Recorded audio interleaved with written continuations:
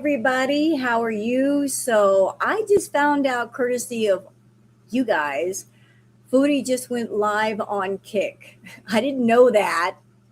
I guess she just went live because I didn't see anything. Yeah, I got blocked. Imagine that. Imagine that, Art. Being blocked on your own channel. It just happened to me. I just posted a comment about her going live, and YouTube's like, it might be spam, so therefore we have to block you. What? I beg your pardon. This is my channel. What are you talking about, idiots? It's not spam if I'm the content creator. Get out of my comments.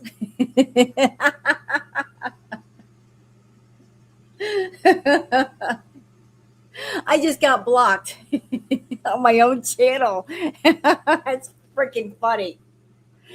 And thank you, Art, for being a new member. I couldn't say that during the intro, but thank you. But that's crazy.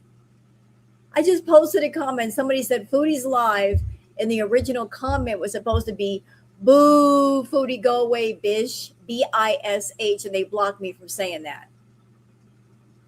I didn't even say a bad word. So what are you blocking me for? I wasn't even saying any bad words. But I'll say some bad words now. Y'all are a bunch of twat waffles, YouTube. YouTube. Talking to you, YouTube. Yeah, you like that? You blocked my typed words, but you can't block my spoken words. How you like them apples? So, how's everybody doing? Her live title is not well. Oh, geez. Really? Really? She's going to go live on Kick and say, not well. What's new? She's never well. She's never healthy. She's always sick. So it's just another normal day in the Foodie Beauty household. Yay. You're getting stoned. Smoke them if you got them. Yeah, princess. I like that. Princess Obvious. She says, I think this is the biggest I'll get. What does she mean, the biggest she'll get? What do you mean this is the biggest she'll get? Like, as far as subscribers or her body? What is she talking about? Anyway, how's everybody doing? Feed her money push. You know what? They can keep pushing her. She's going to keep saying yes anyway. She's never happy. Ooh.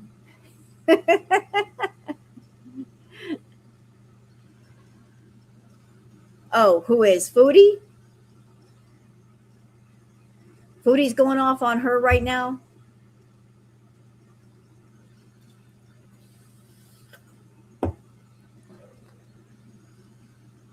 Is that what she's doing? Going off on Time Spoken, Eleanor Speaks? I'm not watching right now. Look, I had stuff all planned up. I have Twitter Peeps, and then we're going to watch Sansa Cooks, and then a couple of other things I lined up, and then Foodie decided to go live. She's following up. Okay. Yeah, I did hear about that, about Eleanor Speaks / Time Spoken, and then Eleanor Speaks going off on Are You Serious? I've been on Twitter, so I kind of know just a little bit about that. Not all of it, but I try to stay out of other people's drama. You know, I did find out that Eleanor Speaks is Time Spoken.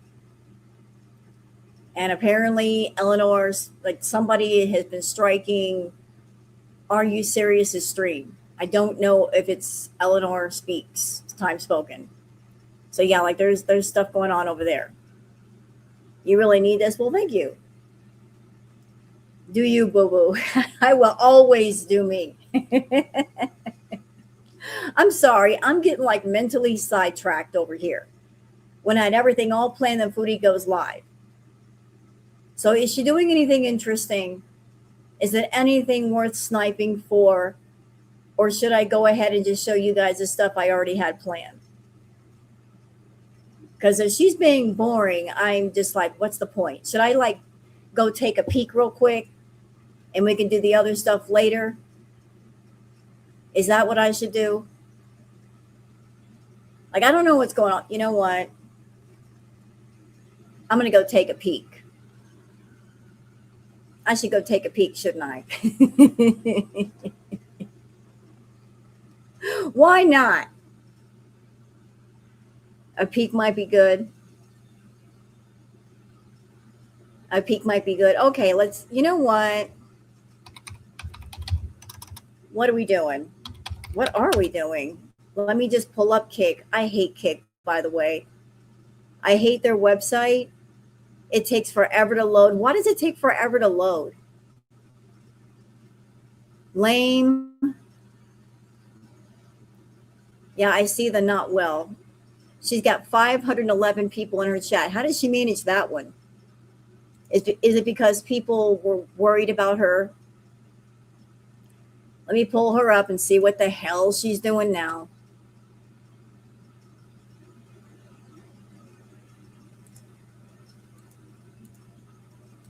Let me see. Andrew Tate got arrested. Yeah, why was he even allowed back in the US? He's a literal fucking sex offending, friggin' sex trafficking. I guess so is the president, I guess. I mean, Epstein Island.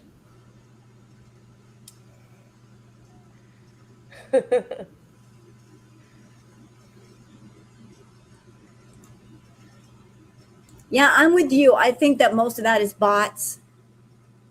Foodie has been known to buy views and buy viewers in the past. 500 people in her room, bots. She bought those because her numbers lately have been like 120, 150, 200. So how in the hell does she go all the way up to 500? Bots. Bots. She bought those. She went to a site and bought them. Go ahead, Foodie. Friggin' sex trafficking. I guess so is the president, I guess. I mean, Epstein Island.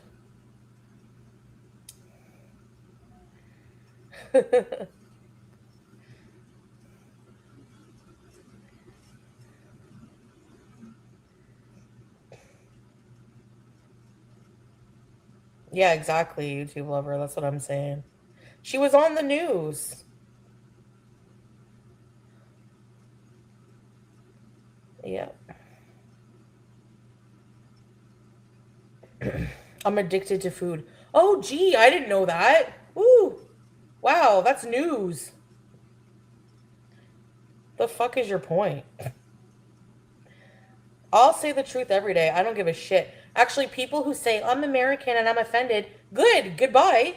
If you're offended, if you're offended by people giving a fuck about people dying and the state of the world, and like, and I don't want to hear people crying about the 2 American soldiers that are killed in the war. You know what? Nobody fucking cares. You know why? Because there are 40,000 Palestinians dead. 40,000. Okay? So I don't want to hear it. Teardrop, hello. This is such an attention stream. I want attention. So I'm going to talk about things that I don't even care about because I got nothing else to talk about. You don't care about world affairs. You don't care what's going on in the world, but you need something to talk about. And Chantal, the last week or so, you've been weird. Okay?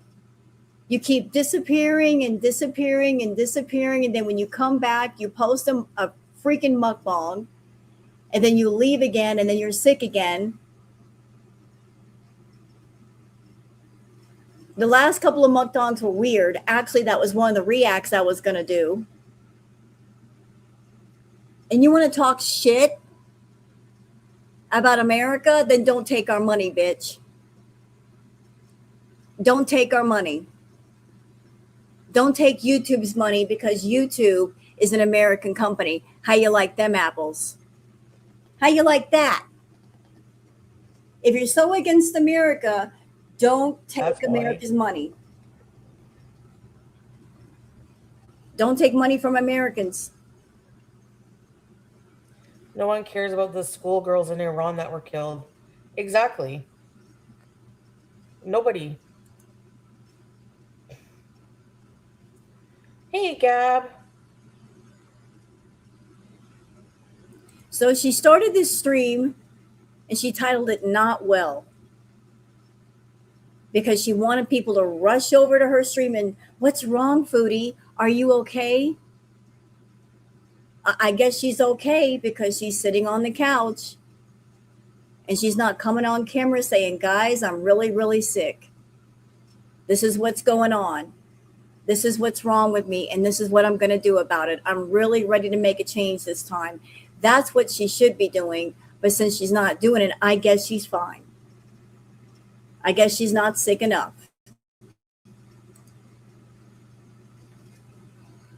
Figo. We should do some. I agree, MTXP. Let's have a Starbucks.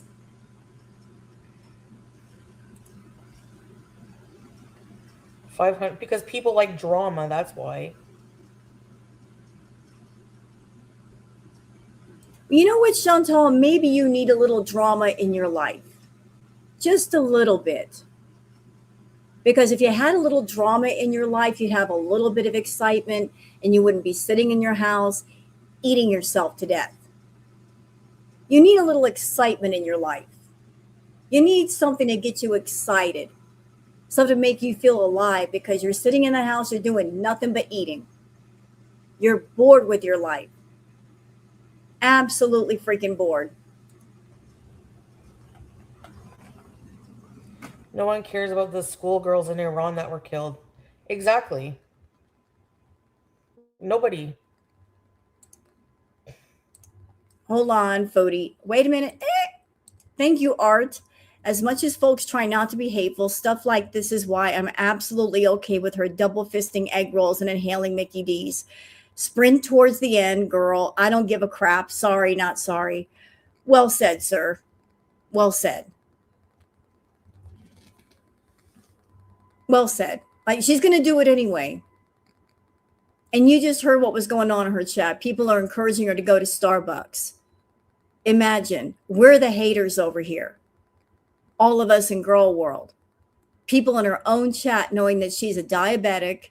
She's on the max dose of metformin. She's taking Ozempic. Her blood sugar is already through the roof. She's over there playing around with the Ozempic when she shouldn't be. And they're saying, go to Starbucks. Get your diabetes in a cup. Yeah, real smart. Real smart. Sure. Okay. You love Foodie so much, but let's encourage her to be more healthy.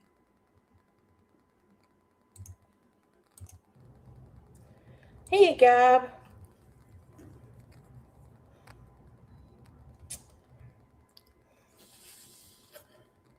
I don't know. I only care about BG. BG Cersei. BG Cersei. Is that her? Wait, I can't even see it. And Chantal, this is just my opinion. You look like shit. You keep taking breaks and taking breaks and taking breaks. And yet when you come on camera, I don't know what's going on with you, but it looks like you've been eating way too much. You're bloated. Your face is red. What is going on? How could someone who keeps taking breaks for days on end and you come on camera looking worse than when you left? How is that possible? Ew.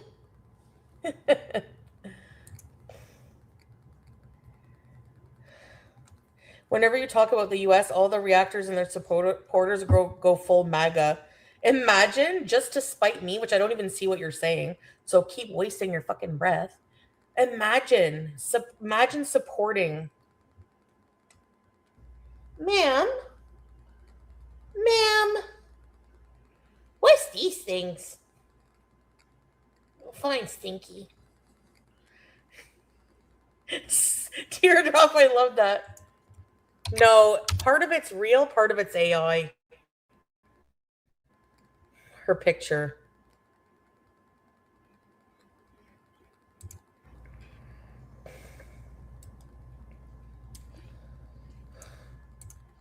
Nina.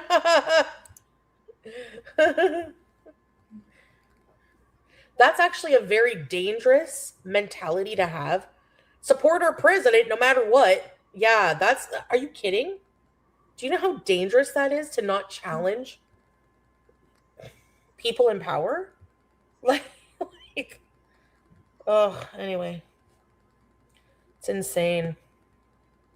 I'm not too fond of the people in power here either, don't worry. So Spain won. Okay. Yeah, I was watching the game. Somebody was streaming it. And come here right this minute, ma'am. Right this minute. Come on.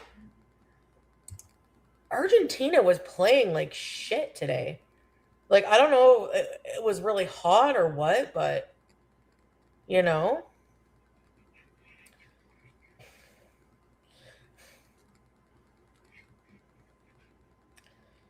You only have 13 minutes left. The thing is, Fago, if I have to become if I have to grow on Kick in a way that's like anything drama related, I just don't want it. Like,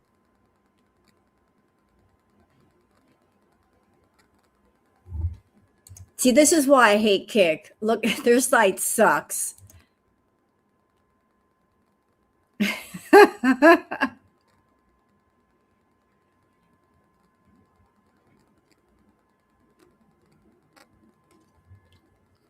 Oh no, did I get blocked?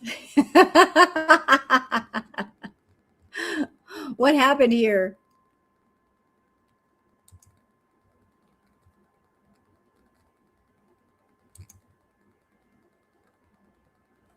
All right, I guess we're going to do this. Did I get blocked? you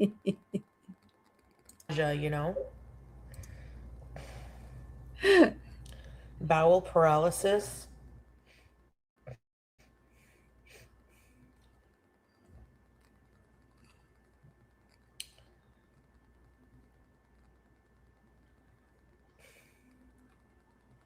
Oh yeah, in tea time you lost 140 pounds.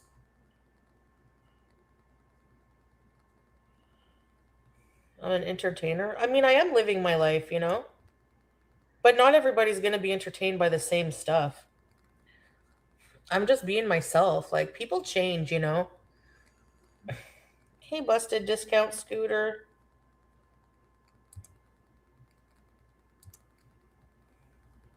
That's great. It's nice to live peacefully. Hey, hamburger. The right beezers will stay. Yeah.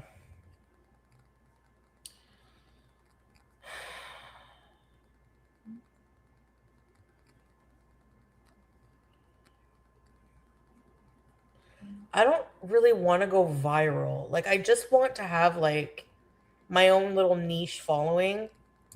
Uh-huh. What niche following? Are you talking about the feeders? Just say it out loud. Say it for everybody to hear. The niche following that you're looking for are people who are into the food fetish. The ones that will pay you for extra side content, your little side hustle. Just say it. Say it. Your content isn't for everybody, you say, and you're right. It isn't for everybody. You're not entertaining for everybody. You could, but you're looking for specific people who want to watch you eat on camera. Yeah, exactly. I want a paying community of feeders. That's all, pretty much. Then you know what you do? You make an account somewhere else. You tell your feeders to meet you there, and you can do what you want, and nobody will say anything. Just take them all there with you. great. It's nice to live peacefully. Hey, hamburger. The right beezers will stay. Yeah.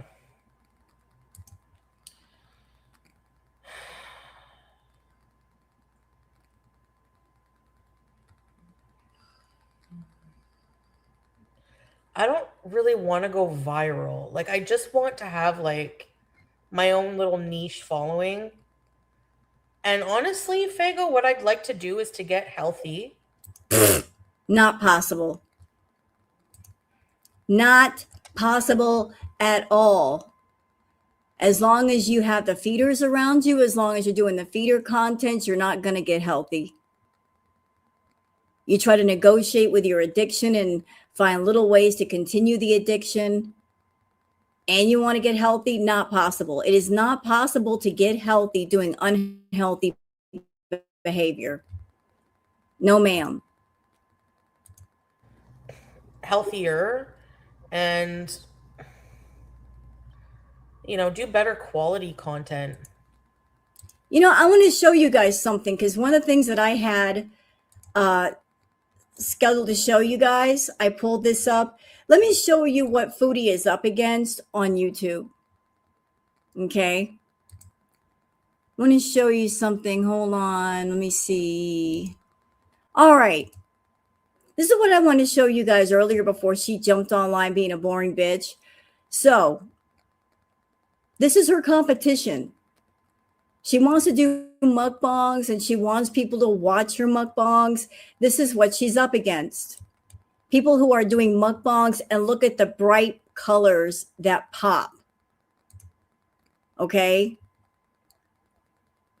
People that do the mukbang videos, you got thumbnails where the colors are popping.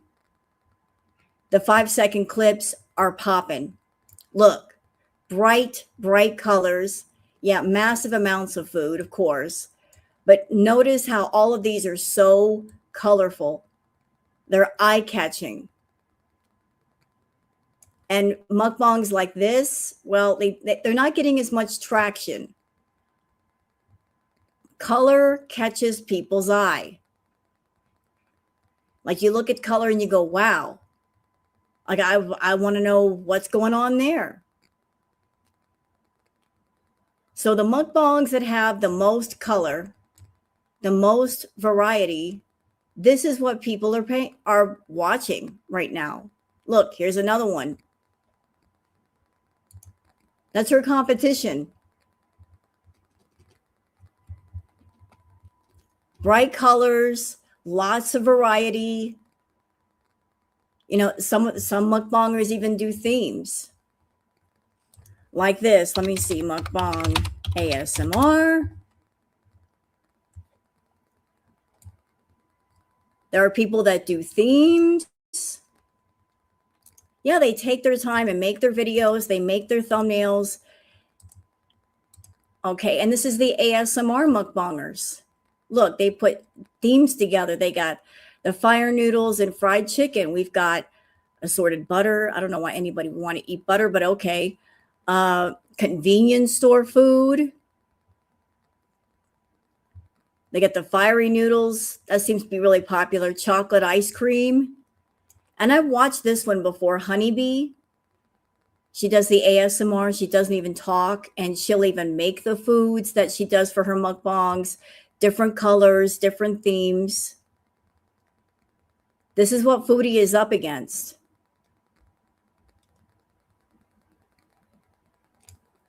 This is her competition.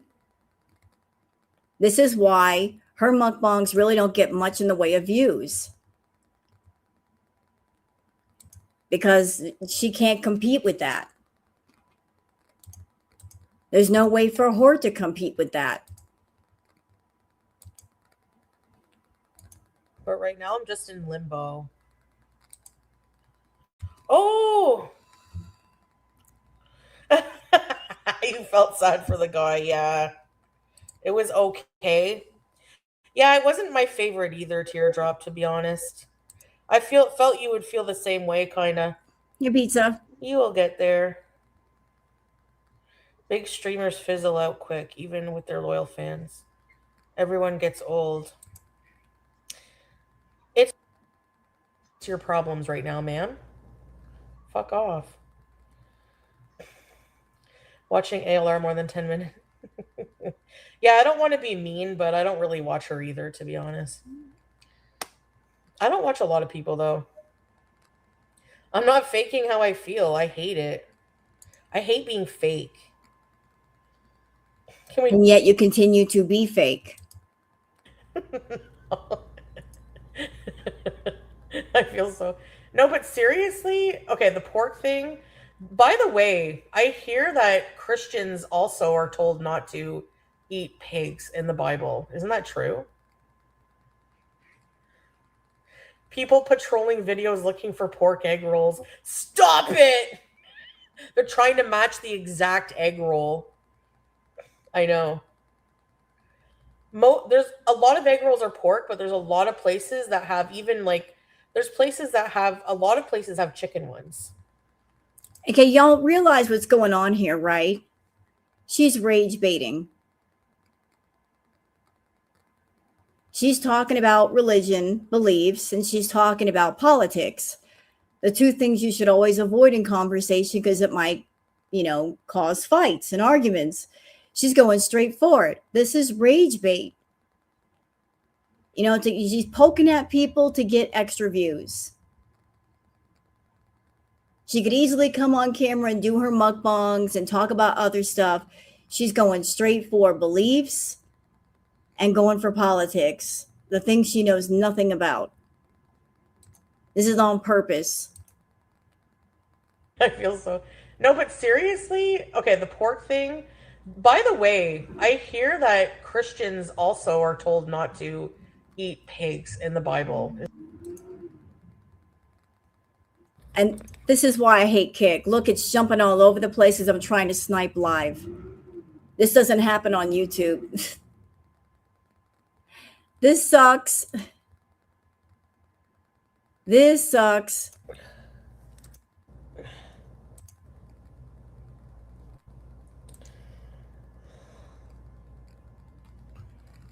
Oh. There's an after party? Cocoa Pickles. Hey, girl, time. Like, hello? Italian! Thank you for the rage quit! Really, you're too nice with these stalkers. She wanted to sue me for saying she needed her wall removed. Ma'am, you're the one who sent me an email with the video talking about your story. It's like literally in the news, probably. She sent me a news clipping of her being. Let me know when y'all are done with this idiot.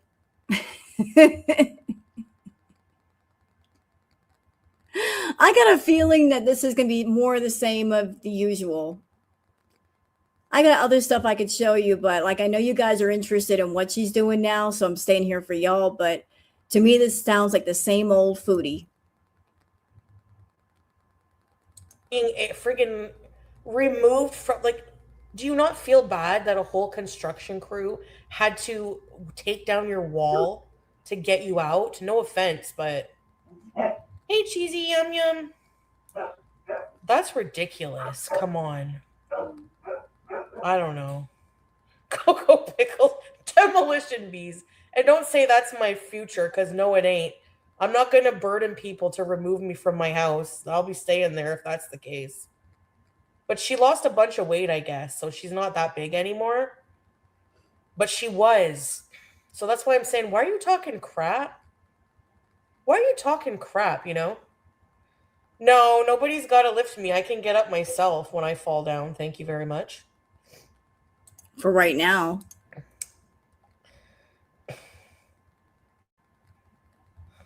No, I don't think that would ever happen to me.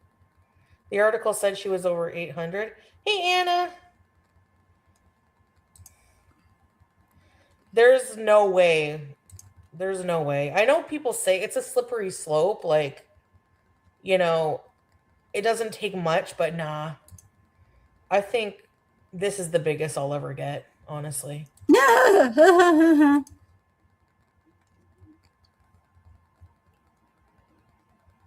You think so?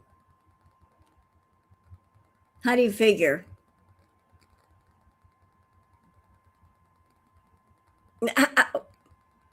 What makes you say that?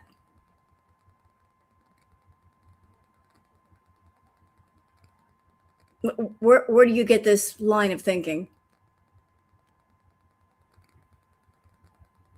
If you're over there eating thousands of calories every day and you're not exercising and you're not walking, you're not swimming, you're not walking on the treadmill, there's calories going in, but there's calories not being burned. You're literally gaining weight every single day. And Chantal, to maintain your weight, let's just say you're 500 pounds because that's pretty much what you are. Just to maintain 500 pounds, you need to be eating between 6,000 to 8,000 calories a day. It takes 3,500 calories to make 1 pound of fat. So doing the math on that, you're gaining between 1 to 2 pounds every single day. So you're gaining weight every day. Every day. That means within a month, you can gain between 30 to 60 pounds. A month. In 3 months, you can gain about 100. You eat 3 or 4 days worth of my calories in one sitting. So how in the world can you say this is the biggest I'll ever get? I don't believe that. I mean, inshallah, I hope so. I don't want I don't want that to happen. Did you look up foods that you can eat on the O? It doesn't matter. Like honestly, like whenever I get feel like hungry, I just think of what I could tolerate and it always changes, you know? I don't think the goal of Ozempic is to just to get you instantly to like eat clean immediately, but it's like, you know, actually no, I've lost a bit since being on the Ozempic, so Yeah, let's talk about that for just a minute. So y'all remember when we watched the Dr. Death documentary, the last, 60 days or so of obesity? There was a part in there saying that when you're close to the end, and I'm not saying the foodie's close to the end, I don't know, I'm not a doctor, but when your body is getting more and more run down, you will lose weight and you will feel nauseous when it comes to eating food. So I don't know if that's what's going on with her, if she's just getting more nauseous because of the Ozempic, or like her kidneys or her liver, whatever. But that was just something that came to mind, that when your body is getting more and more run down, you will lose your appetite or you will feel nauseous when you eat. And I don't know if that's what's going on with her or if it's because she's just playing around too much with her Ozempic. So she's upping the dosage, allegedly, of her Ozempic. She's doing it too fast. She's making herself sick by doing that because you're not supposed to up the dosage that quickly. She's up to what, 1 milligram? She says she's taken 140 units of the Ozempic when most people take like 50 to 60 units. You can't be doing that. You can't be playing around with the amounts of Ozempic that you're taking. oh, nice try, but whatever. I've never been higher than 400 pounds in my entire life, so. You are so full of shit. You are so full of it. You are over 400 right now. You're over 5. Maybe in your head you've never been over 400 pounds, but the body don't lie. Ma'am, you were about 400 pounds back in the Villa days. You were 400 then. and you had a lot more movement and you could do a lot more for yourself and you were going places and you didn't feel as embarrassed about yourself.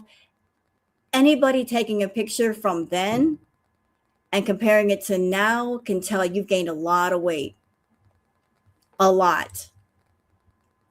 So don't sit there and lie. Think what you want. You can accuse me of being 500. It doesn't make it so. Just because you invent a reality, that doesn't. No. Now, you're inventing your reality by telling people, I'm not over 400 pounds. I'm going to say it again, Foodie. I don't understand. You're over there catering to the feeders. And they would love it if you came on camera and said, yeah, okay, I'm going to own this shit. I'm 550 pounds. And what? Just own every pound that you have. They would go wild. They would go bananas. So since you're catering to the feeder crowd and they want you to get bigger and bigger and bigger, why do you come on camera and say you're 400 when you're over 5? What's the point in that? You're catering to those people. You're making money off of them. Why not just say what it is? Doesn't exist doesn't mean it does. Tzatziki crackers from Costco, good. They said the French cheese industry collapsed.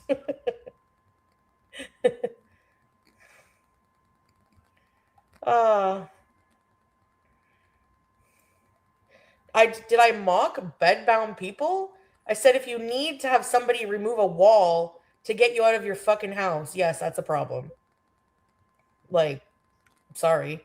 And if you need somebody to remove a wall to get you out of your house, you shouldn't be talking about people who are like 400 pounds lighter than you.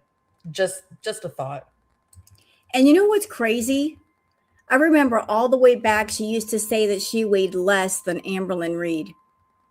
But she's quickly catching up. I don't know where Amber is now. I don't watch her content, but Foodie, you are slightly shorter than Amber, but you're getting up there in weight pretty doggone quickly. I don't know what you weigh right now. I have no idea. My guess is 550 plus from what I've seen of you. And I am taking into account that you're short. So a little bit of weight looks like more. It's just a thing. You got less real estate. You put on a little bit of weight. It looks like double the weight. 20 pounds looks like 40 pounds. It's just, it happens when you're a shorty. But you're over there wagging your finger at people who might be bedbound. Girl, you might be next. Like, yeah. Yes. They had to remove. I wish I could find the fucking article. They had to remove a wall to take her out of her house. I thought she was a troll when she came in my chat. They had to remove an entire wall, like a whole friggin' crew of people, to take her out of her house to rescue her. She did, Fago. She sent it to me. Wall removal bad. Who cares if I sit and cook? I still don't need a crew to get me out of my house. Not yet. But if something happened to you medically, if you had, I'm not wishing this on you, Foodie. If you had a stroke, if you had a heart attack, is there anybody there to pick up the phone and call 911? Is there anybody there that would know what happened to you? If you fell in your house and you could not get to the front door to scream outside the hallway, hey, can somebody please help me? How many people would it take to help you, to get you on a stretcher and get you in the elevator and then put you on a bus and then take you to the hospital? And then more people need to put you on a stretcher. You're going to need at least 4 or 5 to safely put you on a stretcher. I mean, medical personnel are not going to hurt their backs over you. So shut the fuck up.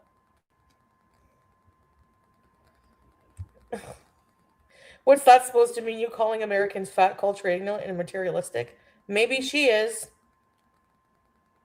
That's too far gone, yeah. Eleanor Queefs is live raging at you. That's her whole life. Like, get a life. Yeah, and you know what? Thank you, Art. Normally, people don't consider doing sleep streams just so they wouldn't be dead in their apartment for weeks before anyone knew. Uh, you know what? She talked about the sleep stream and she was trying to use the angle of, well, just in case something happens to me, then somebody would know. Although she wears a CPAP. So even if she stopped breathing, how would anybody know? The CPAP mask is on. How would anybody know that something happened to her? And if something did happen to her and somebody noticed, will anybody have her number? Will they have her apartment number, her address? Will they have the number to 911 in Canada? I mean, what's the point of a sleep stream? I know Foodie's way of thinking was, I want to do a sleep stream because her thinking is, I can make money and do absolutely nothing. I don't even have to talk. I can just lay there and sleep. But she's going to frame it as, oh, you can watch over me while I sleep. It's not their job. Your audience is not there to watch over you while you sleep and act as your caretakers. They're not getting paid for that. You can't put that on people. Put something emotional on people like you're obligated to watch over me. If you cared about your health, you would get yourself to a point where people don't have to watch over you. That's not what they're there for. Don't say that karma will get you. Oh well, whatever. Eleanor Talks had to have a wall removed. She sent me that information herself, and I can find the article, I'm sure.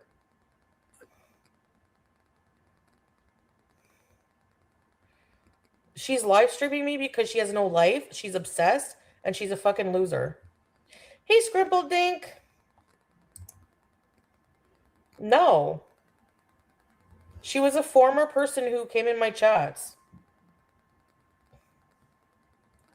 You know?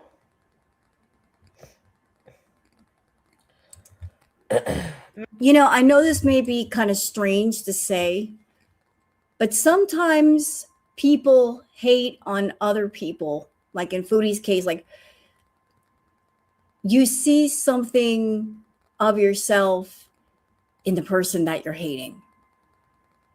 Like she had a problem with Life by Jen. And I think in her case,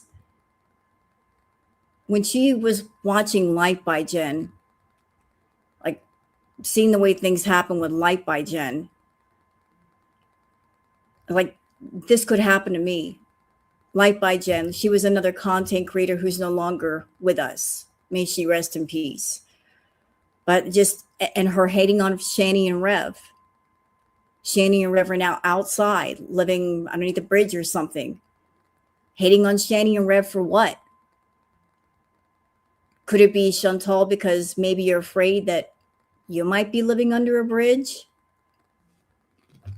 And now she's talking about this person who had to have a wall removed. Hitting on them for what? Is it because that maybe could be your future? You could get bedbound and have a wall removed? Is there something about a person's situation that is poking at you? Because there's something needling in your mind saying that could happen to me or that could be me. Because I'm not willing to stop what's going on. I'm letting it continue. Could that be me? Could that be my future? Living underneath a bridge or being bedbound, having a wall removed. Is that why you're bringing it up? Is that why you're talking about it? Because there's something in your head saying, you're not putting a stop to what's going on right now. That could be you. And it's bugging her. It's bugging her to have that thought in her head. Mecca, do I have to have a wall removed to get me out of the house? Do I need a wall removed? Yes or no? Don't stray that I need to sit to do dishes. Blah, blah, blah. I want to sit to do dishes. I don't care who has a problem with it. You're getting paid to sit down and do dishes, just like you're paid to do the feeder content. You've got people around you that are into the immobilizing fear fetish.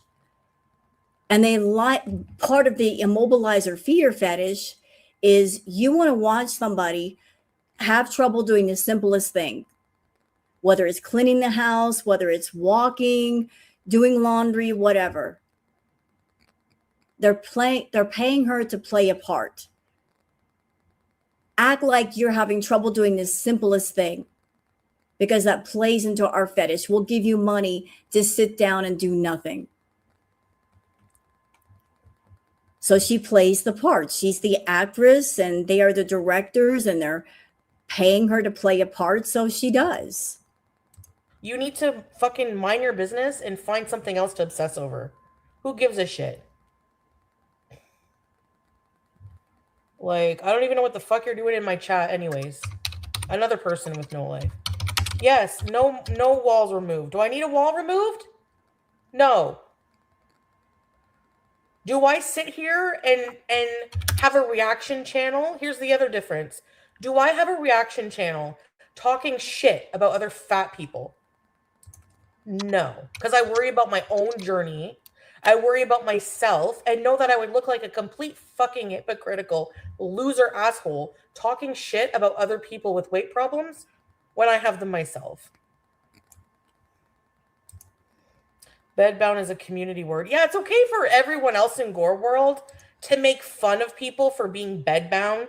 Bedbound bees. Amberlynn's bedbound. Not long, Gorl, you're gonna be bedbound.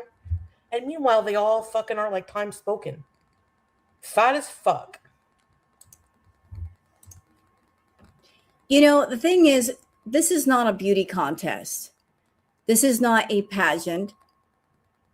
Looks don't matter here. Weight doesn't matter here. But since she said that,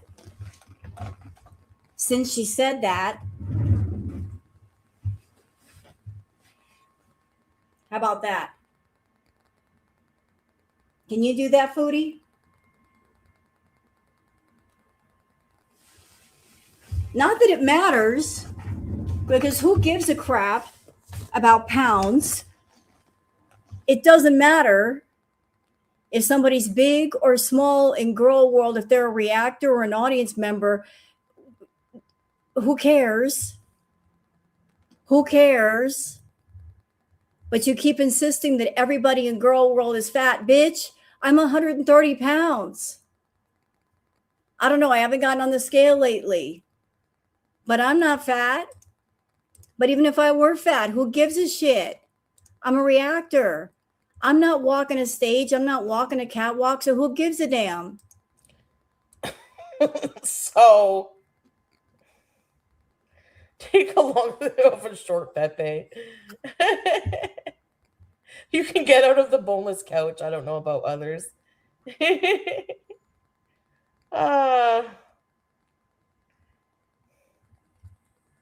Nina, thank you. Thank you. Ready, set, rebees. Hi, Nina. Yeah. If she sues you, do you need to go for this? Bitch ain't suing anybody with a friggin' reaction channel talking shit. You know? If you've been cut out of a house, STFU. Yep. Yep. Oh, pretty much.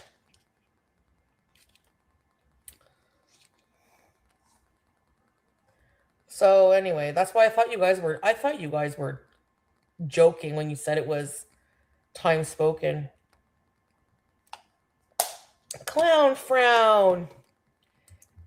Thank you. And, you know, I didn't do that to show off, like showing off my figure. I just did that to prove her wrong. I'm not over here like, ooh, look at me. Ooh, no. Who gives a shit? I'm 55 years old. So what? I'm an old lady. I just want to prove her wrong. Everybody's fat.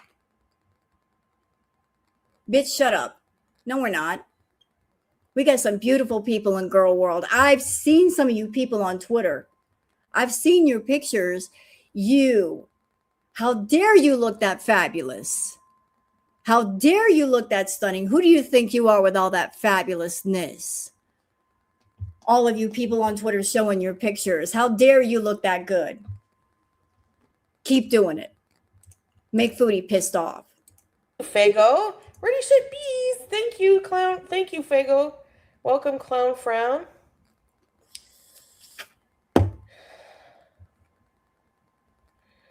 It was on the news, he knew. It was on the news. No, Mecca. This is the other way around. Because, see, I'm not the one making videos about a fat person. So go tell that to her. Okay? Chantal, we would still be making videos about you if you were smaller. It's not about your pounds. Your body weight gets talked about just because we watch you and we're watching you getting bigger and bigger and bigger and more unhealthy and losing your mobility. So we have to remark on it because it's noticeable. It's just that noticeable. You could be 120 pounds and we would still talk about you because you're an awful person. It's not about the pounds. It's about your personality. It's the fact that you're an awful bitch. You're mean. You're nasty. You don't care about people. You're a scammer. You're a liar. That is why we talk about you. There are other people on YouTube that are your size or bigger. Notice we don't talk about them. This is not a space where we're like, oh, if somebody's of a bigger size, let's pick on them. Let's make them feel like shit. If that were the case, there'd be a lot more people that we talk about. But we're focused on you for a reason. Because you lie, you scam, you manipulate, you hurt, you're awful, you exploit. That is why. That's why.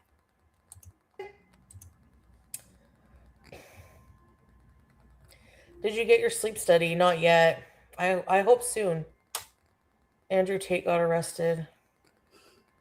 Yeah, why was he even allowed back in the US? He's a literal fucking sex offending, friggin' sex trafficking. I guess so is the president, I guess.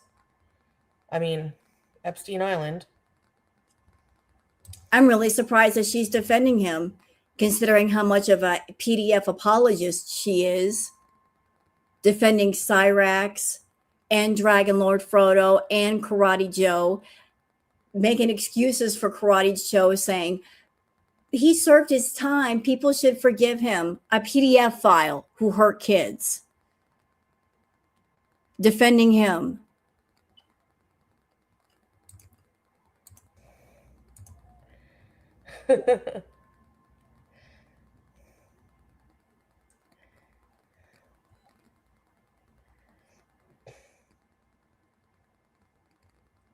Yeah, exactly, YouTube lover. That's what I'm saying. She was on the news.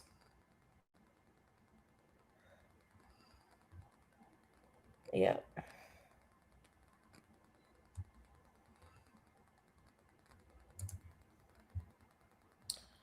You, a Trump supporter. Block. Bye, bitch. Like, I'm sorry. At this point, if you're still simping for a literal essayer, you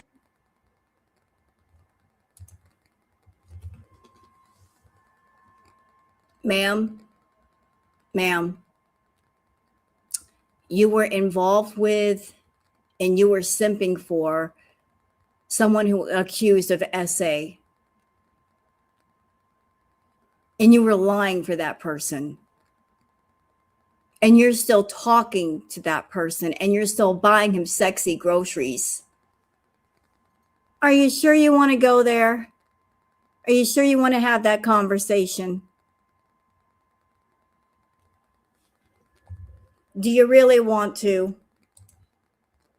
you don't pay someone $6 million if you didn't essay them, okay? You're fucked in the head.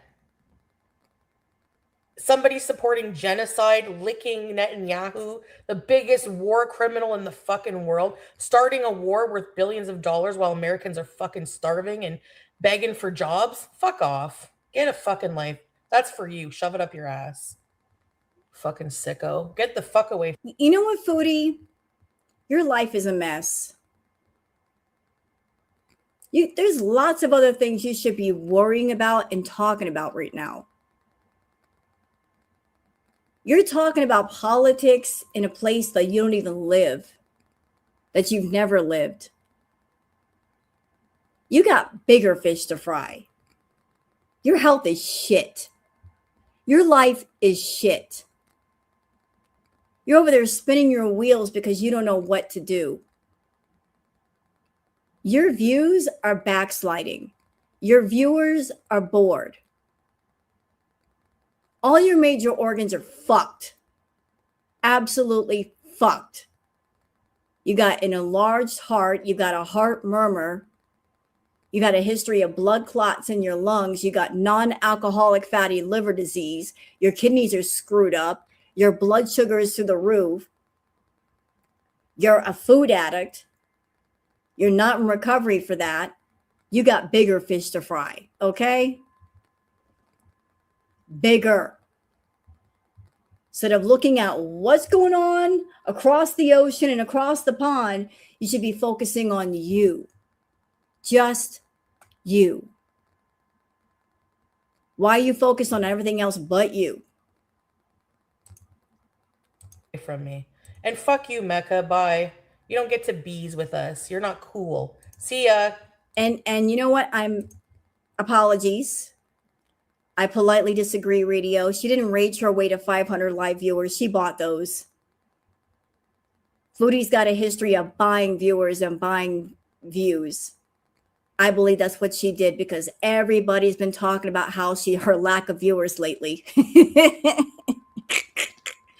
Like 120 viewers, 150, and all the reaction channels, even the small ones, get more views than Foodie.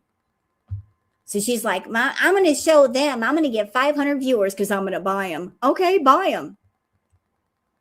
Do it. Doesn't mean there's 500 people actually watching you.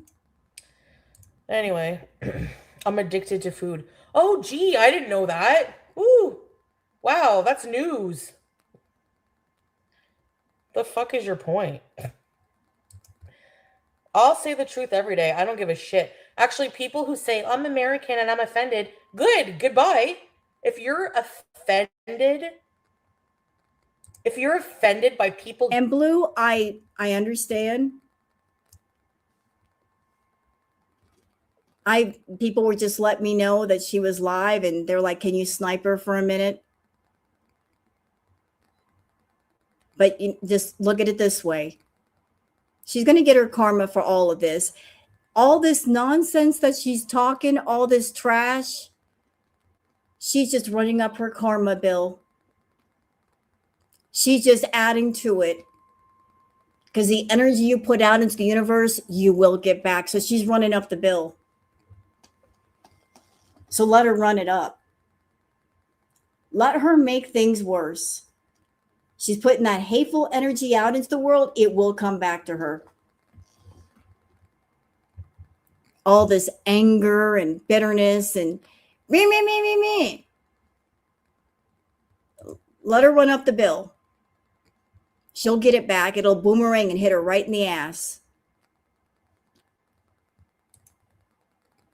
Giving a fuck about people dying and the state of the world. And and I don't want to hear people crying about the 2 American soldiers that are killed. It wasn't my favorite either, Teardrop, to be honest. I felt you would feel the same way, kinda. You will get there. Big streamers fizzle out quick, even with their loyal fans. Everyone gets old. It's true. He was the villain. Yeah, if you look at it that way. Yeah, Bully.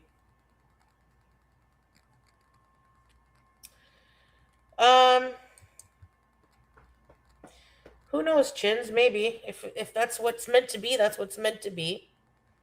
You never know. I could get my life together, get in really good shape, and do all kinds of things I never thought I was capable of. Who knows? Maybe it won't happen. Who knows? Yeah, it won't. It won't. Because you're not willing to get off that couch. And you don't really want to change. So it's not going to happen. And I see a lot of you in the chat, you're getting mad. And I get you. I understand. There's a lot of wonderful men and women who fought for this country. They sacrificed their lives for this country. This bitch over here being disgraceful, just disrespectful. I know. She'll get hers. Hey, Positive J. Okay, question. I see a lot of you getting really pissed off at her. Would you like me to switch over to something else? I don't think we need to see any more, do we? We get what this is.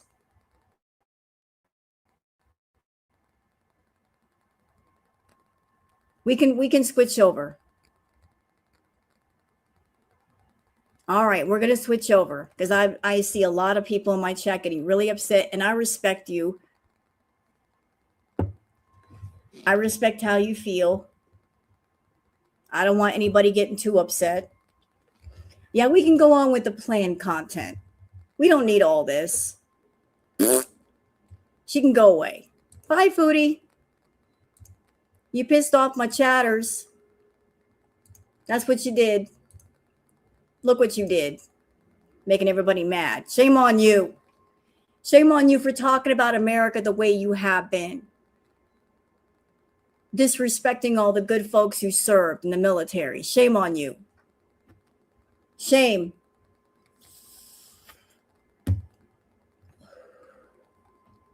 Tell y'all what.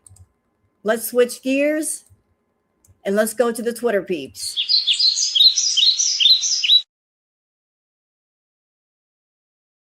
All right, we're going to the Twitter peeps. All right. Let me just switch on over. Man, too many buttons. Too many buttons, man. Too many. Okay. We're on Twitter. I promised you guys some Twitter peeps, and I'm here to deliver. So, for those of you that are on Twitter and you want to follow me on Twitter, it's Wild Girl Sarah. For those of you not on Twitter, that's why I'm doing the peeps. So you guys can keep up with all the girl world stuff without actually having to be on the Bird app. Where are we going first? Lori says Foodie Beauty claims her aunt gave her words of encouragement. Quote, Chantal, I know you're not going to trust this right now. You can't stand your own company, being alone right now, but in a few months you are going to love it. Notice what her aunt isn't saying. The aunt, nor the sister, nor the mother is going to Chantal and saying, you know what? We see you struggling. Why don't you move in with one of us? Because obviously you living on your own is a disaster. Why don't you move in with one of us? Notice they're not saying that.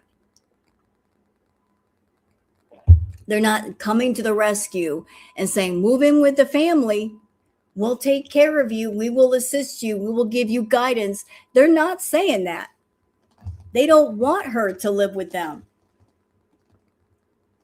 They're happy that she's in her house away from them and they ain't got to deal with her. They can just pop up every once in a while, maybe clean her house, maybe talk to her. But, you know, they love her best at a distance. They're basically saying, we don't want you around.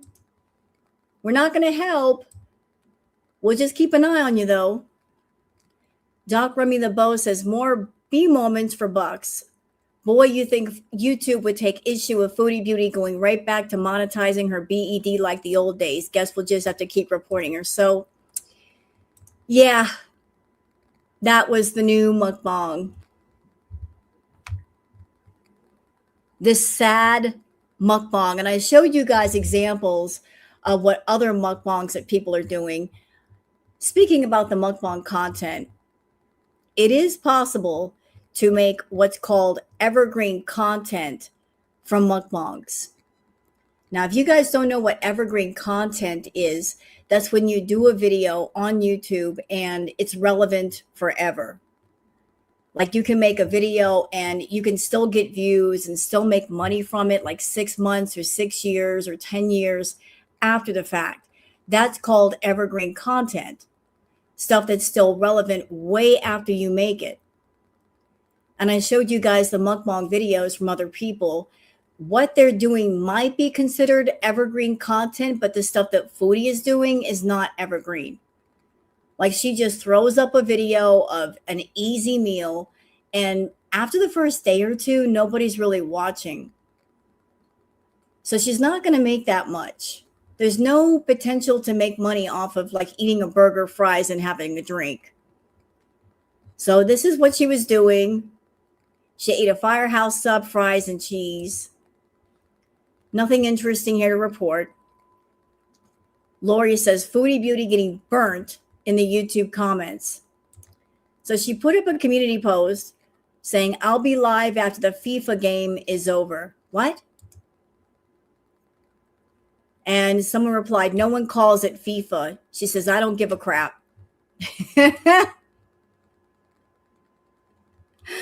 Scapegoat says, Isa FIFA sounds like an influencer you'd announce the chat has. What? Weird. Lori says, Foodie Beauty comments on her recent video. Okay, let me just blow up this. This is the video. Let me just blow up the video.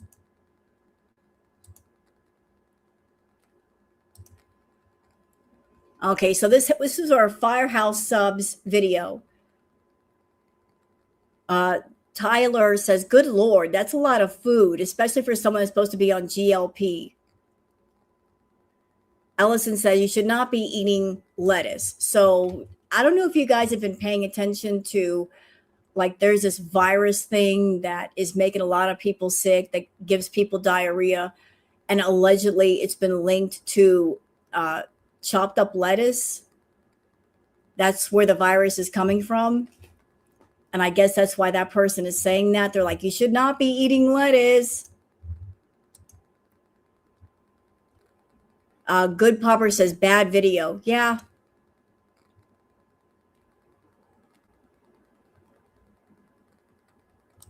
This person says, meal for 3. Then she's being a smart ass and she says, good thing for you that there are a million of other things you can watch, huh? Yeah, there are. There are a million other things that people can watch. But if you have a YouTube channel and you're trying to make money off a video, do you want people to watch a million other things and not watch you? I mean, doesn't that defeat the purpose of having a monetized channel and doing a monetized video? You want people to watch your video, be interested, and if they're not subbed up, sub up to you. So using the defense of, aren't there a million other things to watch? Do you want them to watch everybody else but you? Do you want things to be so boring that they're like, I'd rather watch something else besides you? That shouldn't be your attitude.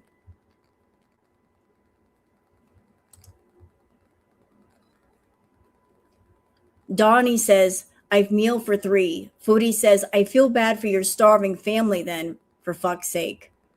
Well, how do you know that person's family is starving? See, she's trying to come back at people and be a smart ass, and it's just making her look like a jackass.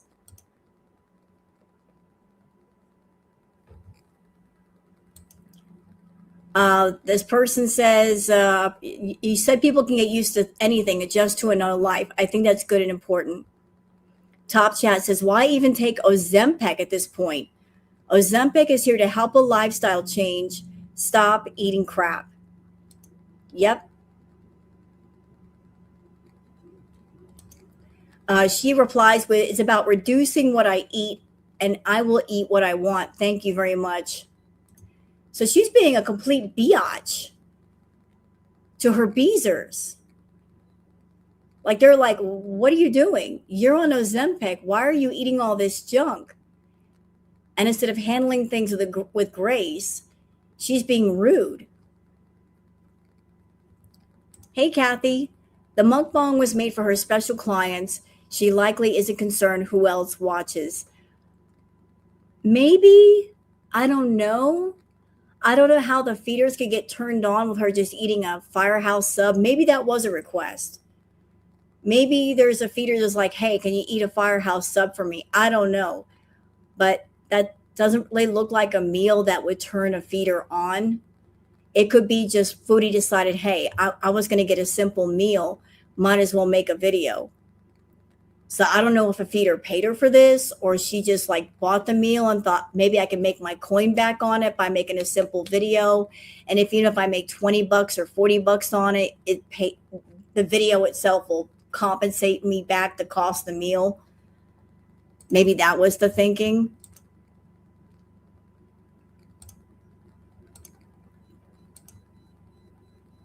All right, what else we got here? So Tyler says, good Lord, there's a lot of food, especially for someone that's supposed to be on a GLP. She says, I ate less than half, but okay. Girl, stop. We know you got a backup sandwich. Wow. Y'all check out this comment. Ellen says, you should not be eating lettuce. Foodie says, you should eat shit. This is the way she's talking to her own subs. There's a virus attached to lettuce, and that's why they said that. And she's like, you should eat shit.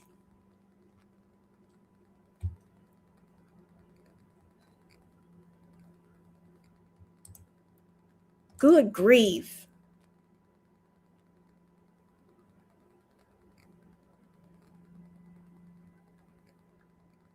Anything else? I think that's it. Okay, moving on. Rojo says, I think she wants to get demonetized so she can be evicted, or she has garnishment from her income that caught up with her and she doesn't want to pay. Something is sus. Yeah, I can't figure it out. I don't know what she's up to. The leaving for a couple of days, claiming she's sick. She comes back. She makes a mukbang. She posts it. She tries to rage bait during these mukbangs, and then she goes live, and then she's rage baiting again. So I'm not exactly sure what the formula is right now. It kind of feels like I got nothing else to talk about. I don't know what to do. So I'm just going to fall back into rage baiting people. I'm going to poke at people and see if that works. Like she's leaning into the rage baiting thing. So here are her views. Okay, she just posted the Firehouse subs, fries, and cheesy thing an hour ago and 980 views. The Comfort Chinese food, 5.5K views. McDonald's, 5.9.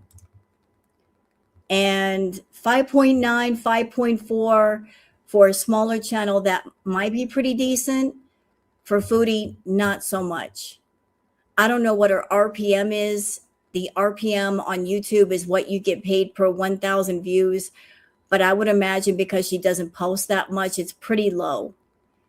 So even if she gets a video and she posts it up and it's 5.9 or 5.4, she may be, if she's lucky, is making like 30 bucks a video. I mean, again, it all depends on her RPM, but she doesn't post much anymore. And YouTube, if you don't post much on your channel, they kind of punish you by not putting you in the YouTube recommended, and your RPM drops and drops and drops and drops and drops. So she's posting these videos and they're not really making her much money.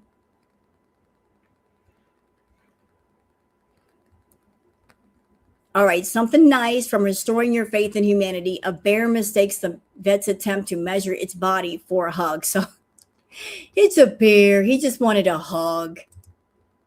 The bear wants a hug.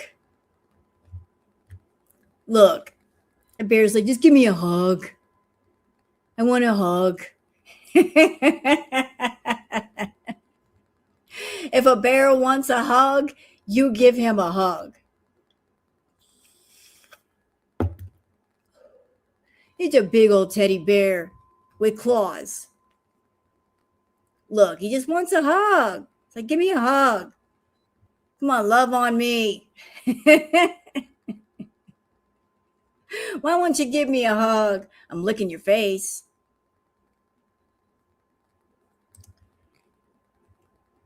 I'd give the bear a hug.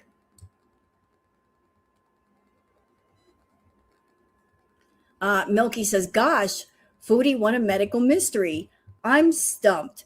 I have no idea what could be causing these issues for you. So this is one of her community posts saying, guys, the nausea and fatigue are too much tonight. I am sorry. I really hate missing streams. No, you don't. I really hope tomorrow I feel better. It comes and goes. It's so hard to predict. Actually, you can predict it. You know better than to eat a bunch of food while taking the Ozempic. And you keep upping the dose of Ozempic, and yet you keep having B moments, and you wonder why you're feeling sick. The two are kind of linked together, I think. So she has no idea why she's feeling sick. Well, I think it's pretty much self-explanatory right here. You're eating all this, and you wonder why you're feeling ill.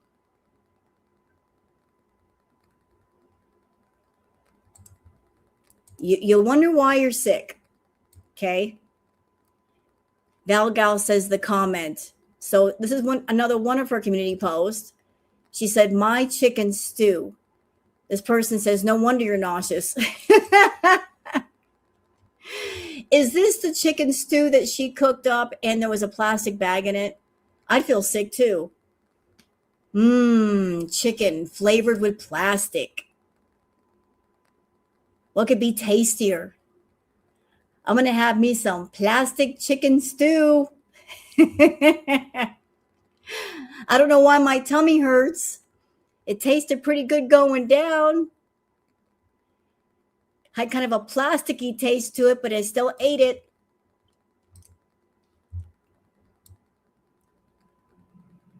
Nothing But Love says, doing the only thing she knows for content. Kristen says, Foodie Beauty is up to her usual. Okay, let's see.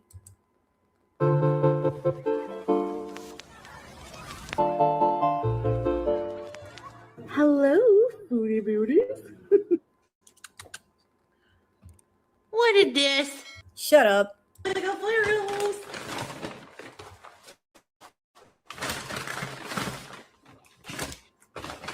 What's these things?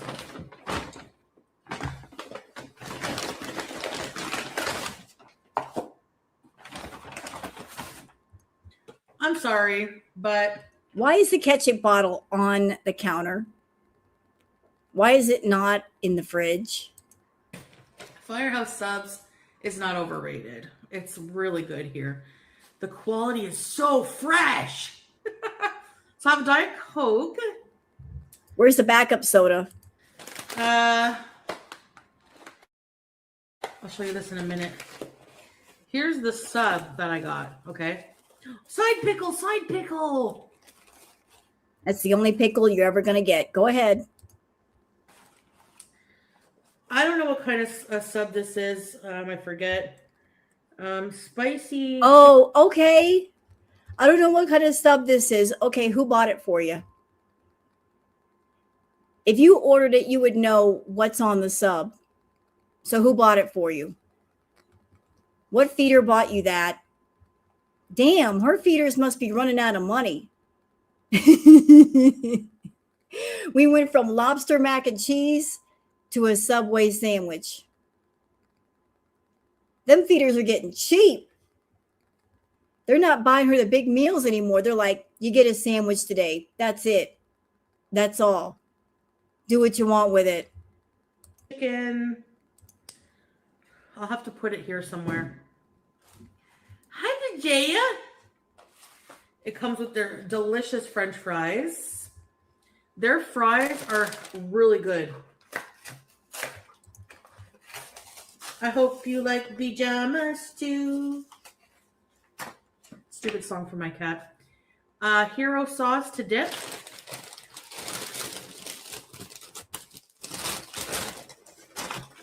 And broccoli cheddar. I love it. Of course you love it. Somebody else paid for it. You have to say that. Somebody else paid for that meal. So let's show you some of the sandwich. Okay, her doing that is feeder content all day. When you're doing feeder fodder, this is what you do. Like, you show off the food like, hey. Why do people have to see a sandwich? It's a sandwich. But this is what the feeders want. They want to see the food that they bought you. Yeah, so blatant. Oh, Bruce Willis died? Oh, I'm so sorry. That's so sad. Damn, I didn't know. But going back to Foodie for a second, yeah, like showing off a sandwich. Here's what the sandwich looks like. Like, we've never seen a sandwich before. Beauty bite. Diabetes bite. Bismillah. Let's try it.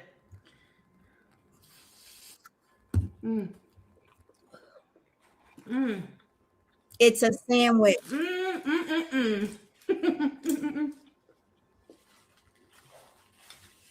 Oh my goodness.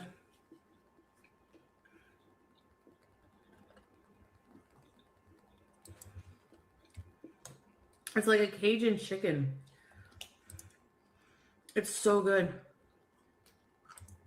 I was like, It's a sandwich. I'm sure it's a good sandwich, but it's still a sandwich. Any one of us could go to our kitchens and make a damn sandwich. It ain't that hard to make a Subway sandwich. It's not all that. chicken breast, grilled mushrooms, onion. I added the mushrooms. Lettuce, jalapenos, pepper jack cheese. I think pepper jack cheese. It's so good. Jelly mustard. Put these crackers. Okay, you know what? I don't need a full-on description of the sandwich. Girl, shut up. Let's get past all that. Let's get past you describing the food. I don't care. I was really reflecting on my life and how I've come a long way with certain things.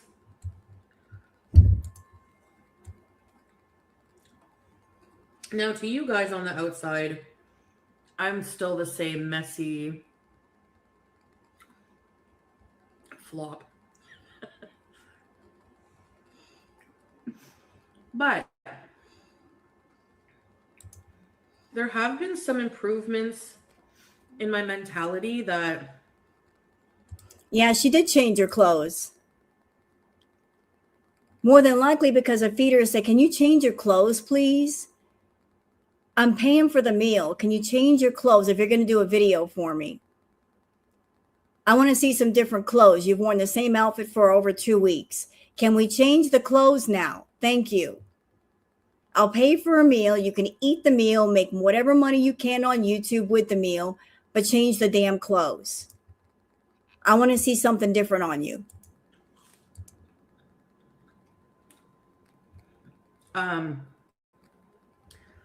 I'm really happy that I stuck out. Like, okay. If you're in a situation where you're moving on to a different chapter of life. For me, it was leaving Syria. And my husband, my cat, you know, don't worry, we have shared custody. Stop it. Stop it. Listen to the way she's talking about the cat. We got shared custody. I beg your pardon. What? He's in Syria. You're in Canada. You guys weren't even a real couple. You weren't even really married.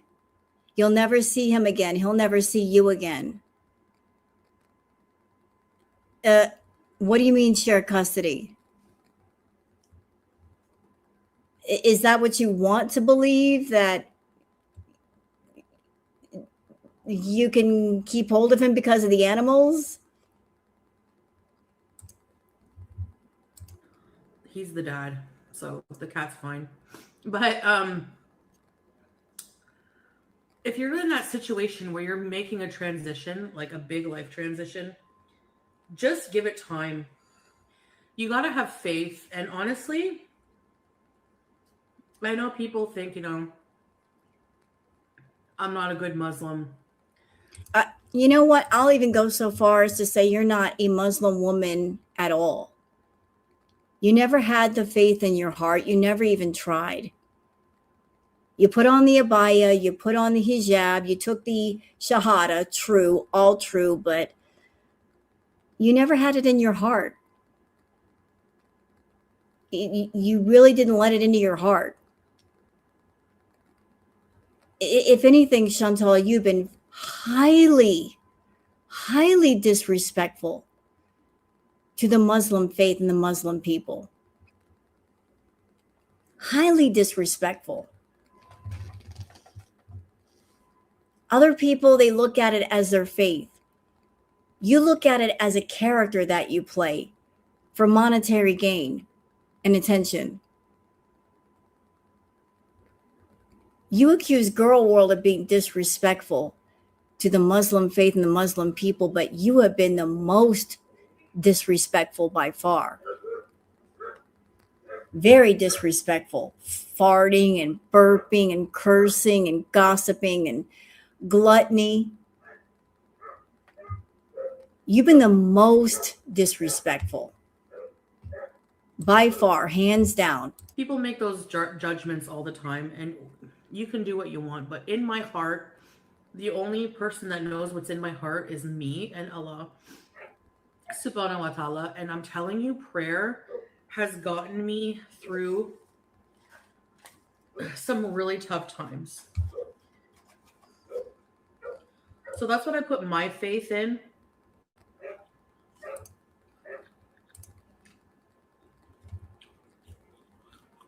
And yes, I'm not a perfect Muslim. I sin. I'm, not your traditional perfect Muslim. No one's perfect. Everyone's human. Humans are not perfect. But there's definitely room for improvement. And I am going to work on that. Well, it's been 3 years. How long does it take you to work on it? You've been working for how long? No improvement. Nothing. 3 years and no improvement whatsoever. Sour. But time in prayer can really do so much. So like when I first moved here, when I was in Syria and getting ready to move, I was excited. I was like, yes, I'm going back to my... You weren't excited. You did not want to go back, to the point where you pretended to faint at the airport, thinking that would buy you extra time with Salah, thinking that Salah would make you go, but you had to come back because you were not a resident of Syria nor Kuwait. You're on a visitor visa. You had to come home, and you did not want to go home. You did not want to leave. My Canada, my Canadian life. Because life in the West versus the Middle East, very different, right? So I was like getting used to, certain freedoms, and I was confused about my identity and things like that. What I didn't expect was when I got here that I would be going through a grieving period. realizing that I'm like, I am totally alone, like in a way. Sean, You can't. Chantal, hold on a second. I screwed up. My bad. I apologize. My bad. Sorry, chat. But where was I? Let's go forward. There's definitely room for improvement, and I am gonna work on that. Um, What was I gonna say? I know. Chantal, even when you were in Kuwait, when you were in Syria, you were still alone. You isolated yourself. When you were in Kuwait, you didn't make any friends. You didn't hang out with the women, going to mosques or going to tea. You made no friends over in the Middle East, and you could have because you were there for like 3 years. You didn't make any friends in Syria. You didn't hang out with Salah's relatives, his sisters, his cousins. No one. You isolated yourself. You made sure that you were alone. You were very antisocial. So it doesn't matter if you're in Canada or if you're in the Middle East, because wherever you go, you isolate yourself. You went to Thailand, you didn't try to socialize. You went to Cuba, you didn't try to socialize. You've been in many different parts of the world, and everywhere you go, you shack up in a hotel room and you don't leave. You stay away from everyone. sour. But time in prayer can really do so much. So, like, when I first moved here, when I was in Syria and getting ready to move, I was excited. I was like, yes, I'm going back to my Canada, my Canadian life. Because life in the West versus the Middle East, very different, right? So I was like getting used to, certain freedoms, and I was confused about my identity and things like that. What I didn't expect was when I got here that I would be going through a grieving period. Realizing that. What exactly were you grieving, though? When you were around Salah, all you guys did was fight. And if you weren't fighting, he was staying away from you just so he wouldn't have to fight with you. Like you spent time alone over there because he didn't want to fight. Because that's how Salah handles situations like that. He's one of those non-confrontational people. You are a confrontational kind of person. You want to fight. You look for the fight. And he's the kind that he wants to stay away from the fight. So how does he avoid it? By staying away from you. He'll leave the house and be gone for hours just so he doesn't have to hear from you what's wrong. He doesn't want to deal with your bullshit. So he left you alone. Yeah. You guys were fighting most of the time in Kuwait and also in Syria. There was no happiness there. And I'm like, I am totally alone, like in a way. Like I have family and stuff like that, but most of the time I'm alone here. And you don't have to be, though. You're back in Canada. You're making enough money. You could rent a car. You could go places. You could do things. You can talk to people. You're in Canada. You know your way around. You can go where you want to go and do what you want to do. So if you're over there whining and crying about, I'm alone, it's because you want to be. You got a plethora of work that you should be doing, and you're not doing it, and that's fine, Foodie. It's your life. But you're alone because you want to be. You're choosing to be alone. And even before you came back to Canada, you predicted what you would do. You said, if I go back to Canada, I know I'm going to eat myself into oblivion. You were aware that the addiction would go into overdrive, and it did, and you didn't try to stop it. You didn't try to slow it down. You didn't put the brakes on. You just let it go. So you're in Canada and you could choose to not be alone. And once again, you are isolating yourself, and look what's happening. Gaining weight like nobody's fucking business. I couldn't even bear to be inside of these, I think 4, but it's kind of blocky in here. So like over many walls.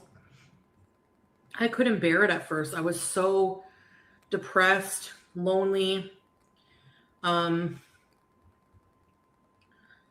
You know, I just wanted that to go away, but I stuck it out, because for me, I was like, I'm going back to Syria.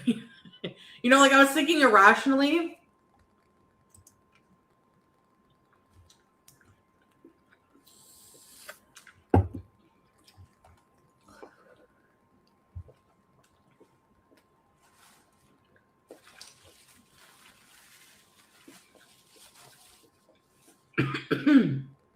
Spicy. The chicken is really good. It's not like... No. I hate when she does this. Like, she just starts talking and then she puts some food in her mouth and then she gets sidetracked by the food. Girl, finish the conversation. I hate that. Stay on topic. That pressed chicken stuff from Subway. We don't care. I mean, I do like Subway too, but anyway. Firehouse is a better quality of food, but it is more expensive too. Blah, blah, blah. Go back to what you were talking about. I don't care about the food. I was so depressed that I remember looking at my cat. She did help a lot. I love you, BG. But I remember looking at her and thinking, I'm so sorry. I got to go spend a couple of days with my family. So called up my family and was like, I can't be alone right now. Like, you know, my mental health is not good. So did you leave her enough food and water? That's all I care about. When you were gone for 2 days, did you leave her enough food and water so she wouldn't starve or get thirsty? Oh, this was when I first moved back here. So I went and spent some time with my aunt.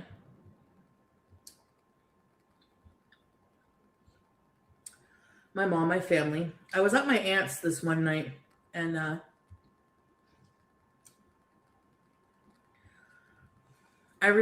constantly remember her words. She said, Chantal, I know you're not going to trust this right now, but believe me, in a few months, like right now, you're lonely. You can't stand your own company, being alone right now. But in a few months, you are going to love it. Guess what? It's been a few months. She doesn't love it. It's been a few months. It's been several months. She still doesn't love it. Y'all can't tell me that if Salah rung her up right now and said, come on back to Syria, that she wouldn't be on that plane tomorrow. She doesn't love it. She wants someone around to act as her caretaker. And no one's volunteering for the job. She doesn't love it.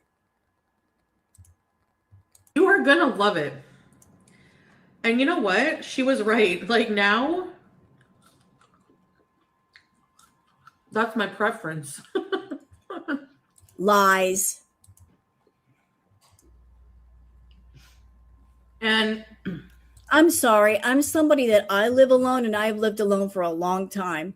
And you can tell someone that's very content living alone, like they're peaceful, versus someone that hates it. She hates it. And I'm saying that as a single woman who lives alone.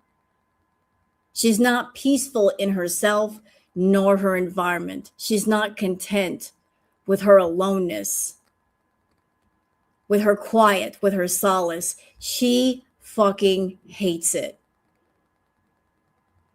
If she enjoy being alone, why does she go wild with the food?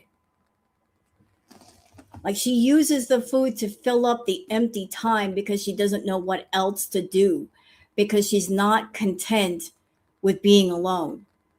Yeah, you got to love your own company first before somebody else's. You know, I have a hard time living with people. I've tried it a couple of times and I can't, it's just not for me. Unless we're in a relationship, I can't do the roommate thing. I just can't do it. I don't like it. But Foodie wants someone around. In Syria, it's funny because that's all I wanted was to be alone a lot of the time because I was overwhelmed by all the socialization that I'm just not used to. And it made me look like a miserable person, but I get burnt out. No. It didn't make you look like one. You were one. You were angry and resentful and jealous of the fact that his family members were around, and you looked at them as competition for his attention. You were such a child that way. You're so immature and you're so childish and petty that you can't stand when somebody's family members want to talk to their family member. Like, if you want to talk to his father or his cousins, that's a problem. You went bananas with him wanting to go to a family reunion. You showed your entire ass during that family reunion. He wasn't going to like a singles bar and hanging out. He was hanging out with the family. And you act up every time that there's something going on like Ramadan, knowing that he's going to be around family. There's nothing salacious going on. You act up. You get sour and, well, he's got no time for me. No, he doesn't have time for you. Get the fuck over it. You're supposed to be a Muslim woman and you know about Ramadan and you're going to give somebody issue with something like Ramadan because they want to actually participate in Ramadan and you don't. You want to lay on the couch and sleep all day. Somebody is actually observing the day for what it is and treating it for what it is, and this is a problem. You want to do things your way, but you got a problem with somebody doing things their way. That's messed up. And even after you left, remember that comment you made about Salah's father? Oh, he knew the perfect opportunity to come in and swoop in. Talking about his father as if his father was another woman that's going to take Salah away from you. Newsflash, he was never with you. He was never your man. And that's his dad. And Salah is his son. That's his father. And the father has the right to talk to his son and be there for his son. I know you're not close to your family, and it's beyond your realm of understanding that family members are there for other family members, but it's a thing, Chantal. It's a thing for fathers to care about their sons or their daughters. Mentally very quickly with constant talking to people and, you know, so she was right. Like, now it's just like, I was like, the cat was on me earlier and I was petting her and I was looking around and thinking, like, it's so peaceful to be alone.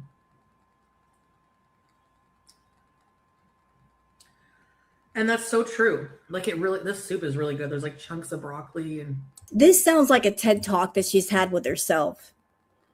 Maybe she talked to Tom off camera, and this is what Tom told her to say. I really enjoy it. I like being alone. I really like being here. Well, you don't look happy to me. If you're happy, why are you having B moments still?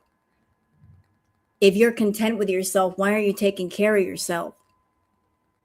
Because I would think that all that alone time, you would start thinking about your life and what you're doing with yourself. And you would say to yourself, maybe I should take care of me for a change. I got the perfect time and opportunity to do it. So maybe I should start doing it. Maybe make some self improvements. Nope. We're not going to do it. Not Cookie. It's Tom from MySpace. Tom from MySpace, because Tom on MySpace was everybody's first friend.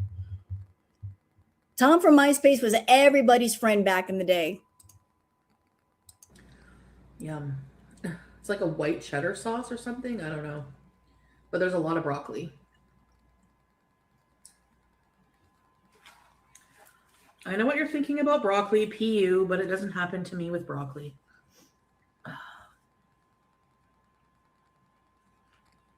Mm.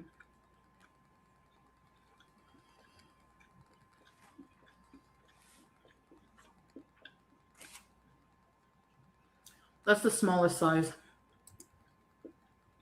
You can get a bigger size. But with Ozempic, there's no way.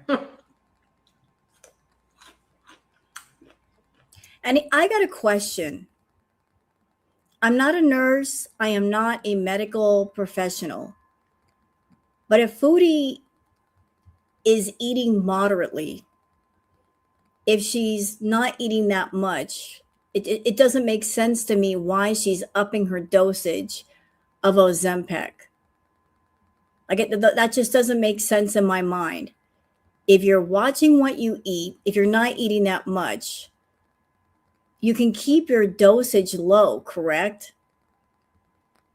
So why are you upping the dosage? That kind of feels like you are eating more and you're trying to use a higher dose of Ozempic to kind of compensate for the overeating. Because if you're decreasing the food, you can keep the dosage low and everything is fine. But she keeps playing around with the dosage and making it higher and higher and higher and higher. And that feels like you're overeating and you're trying to compensate with Ozempic. That's what it feels like to me, though. Like,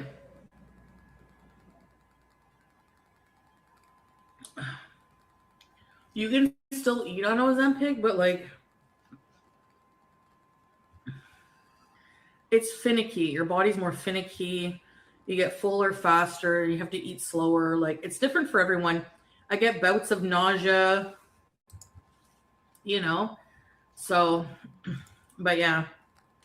So I just wanted to I was reflecting on how far I've come with that mentality of because when I was in Syria and Kuwait, I was very codependent in a lot of ways, And you would still be codependent if somebody was actually there. If she moved in with her mom or her sister or her aunt or had Pete's move in, she would go right back to being codependent. She hates to be independent. She hates the fact that nobody's there to act as her servant and her caretaker. She's being forced to be dependent on herself. So this is not like, oh, I'm independent now and I like it. No, she hates it. It's just that nobody is stepping up and saying, I'll be your caretaker. No one wants that job. So she has to do it herself. I had my husband helping out with stuff, with bills, with company, with attention. And I realized how much attention I relied on Salah on my husband to give me. Yeah, and thank you. That's an important point right there. Thank you, Cookie. Didn't they just come over to clean the other day? Her family has to come over to her place to clean up is crazy to me. And I agree. A 40-something-year-old woman calling on her mother, her sister, her aunt to clean for her is just crazy work. If I did that, if I called up my family members and said, hey, can you come clean for me? I would get cursed out. Like, what is the matter with you? What are you talking about? I wouldn't hear the end of it. They'd be 5150ing my ass. Like, you must be nuts. We're sending the men with the white coats to your house right now. You better prepare. You better get ready. I'm so independent, but yet your family members are cleaning for you. You know, it was insane. And now I don't freak out like I used to. Like, I'm not expecting him to, like, for us to be like like, if I don't hear from him in like 10 minutes, you know, I'm not freaking out, because like life in Syria is very busy. It's very busy.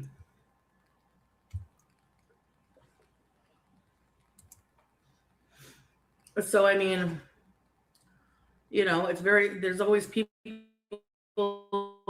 socializing, and he has a business and stuff like that.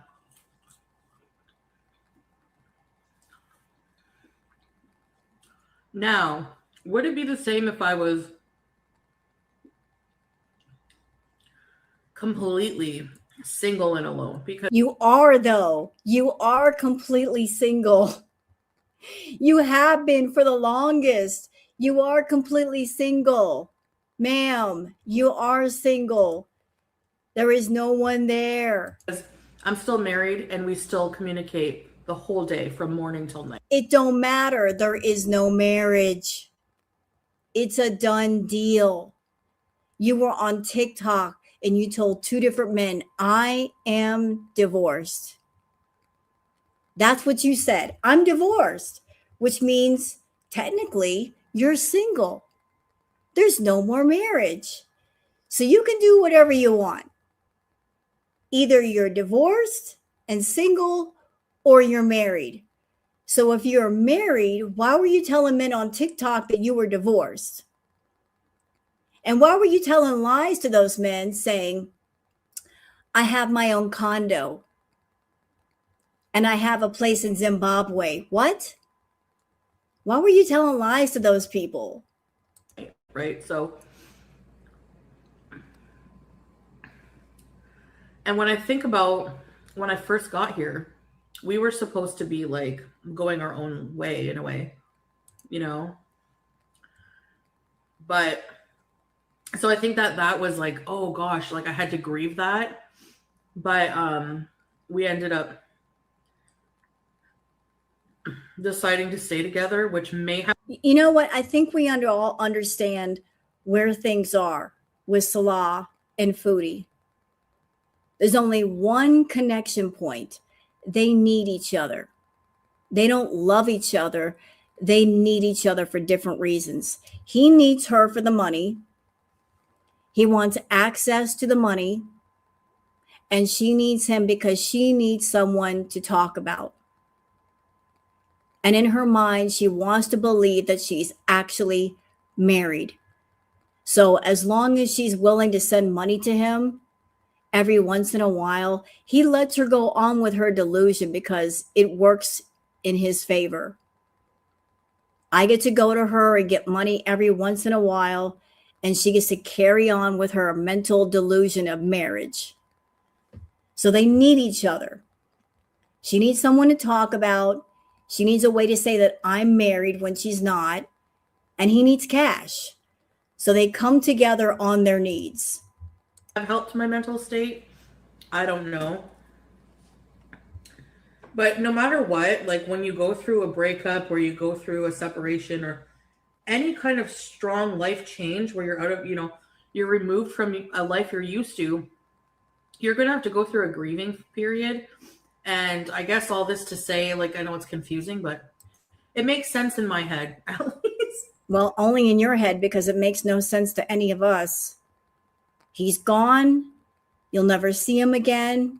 He'll never see you again. He's not coming to Canada. You're not going back over there. The path that you're on, if you don't watch it, you're going to be bedbound in like maybe a few months.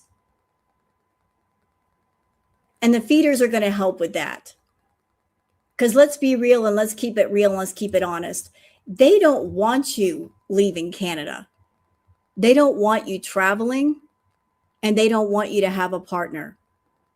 As long as you're in Canada alone in that apartment, you are doing exactly what they want you to do with no interruption, no distraction. They don't want you in a relationship with a guy, because if you get into a relationship with a guy, you are distracted from doing the feeder content.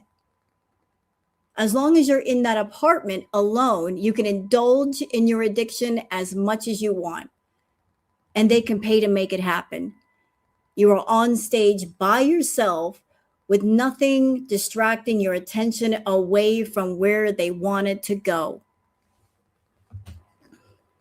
So they're going to feed you and feed you and feed you until you get to a point where you absolutely cannot travel. That's what they're going for, in my opinion. They want you to get to a size where you are basically bedbound, you cannot travel, and then they've got you.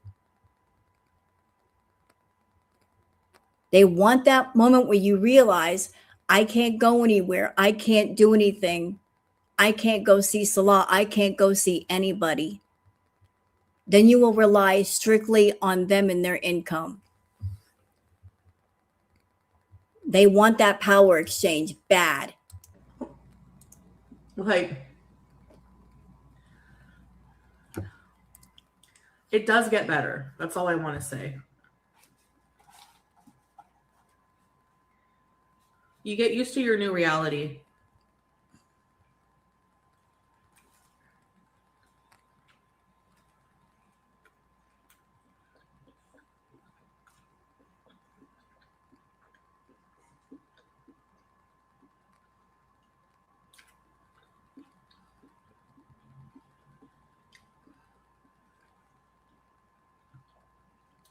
Apparently, this sub has like, oh God, shut up about the food, girl.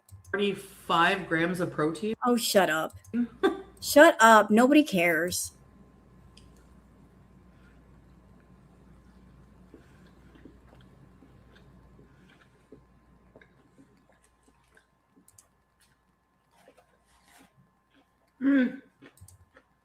And is it me? What do y'all think about this? She used to really enjoy eating. She used to really, really love it. Anymore, there's no joy in what she does. She's not happy when she eats. The attitude is, well, it's a job. It's how I make money, so I guess I have to eat. Like, there's no excitement anymore. There's no joy. There's no happiness when she sits down to eat. It's just, oh, well, I guess I got to eat another sandwich or another burger. Oh, joy. That's the feeling. She doesn't even feel happiness with it any longer. And that's what happens with addiction. You start off doing it and you might get high. You might feel happy doing it. And then eventually, if you do it too long and do it too much, you reach a place where you're not doing it anymore to get high. You're doing it so you don't go through withdrawals. And you're doing it because it's just a routine that you develop. So I think Foodie has reached that stage of she's not eating to get high. She's not eating for that dopamine rush. She's eating because it's her job and that's what she's being paid to do. But she doesn't get the dopamine rush out of it any longer. It's joyless to her. Argentina versus Spain today. And kickoff will be in a couple hours.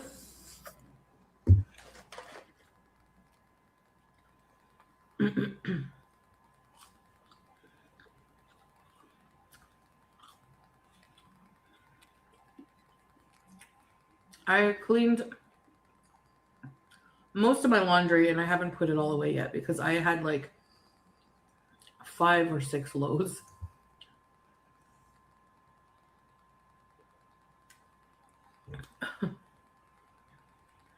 But as you can see, I'm wearing something else today.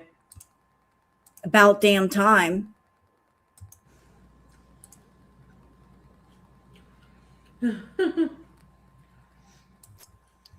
She wants some hurrahs and hoorays over the fact that she chose to wear the same clothes for like 2 weeks in a row. She wants everybody to pat her on the back for doing laundry. Really? You want us to give you hurrahs and hoorays over you doing laundry?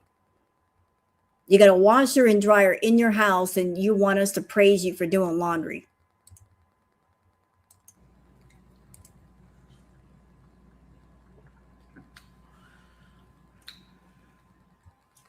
So that's pretty much all I wanted to say. Like, I just doing some self-reflecting. And I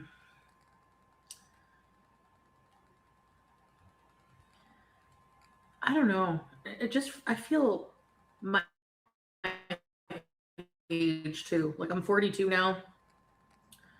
I feel like once you start getting older, what you want Okay, before this video ends, I'm just gonna give my critical notes, if you will.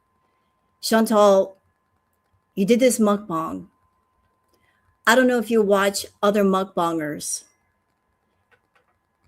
What they're doing is miles ahead of you with bright colors, interesting food, themes, everything pops, everything looks appealing and delicious and fresh. What you're doing is so beyond subpar.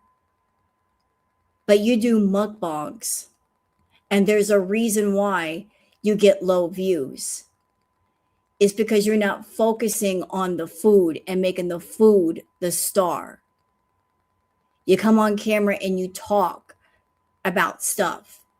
You want to include yourself in with the mukbang content, and what you have to say about yourself is not interesting. Hence the reason why you get the low views.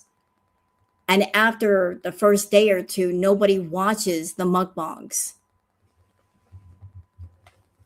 That's why there's such a flop and there's such a fail. Because you can't just do the mukbang and make the food the star. You're like, I want to talk about me. And yet you have nothing interesting to say. And you talk about depressing shit while you're eating. Why not separate the food from the depressing shit? How about that? Just do a video or do a live where you talk about yourself and then do the mukbangs by themselves and don't talk at all. Just don't talk about you. There's nothing to report. There's nothing interesting there. Just shut the fuck up and eat. life is just like peace, you know? So, yeah. But things are a lot different than the villa, and I still have people, I feel like, who watch me holding on hope that one day I'll just rip off my hijab again and just like start partying and drinking and going on Omegle and rolling downhill. I can still roll down a hill. Hold on. What was that? What did you say? I feel like once you start getting older, what you want in life is just like peace, you know? So, yeah. But things are a lot different than the villa, and I still have people, I feel like, who watch me holding on hope that one day I'll just rip off my hijab again and just like start partying and drinking and going on Omegle and rolling downhill. I can still roll down a hill. You've been watching me and Goose Chuck, have you not? Were you watching Goose Chuck's Flirp on Kick, Foodie? Were you watching my retro react? Because I just showed you rolling down a damn hill. You have been watching, haven't you? You just told on yourself. I know you watch everybody. You watch everyone. But you were watching. You were watching. And we were saying on the flurb, you would get mad views if you would just be yourself.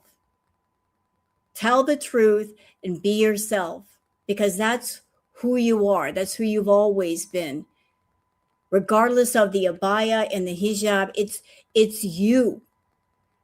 You're more comfortable being you than something that is not you. That was the point. That you put restrictions on yourself, and when you do that, you are unhappy. You make yourself unhappy because you are not free to be your entire true self. That if you were entire true self, you would get people watching you again. If you came on camera and told the truth, people would watch. What they're getting bored with is you not being yourself. You know, it's funny that she brings up influencers. She talks a lot these days about influencers on social media and how a lot of people are losing interest with social media influencers. And part of the reason why people are getting bored with social media influencers is because a lot of social media influencers, like it was a thing before to fake flex a fake, phony, rich lifestyle, and people are tired of it. They want real now. They want genuine. They want sincere. They want honest. And she is fake and phony. Like the time of the fake and the phony is over. People want what's real, what's honest. That's what they're looking for. Someone who's not pretending, and yet that's all she does is pretend. They want the real shit. Like she wants to be a social media influencer and she wants to be popular, but yet she won't be herself. And she will get mad views for a while if she did. And she's talking about it right now like, oh, I know people want me to go back to that. Honestly, Foodie, I think you want to go back to that. I think you want to be yourself. I think the real you is inside of you trying to claw its way out. It wants out. It doesn't want to be in a cage anymore.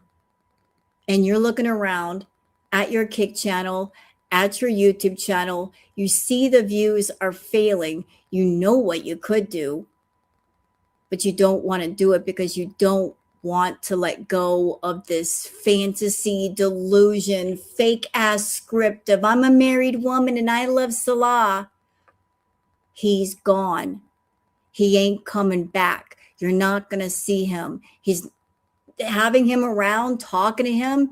He's not doing jack shit for your channel. He's not doing jack shit for you. Ever since this whole thing with Salah started, it's ruined your fucking channel. Focusing on him and being a married woman. You're not married. Drop his ass. Drop him and just be Chantal. Find her and be her again. Stuff like that, you know. I think that chapter, the Villa chapter's really over. I mean, people's lives change, you know. It's like this is my No, you're right. The Villa chapter is over. Crackhead Olympics was lightning in a bottle. It only happened once and it's only gonna happen once. There will not be a repeat. And none of us want a repeat. We don't want to see Natter on camera with her. We don't want that. We just want her to be her damn self. That's all. She can do that in her apartment. She doesn't need any other cast members. She can just be herself and be happy. real life. But I'm still here to entertain you guys. I'm still here to hang out with you guys. What, you know,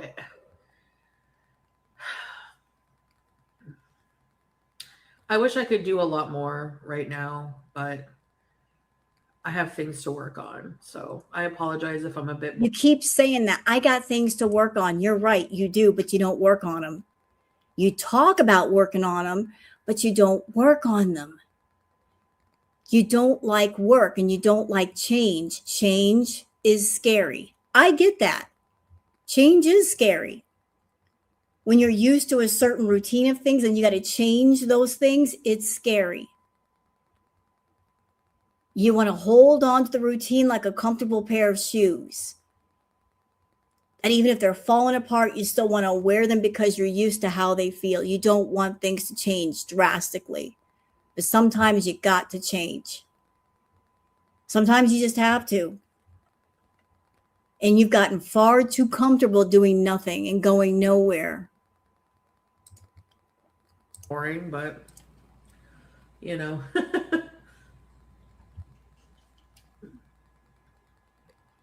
It's hard.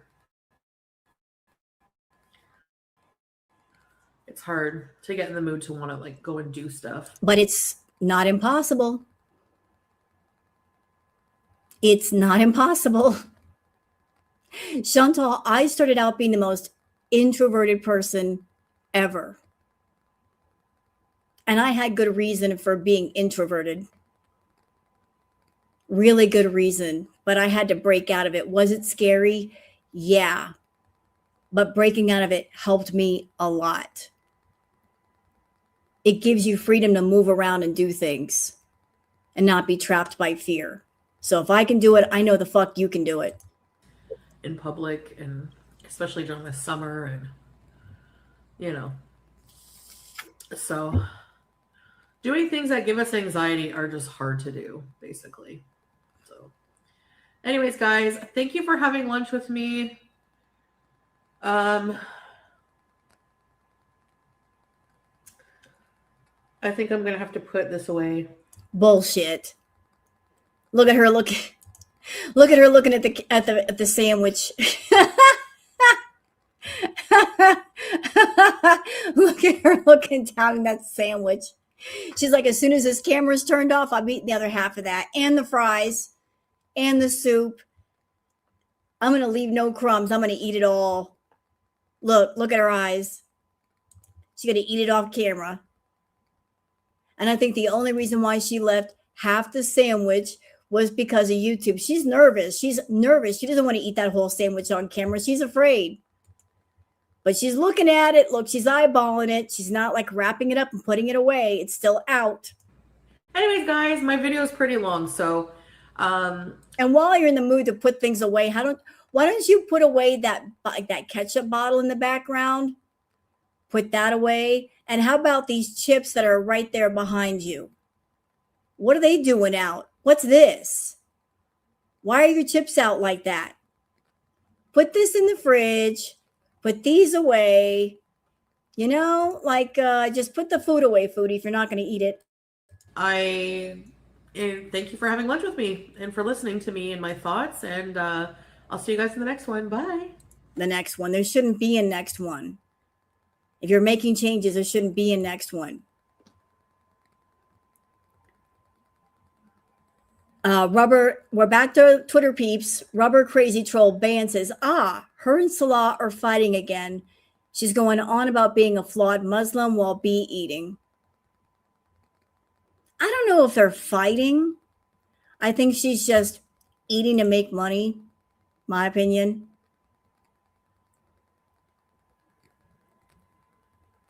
All right. Let's see what else we got here. Doc Remy the Bow says, completely baked. Chantal tries to recount everything she's eaten so far that day, Friday. She got most of what was shown on live, plus the half jar of pickles, chugging the juice from the jar. What?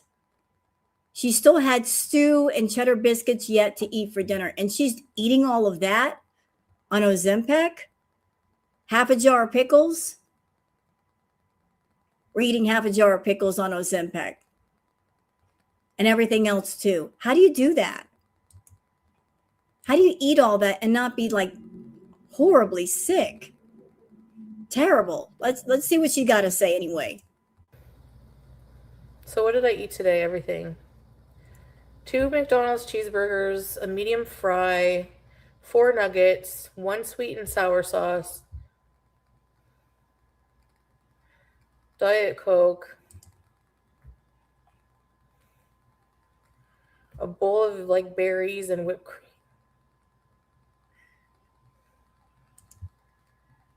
She's back live. Well, I thought she was on Kick. Is she live somewhere else, Greg? She was on Kick earlier and pissing everybody off with the way she was talking about America. Is she live someplace else? So what did I eat today? Everything. 2 McDonald's cheeseburgers, a medium fry, 4 nuggets, one sweet and sour sauce, Diet Coke, a bowl of like berries and whipped cream. And she ate all that on Ozempic.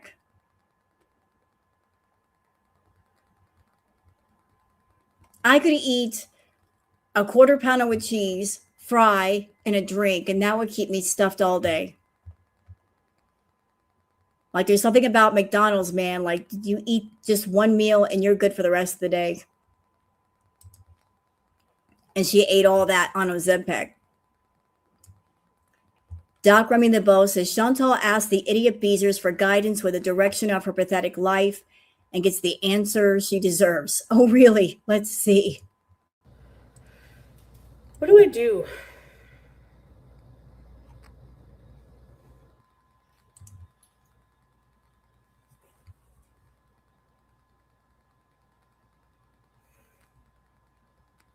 Bees, yeah. Well, that really wasn't much of an answer, but all right. Doc Remy the Beau says Dill sent in audio singing a song about drinking gravy and Chantal played it. Dill is barely legal, right? I don't know. I have no idea. Doc Remy the Beau says right before she ended the Friday night stream, she was already laying the groundwork to use the weather as an excuse not to deliver the 12-hour Saturday stream she promised the idiot Beezers. Question. What does the weather have to do with a 12-hour stream? Correct me if I'm wrong, but you can do a stream indoors. So what does the weather have to do with a 12-hour stream? You can stream for 12 hours indoors if you want to. So why is she using the weather as an excuse not to do a 12-hour stream? But let's see. Don't start her with Cyclops. Well, hopefully tomorrow there I can do a longer stream and we can go somewhere during the day. I'll check the weather there. Don't start her with Cyclops.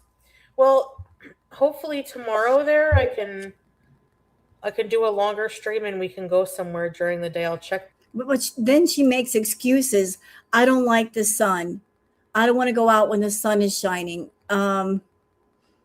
So even if the sun was out and the weather wasn't bad, you still wouldn't go out. Yeah, thank you, Face. She never goes out anyway, so what's the difference? I don't know. I have no idea. The sun sucks. Not really. I disagree with that, sir, but all right. Okay. Les Nessman's secretary says he forgets to tell you that it is illegal for a foreigner to purchase land in Syria. It's a common scam in countries like Syria, Morocco, Turkey, Egypt. They tell you that they will be your business partner. They show up to meet you in a country like the UK or someplace outside the country where the property is. They all have the blueprints and papers. They give you your documents that have been translated in English but are bogus. A deal is made, and that's where the money transaction takes place. as they use a relative or friend who has a bank account on that country. They do it outside Syria because it's illegal to purchase land there. You will give them money and they will give you a receipt. The money is then withdrawn that same day. Those people all pocket the money. Days and weeks go by. You're constantly updated. Progress is good, etc. Yada, yada, yada. Then something happens. A fire, a bomb strike, whatever, and you are out of your money. Communication is then cut off. If Chantal keeps permitting him to advertise, she can and will get in trouble for that, especially if some idiot does give them money. I know that others have reported her, but you cannot permit someone to advertise illegal activity on your platform because non-Arab people cannot purchase land in Syria. You advertising it and you being from that country, you know it's illegal. You are committing a crime, and that's not a YouTube terms of service crime. That's an international fraud crime. Since you are asking for $200,000, that is a serious charge. Ew. So, Chantal, you want to get in trouble for that serious of a crime? You're allowing Salah to go in there and ask people for money? And that looks like you are permitting some fraud activity? I do remember somebody saying that CSIS is not only on Twitter, but also on YouTube, and you can tag them. You want screenshots shown to them. Fuck around and find out. Fuck around, find out. Raised Dactylion says, Chantal's clothes won't dry. What? Going to go with user error here because that dryer has to be new. Doubt that she ever cleaned the lint filter. Good thing the building just tested the fire alarms. Okay, let's see. They're still not dry. Another dryer sheet. How is this possible?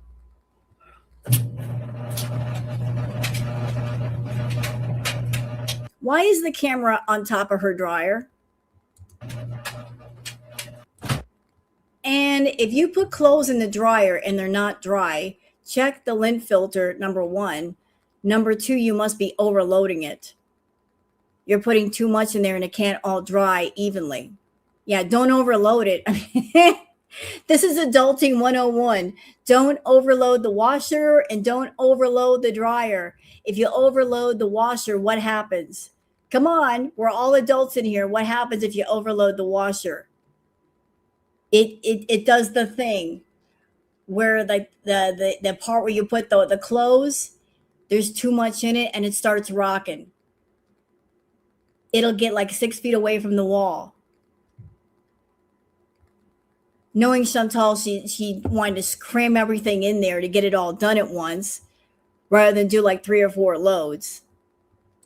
That's why her clothes aren't drying. She got way too much in there. Dumbass. She's a dumbass. They're still not dry. Another dryer sheet. How is this possible?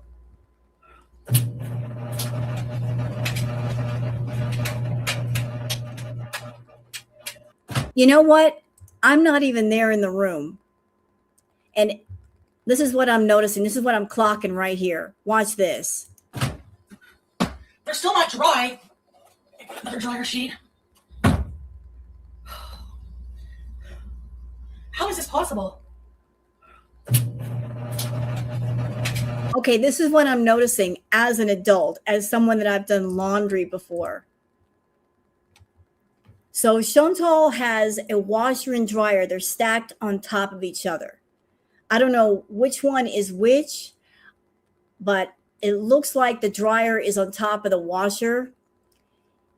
If the dryer is rocking that much to where her camera isn't still, that means there's too much in there. There's way too much in there. It shouldn't be rocking that hard.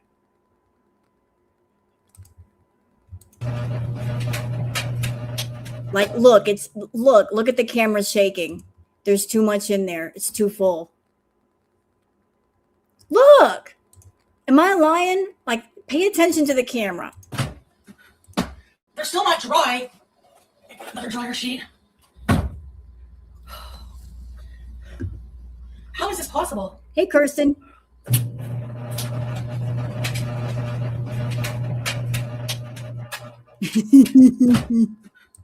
They're still not dry.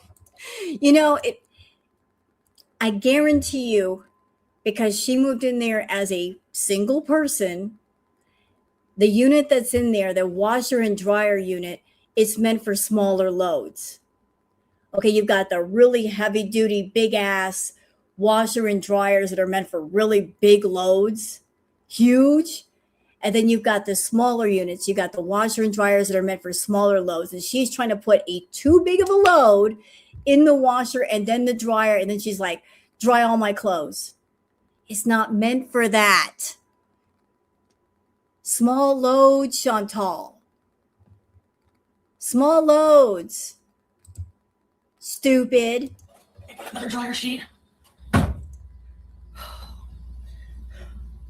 How is this possible? It's rocking.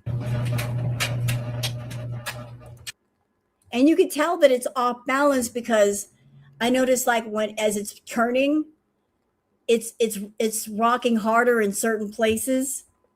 Yeah, it's overloaded, way overloaded. Take some of this stuff out, try again. You might have some success. Ray's Dactyline says 100% Chantal's mom made her put all of her dirty clothes next to the washer and dryer and told her she has to wash all of it. It must have stunk so bad. Well, if she's been wearing her clothes for days and days and days and there's layered stench, it might take 3 or 4 washes to get that stench off. Sometimes 1 wash won't do it. Sometimes 2 won't do it. It takes 3 or 4 times before the smell is gone. So another reason to change your clothes, Foodie. Another reason. Yeah, it's doing the thing. All right, so that's it for the Twitter peeps. Where are we going next? How about over to the lovely, the talented, the always wonderful Sansa Cooks? We love Sansa, don't we? We absolutely love Sansa. She's amazing. Such an amazing content creator. Let me go ahead and post that in the chat. There we go. Yeah, she's so nasty. Why does my computer keep fucking with me? Cut it out, you. All right, so I'm going to react to Miss Sansa Cooks, and I hope you guys enjoy it. If you don't know about Sansa, I encourage you to join up on her channel and watch her content. She's fantastic. Absolutely fantastic. Let's see what Sansa has to say.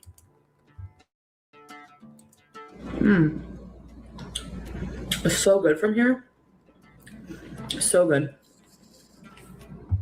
Foodie put up a short video on her YouTube channel yesterday, essentially just a Chinese food mukbang. After saying that she would go live on Kick after the sun went down, she came back and disappointed her Beezers yet again. In this video, we'll take a look at 2 different things, her live streams from Friday night and her mukbang from yesterday. Let's start off with a baseline weigh-in from Friday. So I was 178. I was 178 kilos. Bullshit. Bullshit. I was at the doctor. Let's see what I am today. Oh, it's on pounds. I gotta put it on kilos. Yeah, come back when the sun goes down. Translation, I want to go outside and smoke. I want to find a little dark corner and smoke. That's why she wants to wait until the sun goes down. Because she's not going to go out and ride around on the scooter after dark unless she wants to go do something she really shouldn't be doing.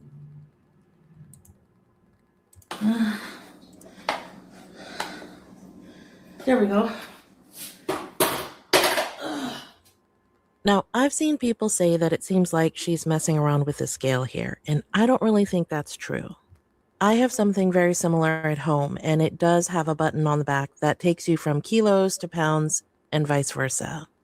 Other people say that it seems like the scale isn't even on, but if hers is like mine, then you put it on the ground, tap it with your toe, and then it turns on. I'm 172.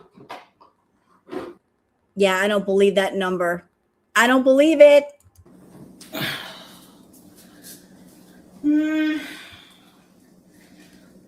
Not great, but If Chantal were like 379 or 392, she would get on the scale, point her camera phone down at the number, flip us the bird, and go, fuck you, girl world.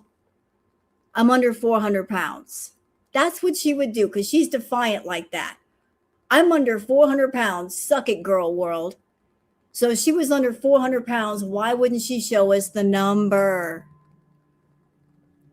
Why not? We've all been saying that you're 500 pounds. Prove us wrong. Get on an actual scale that you can't mess around with. If it's honestly the right number, I will be the first to apologize. I will be the first to say I was wrong. I made a mistake. I assumed I shouldn't have done that. And I was wrong. I'll woman up and I'll apologize if I was wrong, but I know I'm not.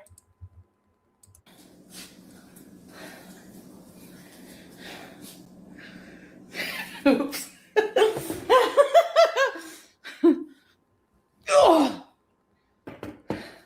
Is it possible that Chantal lost 13 pounds? No. In my opinion, yes.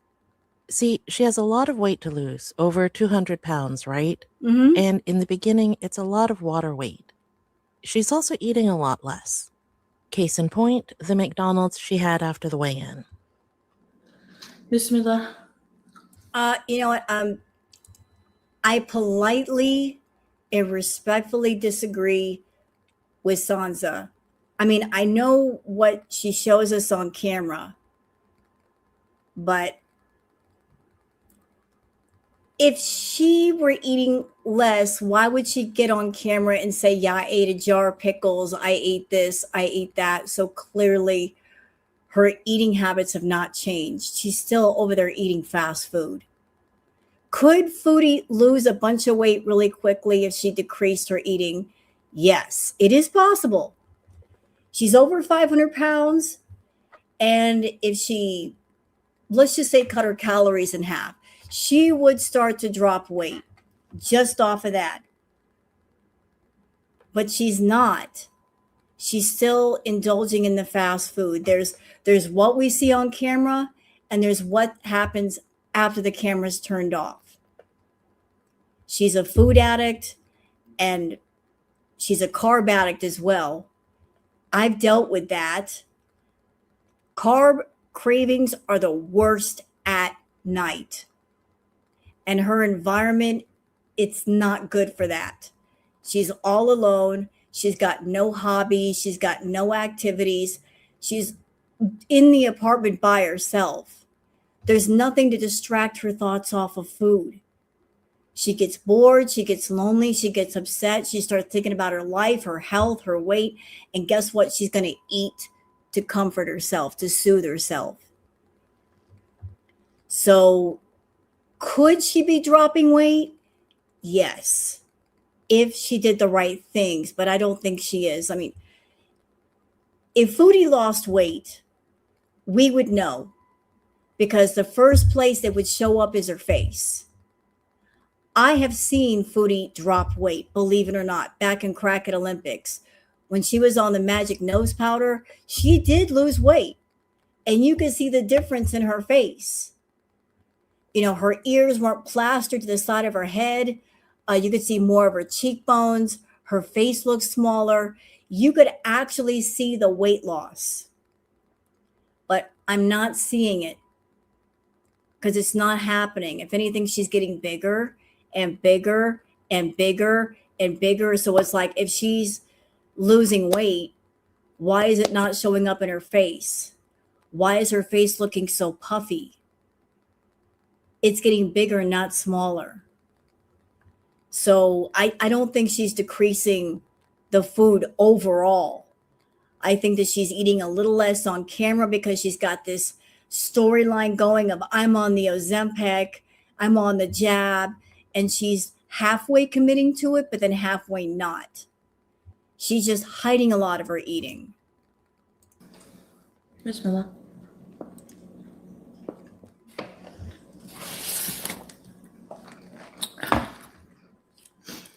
Sweet and sour.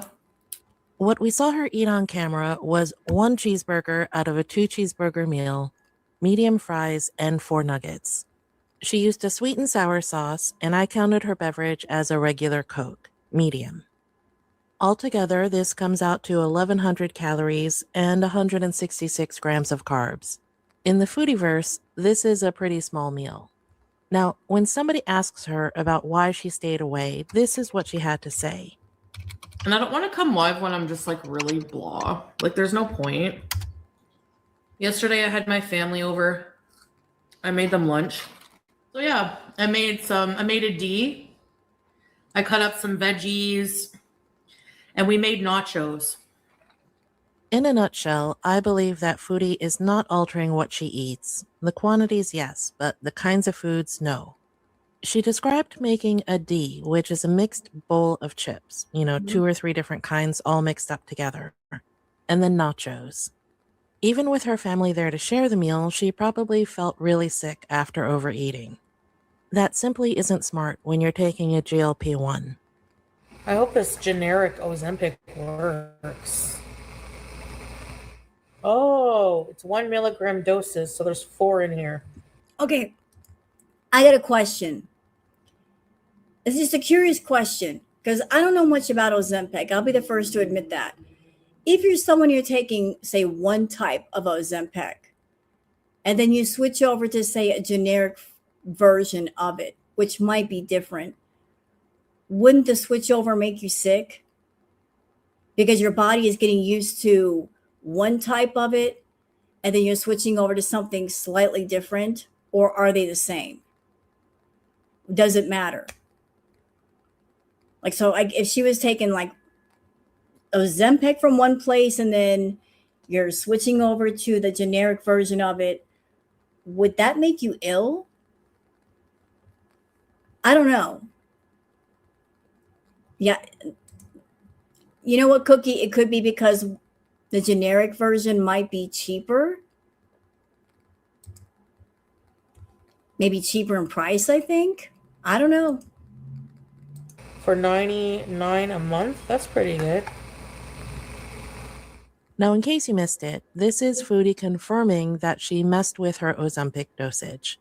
She started out on 0.5, doubled up in week 3 to 1 milligram, and that's what she's taking now. Yeesh. She accomplished this by switching doctors from her in-person clinic to a virtual doctor. Okay. That's how you did it. You switched doctors. Why did you switch doctors? That's what happened. You switched doctors. You didn't stick with the same doctor, but why not? Why didn't you stick with the same doctor?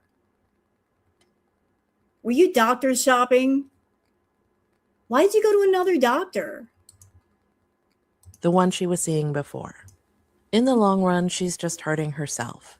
She's continuing to eat like she wants to, in smaller quantities, yes, but then she still smokes and gets the munchies. Yeah, I did on the way home. I smoked.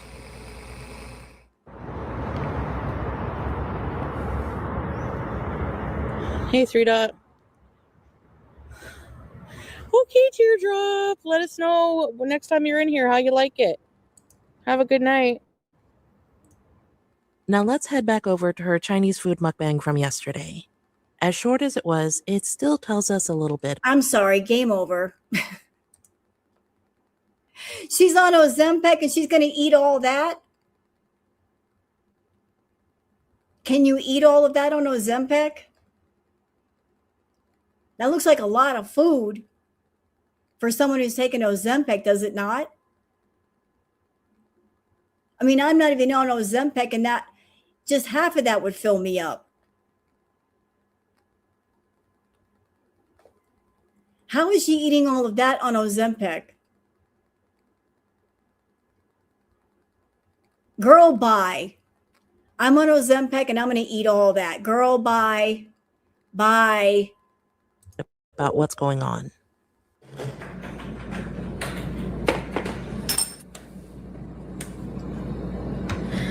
Hello, guys. Hello. Right off the bat, did you notice that she didn't show herself taking stuff out of the bag?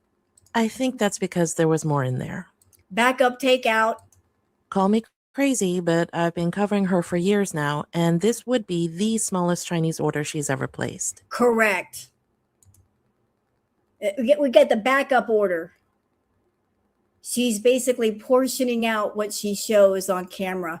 Oh, I'm going to take out a little bit and I'll eat a little bit. And then I got more in the bag for later when the camera's turned off. Because she's posting this stuff on YouTube. What she's doing is she's trying to walk around YouTube. I think she's still scared about eating too much on YouTube. She's afraid that if she eats too much on YouTube, that they'll take her channel away from her.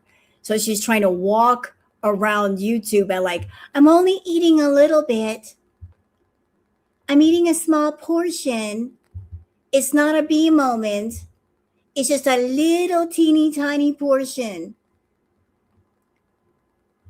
Because she posted this on YouTube. But if she had done this on Kick, it'd be a much different story. So I got some Singapore fried noodles with shrimp and bits of beef.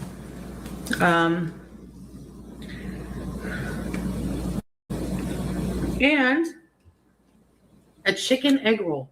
Yeah, I'm not buying it. I'm pretty sure she had 2 egg rolls and then something in addition to the noodles. Now, the reason I say that is because that's her regular order. Foodie really likes the Singapore noodles from a place called Mandarin, and that happens to be where she gets those teriyaki meatballs.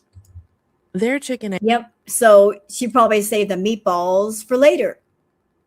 We're not going to eat the meatballs on camera, just the noodles. What's in the rest of that bag, Foodie? Where are the meatballs? Egg rolls come 2 per order, not just 1, so she probably already ate one before she started filming. Now, the reason I bring all of this up, because I generally don't like to speculate, is that she's doing all of this on Ozempic. And this is what we mean by she's eating through it. I found this great video on TikTok by a nurse who's on a GLP-1, and she explains it very well. When you decide to start a weight loss journey incorporating GLP-1 medications, mindset shift, you are taking an endocrine medication, not a weight loss medication. Important. It's not a weight loss medication. The Ozempic is not a weight loss medication. You can experience weight loss if you follow the medication, if you do what you're supposed to do. That is the side effect, but it's not for weight loss. The side effect of these medications is weight loss, but only after you are compliant with taking your medications the way your clinicians have prescribed it, and you can afford to take them every single month so that you can have the best outcome. And then you must incorporate consistency with lifestyle changes. That means having a healthier relationship with food, meeting your protein goals, making sure you stay hydrated, making sure even though you're at a caloric deficit, that you meet that caloric deficit. Otherwise, your body will feel like it is starving and it'll hold on to every single thing that you eat and drink. So in a nutshell, Foodie is doing this to herself. She increased her dosage on her own schedule, not her doctor's, and she's not changing what she eats. Take a look behind her in this photo. You see a whole tray of Cheddar Bay biscuits that she's been snacking on. Yep, they're right there. So we got the noodles in front of us. There's probably more to this takeout order in the bag. She didn't like take everything out of the bag, but here are the Cheddar Bay biscuits right here on the stove. There they are. So if all you're going to eat is this right here, why are the biscuits over here on the stove sitting out like that? Why are they out? But here is what you all are forgetting when you start your journey using these meds. GLP-1 medications are not weight loss medications. They are endocrine medications with a side effect of weight loss. So when you initiate your weight loss journey incorporating a GLP-1 medication, it is a mindset shift that needs to happen. You need to know that this endocrine medication is going to assist in resolving the reason why you are metabolizing fat and storing fat differently. You all have a disease called obesity. When you are battling obesity, your obesity is accompanied with inflammation and fluid retention. Your obesity will also exacerbate any other comorbidity you may be facing. Comorbidities such as prediabetes, diabetes, cardiovascular disease. Some of us have some respiratory diseases associated with sleep apnea. A lot of us have autoimmune diseases that are associated with pain. And when you take a GLP-1 medication, that medication is going to work metabolically on those issues first. Here's the thing, the Ozempic can only do so much. It's a tool that you have to use the right way. It's just a tool, but you have to use the tool correctly. It can maybe slow down your digestion, but it can't fix the addiction in your head. That's what therapy is for. So you're taking the Ozempic and it's a tool. You can have it in your toolbox to help you, but you need other tools to go with that tool in order to be successful. So if Foodie is taking the Ozempic and she's not eating correctly, and if she's got this ongoing extreme food addiction, what can the Ozempic do? Not fucking much. Not much. It can't do anything. She's taking it. She keeps upping the dosage, and yet she's eating her way through it. So what is the point of taking it if you're going to eat your way through it? What exactly is it doing for you? Is it slowing down the amount of food you're eating? Maybe, but it's not stopping it. It can't stop it, and it's not going to stop it as long as you've got a food addiction going on in your head. That's why you go to therapy. So why take the Ozempic at all? It makes no sense to eat your way through it unless there's some weird medical feeder that's part of their fetish. Maybe that's part of their feeder fantasy, is someone to take the Ozempic and still eat their way through it. Some weird feeder fetish guy wants her to do this. If you like what Charged Nurse Keisha has to say, you can find more of her videos on TikTok. As for Foodie, she's supposed to be live later today, so we'll see how that goes. Drop me a line in the comments and let me know what you think. I'd love to hear from you. This is really good. This is always been one of my favorite dishes. Oh, really? If it's one of your favorite dishes, why aren't you mowing your way through it? You're just picking at it. Look at her. She's picking her way through it. She's like a little kid with a plate of liver in front of them, like picking at it. If it's one of her favorite things, she'd be like mowing it down, but she's not doing that. It's one of my favorite things, but hardly touching it. Singapore noodles.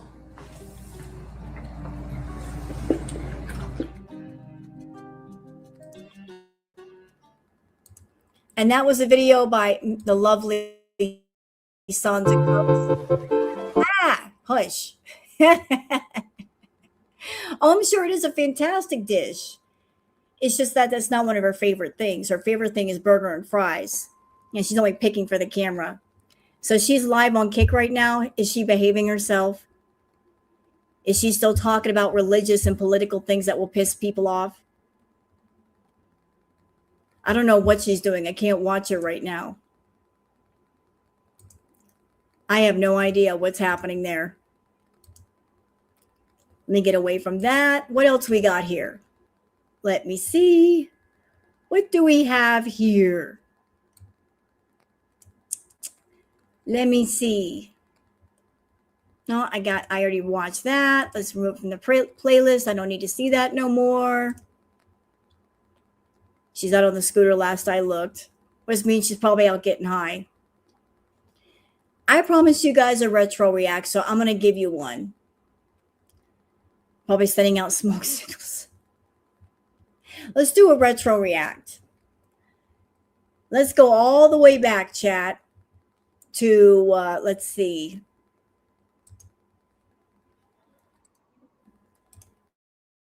This was before she came home. This is the apartment grift. And this is courtesy of Hectic Llama.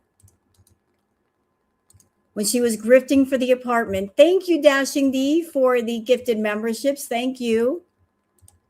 Thank you so much. This was Foodie grifting for the apartment, and I'm sure she's going to be making all the promises, and I really want this apartment. She really, really, really, really, really wanted this apartment. And now she's in the apartment. And look what she did. Look how she's treating her time in the apartment. She's outside. The name of the stream is Not Well. That was her stream earlier. Is it the same stream? Because she was on stream earlier saying Not Well. Is this like part 2? Sometimes she splits up her stream into 2 or 3 parts because she wants more viewership. Is that what she's doing? Well, we'll have a look at it later. Let's do this first. Let her run her mouth. Okay, go ahead, Foodie.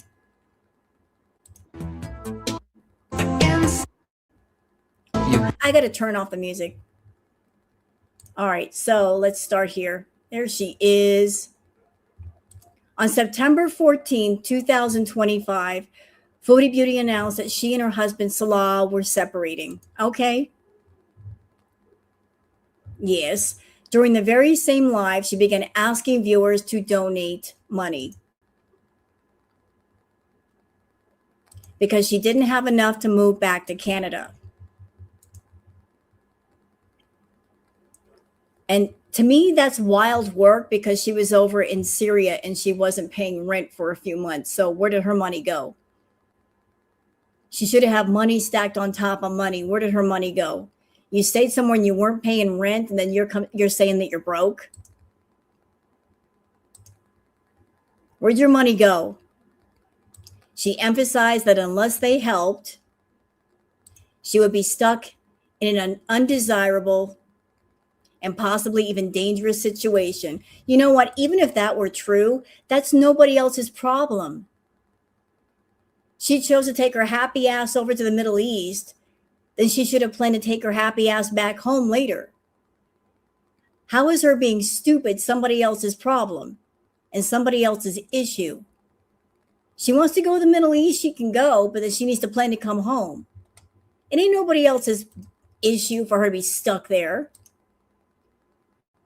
Her beezers jumped at the chance to help. Okay?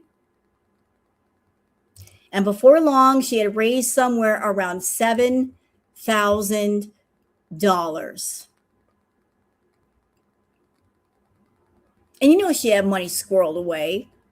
She's a scam artist. Scam artists will always tell you they're broke when they got money stacked away. They'll cry broke when they're not broke. When she first arrived in Canada, she took great pains not to reveal where her apartment was. Okay? And gave misleading details about it being in an unsafe neighborhood. Well, that was obviously a lie because she's been all over the place in that scooter. It doesn't look unsafe to me. Am I wrong? She's walked outside her door. Nobody has bothered her. It doesn't look unsafe. Looks pretty safe to me. But she's trying to paint this picture. It's an unsafe neighborhood. No, it ain't. On December 3rd, she accidentally showed her living room windows. which allowed viewers to figure out that she was living in a luxury building in a sought-after area of Ottawa.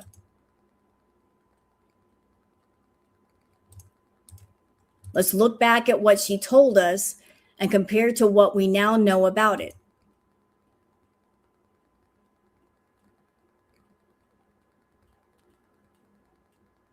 The apartment grift.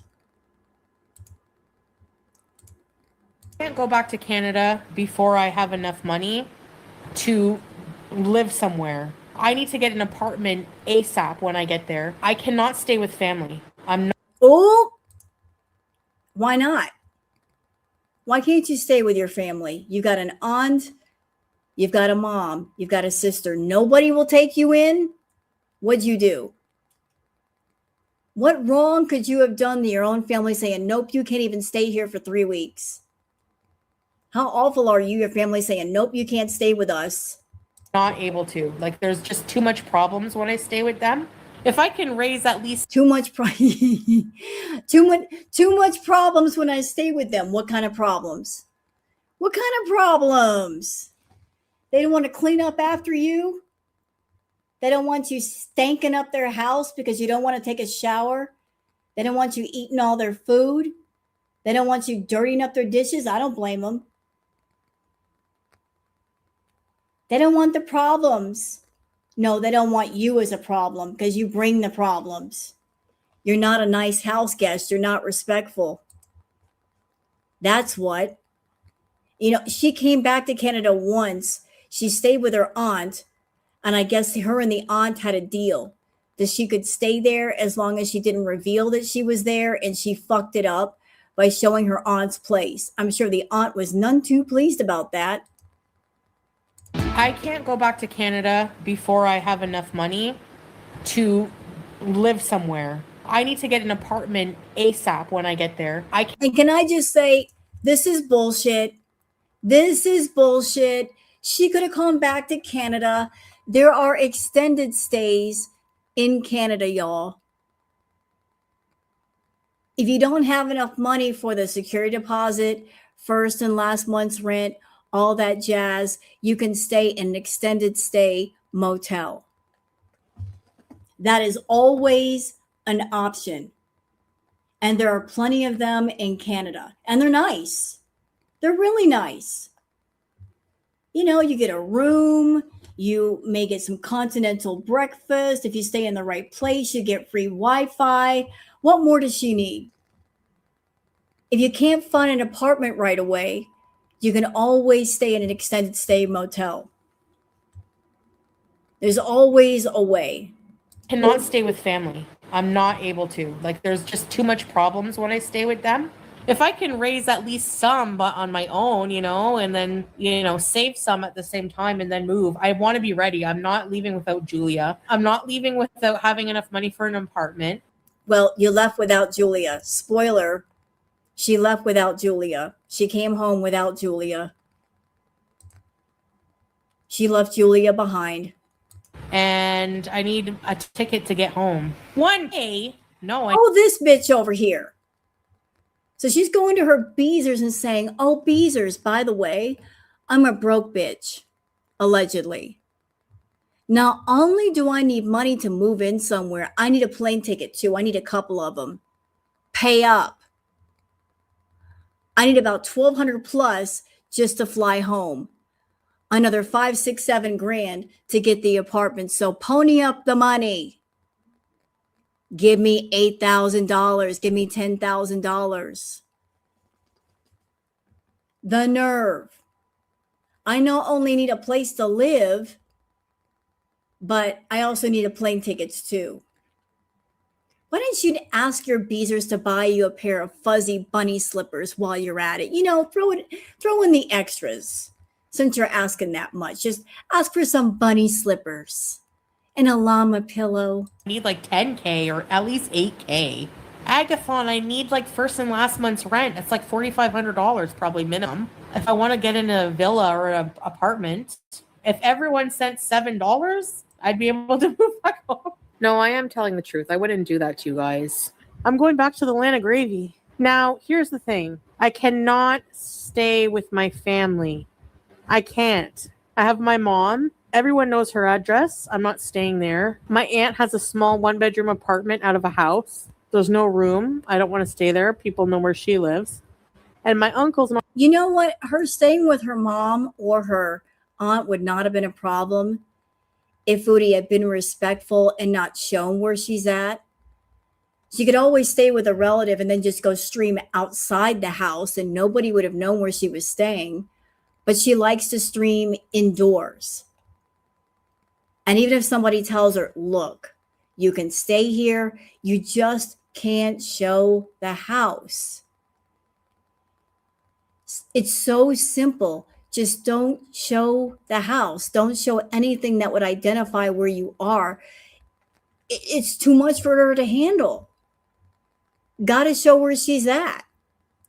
And she knows about Girl World and she knows about the kiwi farmers. She knows they look for the details. Is it really hard to be somewhere? And if you're going to stream in a room, look behind you. Are there any paintings on the wall? Are there any family photos on the wall? Is there anything identifying you're in the family home? Just stream up against a blank ass wall. Nobody will know where you are. Too hard for her to do. Too hard. Can't do it. Not even in Canada right now. I can't stay there. I have to try to get an apartment. Ugh, I hate this crap. Starting from scratch is very... You know what? I think another part of the problem with her staying with the relatives, Foodie's a bit of a night owl. Okay, she likes to be up late at night. We're talking like midnight till 6 a.m. Her mom works. Her stepdad works. I believe that Shami's in the medical field and her dad is a truck driver. They would not put up with her being up all night, screeching, being loud, and streaming all night long while they're trying to sleep. I think that was an issue as well. Same thing with the sister. She wants to, toddle around the house, make a bunch of noise, make a mess. She's loud. She's not respectful of people. So I'm sure that kind of figured into you can't stay here as well. Does she ever sleep during the daytime on her hours? very stressful. Yeah, I hate renting expensive apartments, but what can you do? Just to move into an apartment, it cost me $4,000. That's just to move in, not to mention furniture. That's what I'm saying. Yeah, it's gonna be about $4,000. Depends where I move. She just added in another grift. Oh, that's not including furniture. So we're adding in another silent grift. Oh, the furniture.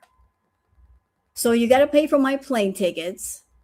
You got to pay to get me into the apartment. Oh, and did I mention the furniture? Can we talk about the furniture? I'm going to need a bed. I'm going to need a couch. I'm going to need all kinds of things, and you guys got to pay. So we're adding in another grift to the airplane tickets and the apartment. There's like 3 or 4 grifts going on at the same time. It's great. It's fabulous. Okay, is there really a Nashi? Oh my gosh, I'm gonna cry. Okay, yes, strawberries. Check Ottawa and Cornwall. Now I gotta get back ASAP. Oh no. Okay, well, if they don't have it in Cornwall or Ottawa, I'll just drive. I was looking at villas online or like apartments, and they're so expensive now, man. But like a 3-bedroom will run you almost $3,000 a month. But why do you need a 3-bedroom? You're one person. You don't need 3 bedrooms, you greedy fuck. You're being greedy. Why do you need 3 bedrooms for one person? A studio or a 1-bedroom for a single person is fine. You don't need 3 rooms. What do you need 3 rooms for? For all your personalities, me, myself, and I, they each have to have their own room? Why does a single person need a 3-bedroom place? Why? You going to get it just because you can? Because other people are paying for it? Bistecca, I'm being 100% honest. I don't know what you don't think I'm being honest about, but don't know. I mean, I'm moving. London is nice, but it's far from my family. I like Ottawa or Manitoba. People are saying, why would you think about a villa? Why don't you just go for an apartment? Because apartments, look at that small, crappy one bedroom I was in. Fuck off. So not only are we begging, we're being very specific with our begging. People are asking her, why not go for a one bedroom apartment? And she's like, because I want a villa, because I feel I deserve a villa. I could get an apartment, but I deserve a villa. Not on other people's money, you don't. And if you can't afford a villa, if all you can afford is an apartment, maybe you should get an apartment. I deserve a villa. No, you don't. You don't deserve shit. Shut up. Quiet. Manitoba. People are saying, why would you think about a villa? Why don't you just go for an apartment? Because apartments, look at that small, crappy one bedroom I was in. When you can get the one bedroom was $1,400 a month. Is she talking about the other place that she was in before she went back to Syria? Is that the place she was talking about? I believe it is. She was in that unit for like less than a month, and she broke the toilet and she got out of the lease because she was there for less than a month. Is that the one? Because I saw it. I thought it looked cute.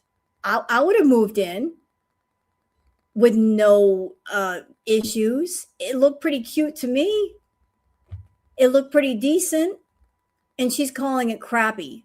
But why? It wasn't crappy. It looked fine. Then again, I'm not picky, so, I don't have my nose in the air when it comes to apartments. Like, I'm easy that way. Like, you give me a space to live in, and even if it's a little run down, I don't care. I'll fix it up. I'm good like that. 3-bedroom or 2-bedroom villa, a beautiful villa with like a washer, dryer in it, AC, all that stuff for like $2,100. That is more worth it to me. Yeah, but the problem is, if your income is very sus, if your income is unstable, you don't know what you're going to make from month to month. $1,400 is a lot different than $2,200. $1,400 is a lot more doable than $2,200. If you've got unstable income, you don't know what you're going to make from month to month, you should go with a $1,400. It's a lot less stressful to come up with $1,400 than $2,200. You're putting pressure on yourself by getting the $2,200 apartment than the $1,400 apartment. But we all know and understand why you wanted the $2,200 apartment so bad, because it was near your addictions. It was near the food. It was near the dispensary. That's why you wanted it so badly. Had nothing to do with the apartment itself, honestly. You could give a fuck less what's in the apartment. Don't care about the dishwasher. Don't care about the washer and dryer. All you cared about was, is it close to a dispensary? Cool. Is it close to some food? Cool. I'm there. That's what I want. You were concerned about being close to your addictions. I need first and last month's rent when I move in somewhere. If I can't raise enough money to go home sooner, I'll just stay here longer. But I'd prefer to go sooner than later. And I have a lot of debts I'm trying to pay. I have a lot of like financial things right now, and I'm not making nearly as much money as I was. So yeah, I do need. Oh, there it is. I'm not making as much money as I used to. Okay, then go for the $1,400 apartment. Done. If your income has gone down, you go for the cheaper place. Doesn't mean you got to be there forever, but it's a start. If you got to get started again, you take what you can afford. You don't need it's stupid. I'm in debt. I got to settle my debts. So wouldn't it just make sense to get the $1,400 a month place so I can have money to give towards my debts and settle them faster than a more expensive apartment that I really don't need? I don't need that. I'm spending money that I really don't need to spend there. It needs to go somewhere else. The help. It's not like I don't need it, you know? They're very expensive, no matter what, in Canada. I'm looking at apartments in like different areas. Okay, Ottawa, for example. And Mrs. Peel, I hear you.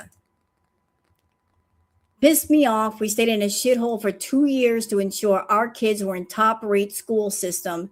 She doesn't know the meaning of sacrifice. No, because she's never had to sacrifice. She's been living high on the hog for 10 years on YouTube. Other people paying for everything. And that's why she puts no value on nothing, because she doesn't have to work for it. If she worked for something, she'd take more pride in it. She would value it more. But if something is being given to her for free, there's no need to value it, because even if she loses a bunch of stuff, people will buy her more. It's their money, not hers. Like, why is she going to value something that she didn't buy or that she didn't earn? I'm confused. Since when can beggars be choosers? Well, some people still have an entitled attitude, even when they're begging. It happens all the time. You would be amazed how many people e-beg, and at the same time they e-beg, they're entitled. Go on TikTok, you'll see. You'd be like, I cannot believe people have an entitled attitude while they're begging, but it's true, they do. I don't think I'm going to be living in Ottawa. You know why? Do you know how much? There's an apartment that, if you look at the reviews, it has cockroaches, lots of shootings and stuff. It's $2,000 for an apartment at this shitty friggin' roach hotel. I can't afford to live in Ottawa. It's too expensive. Give me money. Is P willing to move in? You know what? Hold on, Foodie. Okay, extended. I'm looking this up. Extended stay, Ottawa, price. I'm looking stuff up right now. I know that extended stays can be a bit more expensive than getting an apartment. They're not cheap anymore like they used to be. But you get everything you need there.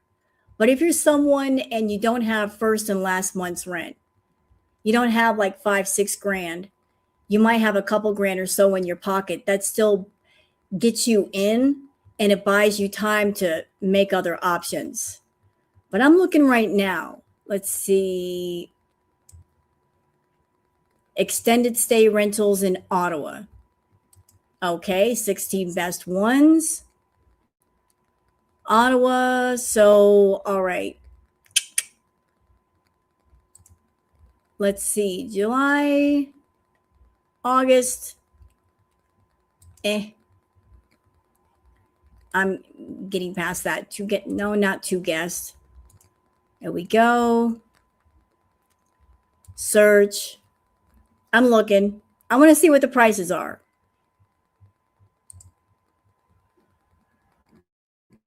Price. Okay. What did I do that for? Stop it. Stop it. Price. No. Isn't there like a low to high? Let me see. You can look around and look. I mean, they're not cheap, but these are like, No.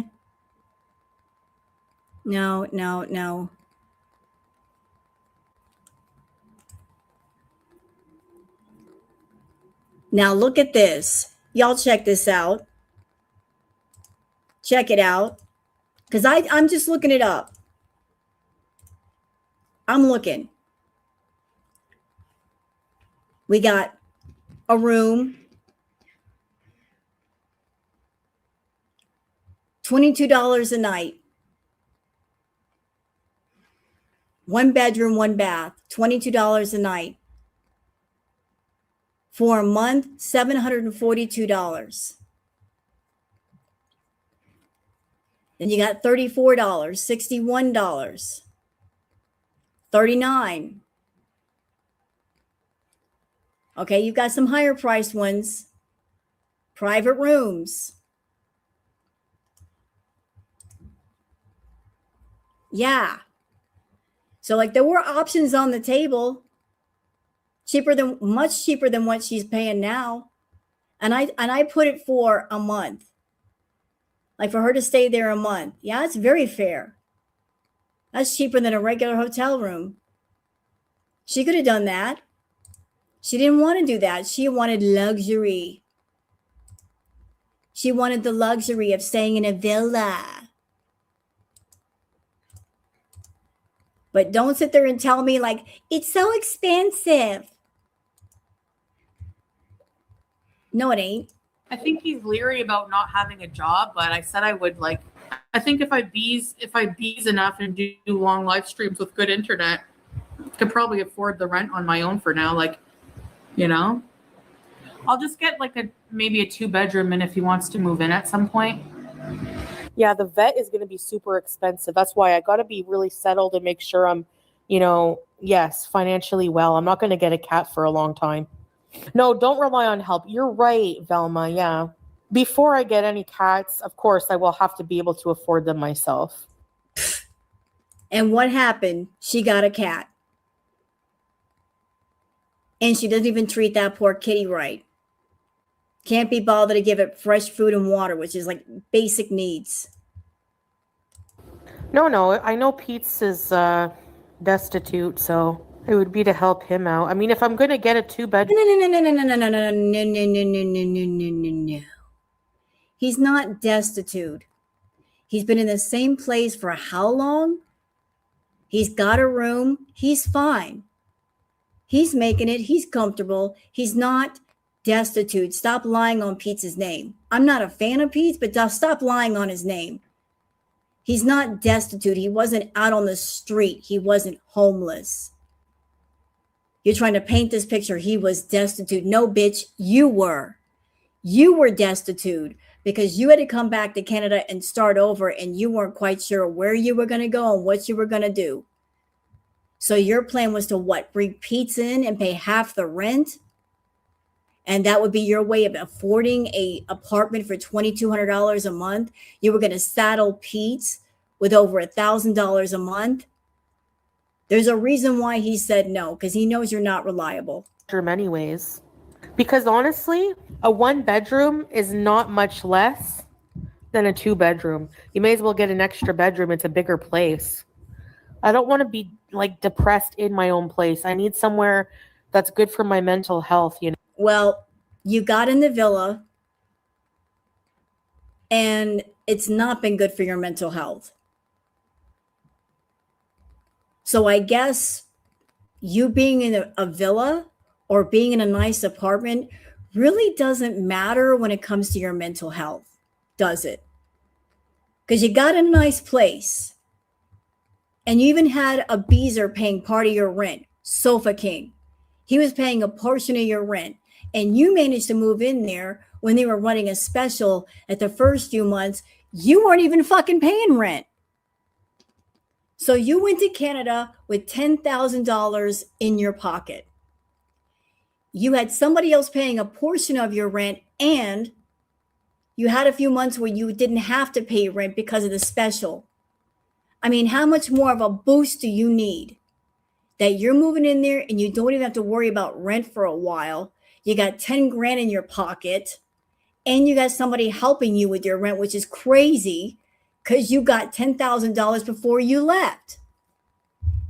And still you were depressed and still your mental health went down. I mean, insane. No way, cesspool. I'm taking care of my place. It's going to be my pride and joy. I'm going to keep it maintained.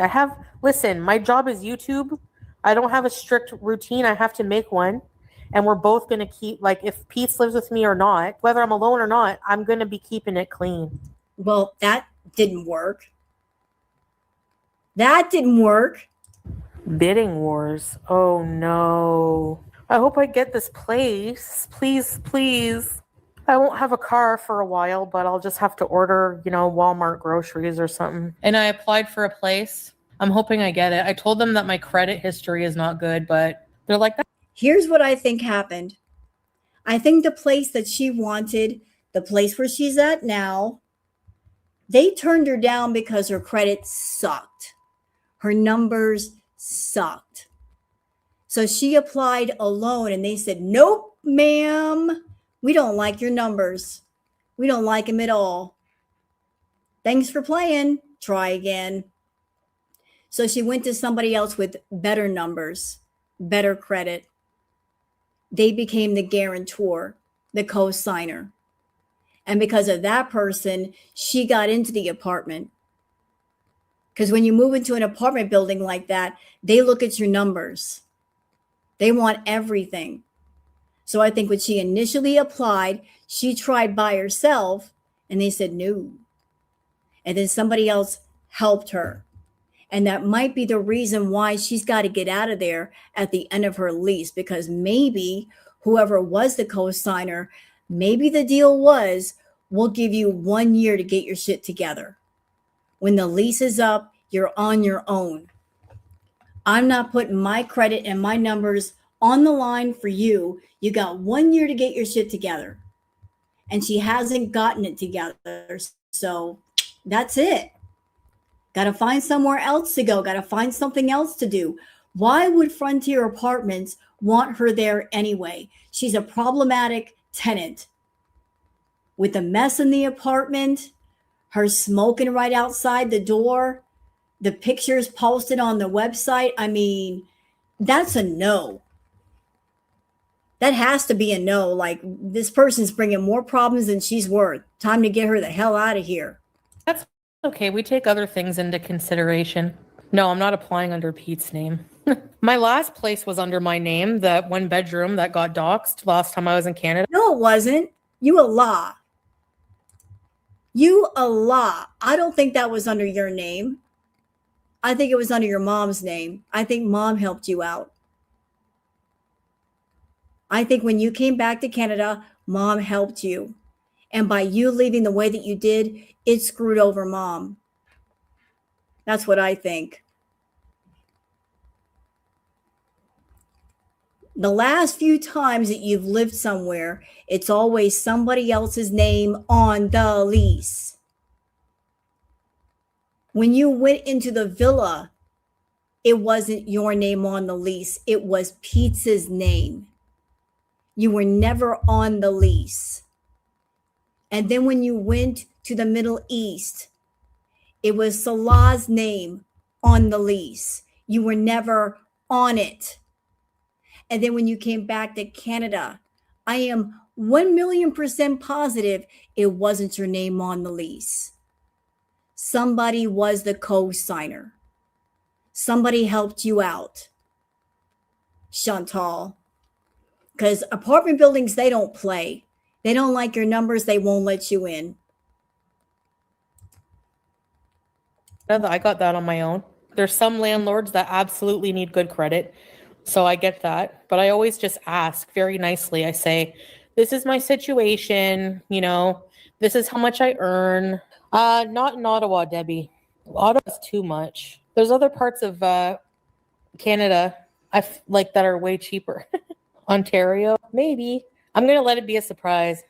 I'm hoping to hear back if I get this apartment or not. If I get this apartment, I'm going to celebrate so hard. Like, it's like perfect. I'm not going to say any details about the place until I'm in it. There's another little detail that's just coming into my mind right now.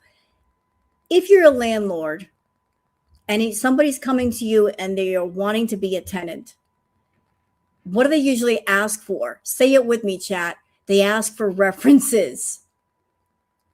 When you're putting your information on the application, they ask for references. They may or may not use them, but they ask for references. So Chantal, her having not rented before under her name only, what references do they have? The villa wasn't in her name. They can't really go to Salah in Syria and use that as a reference. So, what references can she offer up to make them feel better? None. Absolutely none. You have to kill your own bugs. I hope I don't live in a place with bugs. I was looking at this apartment. Oh my gosh. Always look at the online reviews because I'm glad I did. There were so many roaches. I can't. That's an interesting detail. So it sounds like she was looking at the Frontier apartments for living there because some of the reviews about Frontier said that the place had roaches. So I think she had her eye on Frontier apartments all the way back then. She really wanted to live there because the Frontier apartment reviews had mentioned that they do have a bug issue. Man, I can't do roaches again. It's not that they don't want to help. I don't want to ask for anyone's help. Anyway, I'm going to get a place on my own. It's going to be a 2-bedroom anyway, so maybe 2 or 3-bedroom. I don't know. Depends which one I get. The apartment. Greedy ass. I'm going to get a 2 or 3-bedroom place. You're asking a lot. Didn't she have roaches with BB? Yes. And it wasn't BB's fault. It was because this big idiot sandwich was leaving pizza boxes in the closet, hiding them from BB, just being a slob, and that caused a roach infestation. So it wasn't BB's fault, it was hers, just being sloppy and nasty and leaving food out where the bugs got attracted. Yeah, she hid the food. It was her fault. They had a roach infestation and it had to be dealt with, all because of her. But let's go back. What'd you say, Foodie? Apartment? Oh my gosh. Always look at the online reviews because I'm glad I did. There were so many roaches. I can't, man. I can't do roaches again. It's not that they don't want to help. I don't want to ask for anyone's help. But you are asking for people's help. Coming online and begging. I don't want anyone's help, but yet you accept $10,000. So what is that? I don't want to ask for anyone's help, but yet you did. You didn't look at your viewers and say, you know what? Thinking about it, I'm taking your money and I really shouldn't. I got enough. You guys, I'm sending your money back or I'll do something. It's not right to take your money. She never did that. She took the money. Anyway, I'm going to get a place on my own. It's going to be a 2-bedroom anyway, so maybe 2 or 3-bedroom. I don't know. Greedy. Depends which one I get. The apartment told me 48 to 72 hours they'll let me know, so maybe by Monday. By like tomorrow or Monday, maybe. If not tomorrow, then Monday. But I put a deposit, so they have to let me know because I need my money back. You think I'll get it? Thank you, guys. They wouldn't bother. No. No. That sounds weird to me. So if you haven't been approved yet, if they haven't told you yes yet, why would you put a deposit down? You put a deposit down when everything's pretty much finalized. Like you've been approved. And they're like, okay, this looks good. This looking real good. Go ahead and send the deposit. They're not going to have you put a deposit down on an apartment without approval first. That makes no sense. To ask for a deposit on an apartment that they don't know if they're going to approve you or not. There could be an application fee, but she's saying deposit.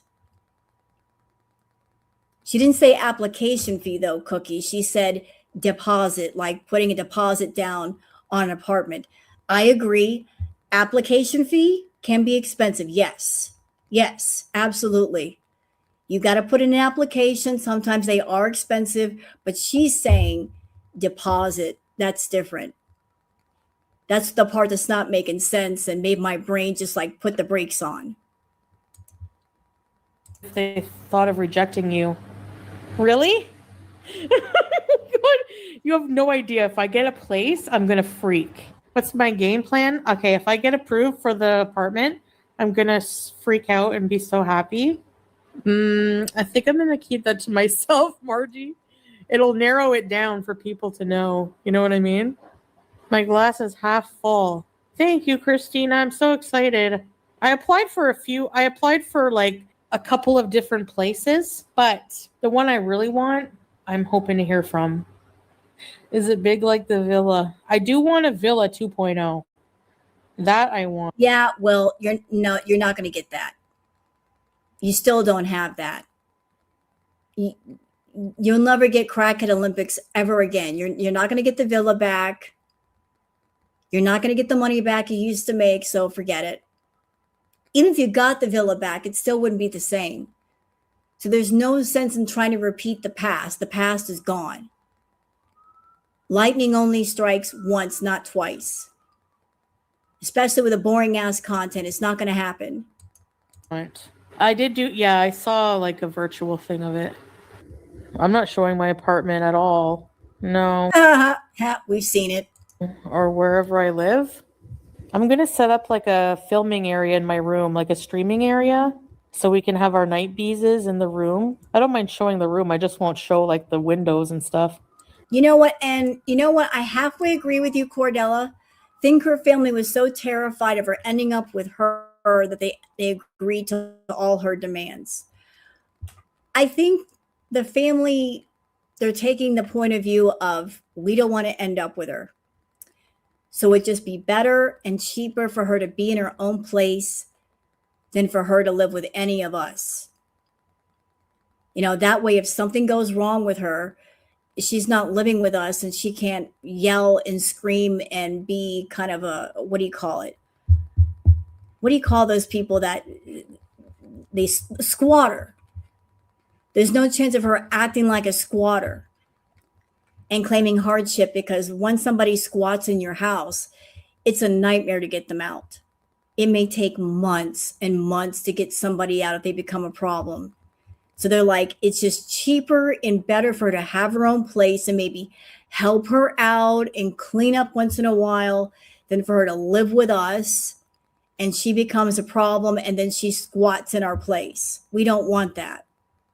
I felt so depressed in that apartment. That's why it's going to be so important for me to find a place that I really like. I don't know.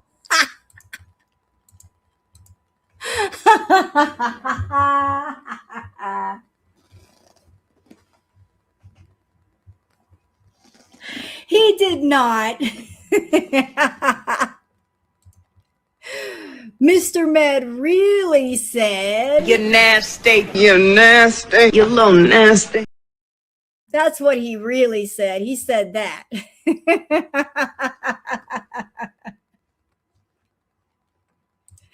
Mr. Med really said this.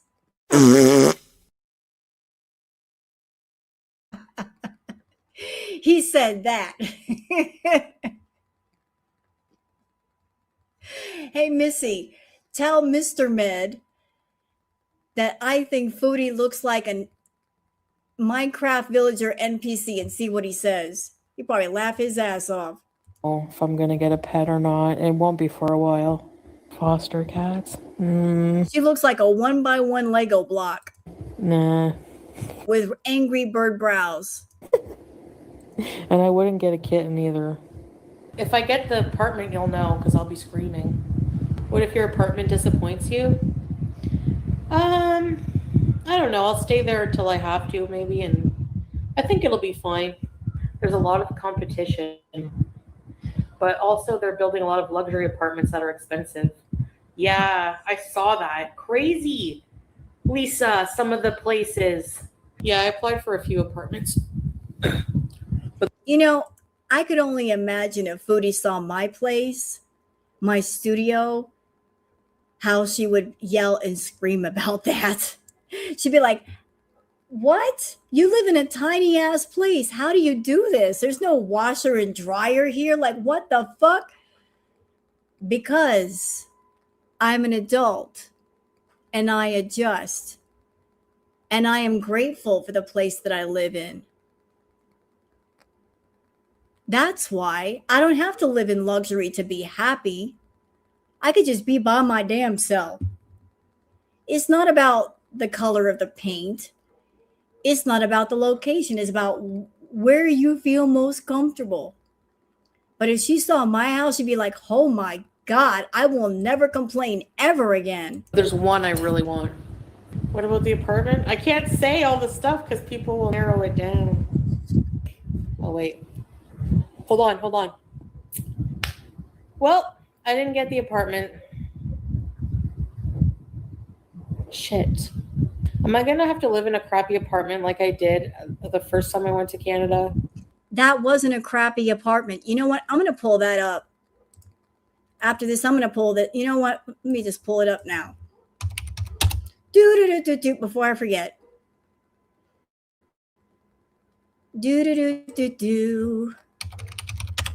Man, why do I do this? Hey. I'm trying to move up. Where is this?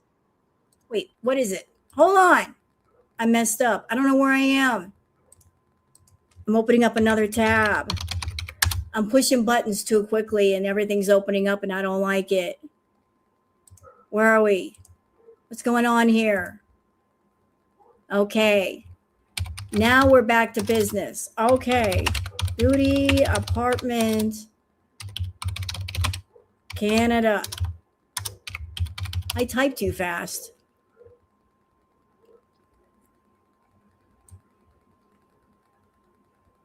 Let's see.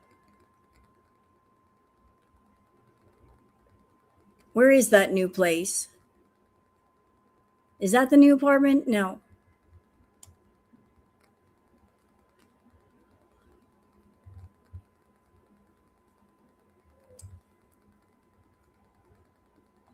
Oh, from Sons of Cooks. Why not? Oh, wait, this is not the right one. This is the place that she had with Salah. Not what I was looking for. I said Canada, not Kuwait.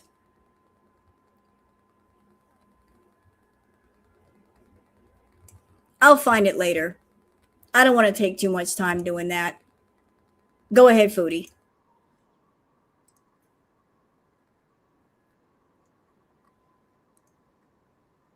Why is it not the wrong one? My bad. Sorry. Oh, well. It was kind of expensive anyways. It was really expensive. Maybe it's meant to be. Don't know what to do. I'll just keep applying. Maybe I should apply in a different city. Like far away. Guys, I'm so bummed out. Now You mean like Montreal? I'm sure she would have loved to get a place in Montreal where she can get close to a certain somebody. Problem is, Montreal's expensive. It's much more expensive than Ottawa. If she had the option to live in Montreal, I'm sure she would have done it. It's just that it's more expensive part of Canada. I have to keep looking. Damn it. All right, I'll figure it out. I got rejected. Rejection hurts, man. I shall. You should be used to it by now. Rejection is what you do, Foodie. You are rejected everywhere. You are rejected by men. You're rejected by the apartment buildings. You should be used to it. It should be a normal thing for you. I shall try. I got my apartment last time. Hopefully I can find something this time. It might be a Roach Motel. It was just nice. I don't know. Had everything I wanted. What's my budget? I don't know. I don't know because the money's coming from other people. And you know what? If Foodie had stayed in an extended stay, that could have been great content. Honestly, like if she had the ability to laugh at herself and make fun of herself, she could have made that into comedy content. Like you can kind of make fun of the situation. I'm waking up in my room and look at this sink with only one working faucet. Yay me. You know, like you can turn something like that into relatable, funny content. Just, roll with it. Have fun with the content. Look at this hole in the ceiling looking dead at me. Good morning, Mr. Hole in the Ceiling. So glad to see you again. I mean, you can just fuck around with it and be funny. She could have made money staying in an extended stay that was maybe a little bit run down. But no, she wants to have the perfect life. Maybe 2,200, 2,300. I want like a 2-bedroom. All I care about right now is getting a freaking place that's not crappy. But it might have to be a bit crappy, I guess. I don't want to live in Gatineau because I want Ontario healthcare. I want to stay in Ontario because I want to be close and I want to be like near my family. I'm just going to apply like crazy, see what happens. And why do you want to be near your family? Just in case you blow up like a balloon and then you can call on them to be your caretakers. Was that the plan? Sounds like it's still the plan. Because you're in your apartment now and you talked about moving closer to your family. And it's not because you care about your family, you care about yourself. So you're not stopping yourself from getting sick, but you're trying to line up other people to take care of you after you make yourself too sick. And I think that's fucked up. Like, I'm going to blow up like a balloon. I'm going to get to a point where I'm nearly bedbound. And then I'm going to call upon my family members to take care of me when all the while I could have put a stop to it. I could have pressed the brake pedal and stopped it to where I could have had enough independence to where my family doesn't have to take care of me. They ain't got time for all that. Whatever will be, will be. I need to lower my expectations. Oh well, guess I'll have to just grift for roach traps, that's all. Have I found another apartment I like? Yes, but I'll probably be denied. It's expensive. Yes, very, Ashes. Maybe I just won't get an apartment and I'll just rent. The fact that she got turned down so many times says a lot. It means her numbers were not good. If she's getting turned down everywhere, her numbers are not good. She's like looking and looking and looking, and she's getting turned down everywhere. That'll happen when you got bad credit. You'll run into issues. To a vehicle and travel all over Canada. What about that? Like, why do I have to be settled? Yeah, I've been looking around, Harley Quinn. I've been looking at less expensive areas because, you know, there's a place that accepted me, but it was a basement and it was just so depressing. I'm like, I can't live here. I don't want a basement. Had no windows. None. No, Linda, I didn't get the apartment I originally applied for. I got approved for a depressing basement. Yes. Which means her credit was not good.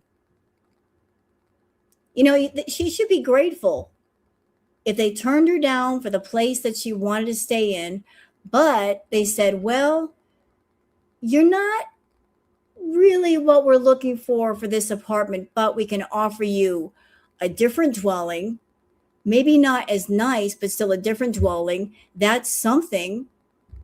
They're offering you a basement. Foodie exaggerates, though. Were they really offering her a basement or a place that she was calling a basement? Probably the latter. I doubt somebody's going to put somebody in a basement.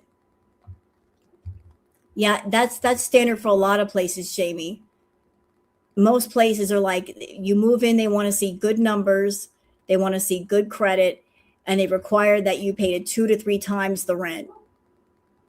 And a lot of them say no bankruptcies. Like, the requirements are really, really strict. So I hope I get the place I really want. I don't know. I didn't get approved yet, Angel Fly. So I'm really trying hard to really get what I want. And if I manage to get this place on my own, I'll be so happy. I need a lot of windows. Yeah. I need a good kitchen because that's where I'm going to spend most of my time. I need a good kitchen. I don't need a dishwasher like the villa had. You know why? Because I found the dishwasher was just a pain to load and unload anyways. I'd rather just do my dishes and be done with it. She really doesn't need a kitchen. She just needs a refrigerator. Just give her like a little bit of space and a nice size refrigerator and she's good to go. She doesn't need the whole kitchen. She doesn't need the stove. She doesn't really need the sink because she doesn't really do dishes. Just the refrigerator. Give her a nice refrigerator, and that'll be her kitchen. Oh, and a rolling chair.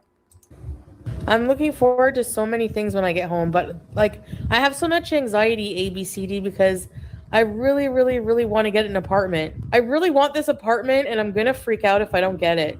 And you know what? If she was over here begging for money from people to get into this apartment, what she should have done was put the pedal to the metal, or the metal to the pedal, whatever, and worked hard, been streaming as much as possible, been doing entertaining content, and that would have jacked up her money to where she could get the apartment.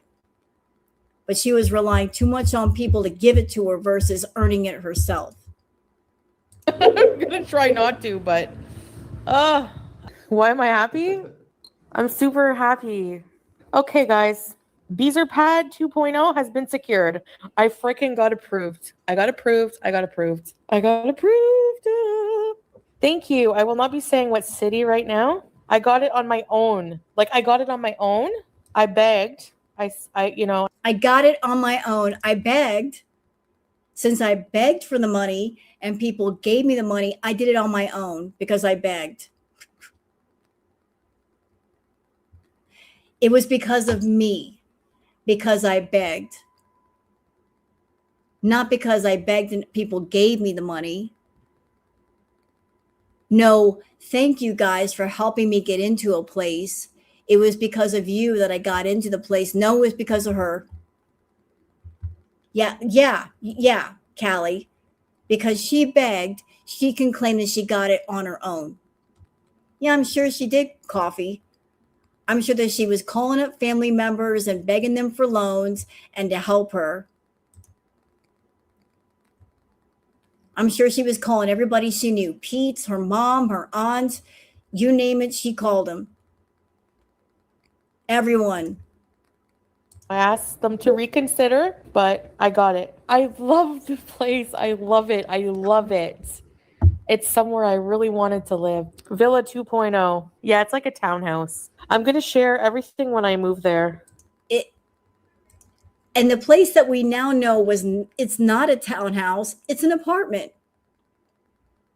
It's a regular apartment. It's not a villa, it's not a townhouse, it's an apartment. There she is exaggerating things again. It's an apartment. It's always been an apartment. No, it's not a townhouse. She ain't got the money for a townhouse. Just you're elevating yourself again. Townhouse. But only a little bit. I'm not going to say like how many rooms and stuff. GG, I'm not giving any details. I'm not giving anything to... No, it's going to be private. 123 Nowhere Street, Nowhereville, Saskatchewan. Christina, that's where I'm moving to. Nowhere Street, yep. When I move, I have to like set up designated streaming areas in my house. Like I'm not going to be able to just do a apartment tour for you guys. I can't do any of that stuff. Insane people ruin it for everyone. And then later on, after saying this, she started, after getting into the apartment, after people giving her money to get the apartment, what happened, y'all? She was over there saying, I don't want to be here. I wish I could move out of here.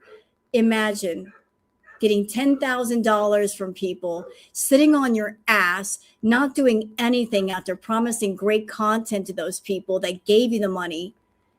And then you have the nerve to say, I don't want to be here. So in order to get out of the lease, she showed the entire apartment. She showed her entire apartment number.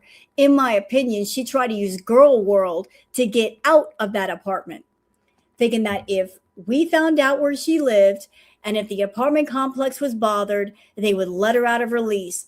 Foodie, that doesn't happen. Even if they let you out of the lease, they're not going to let you out scot-free. You got to pay a lot of money to get out of a lease early. You can't just get out for free. Doesn't happen. Won't happen. Will not happen. So that little plan just kind of went bust.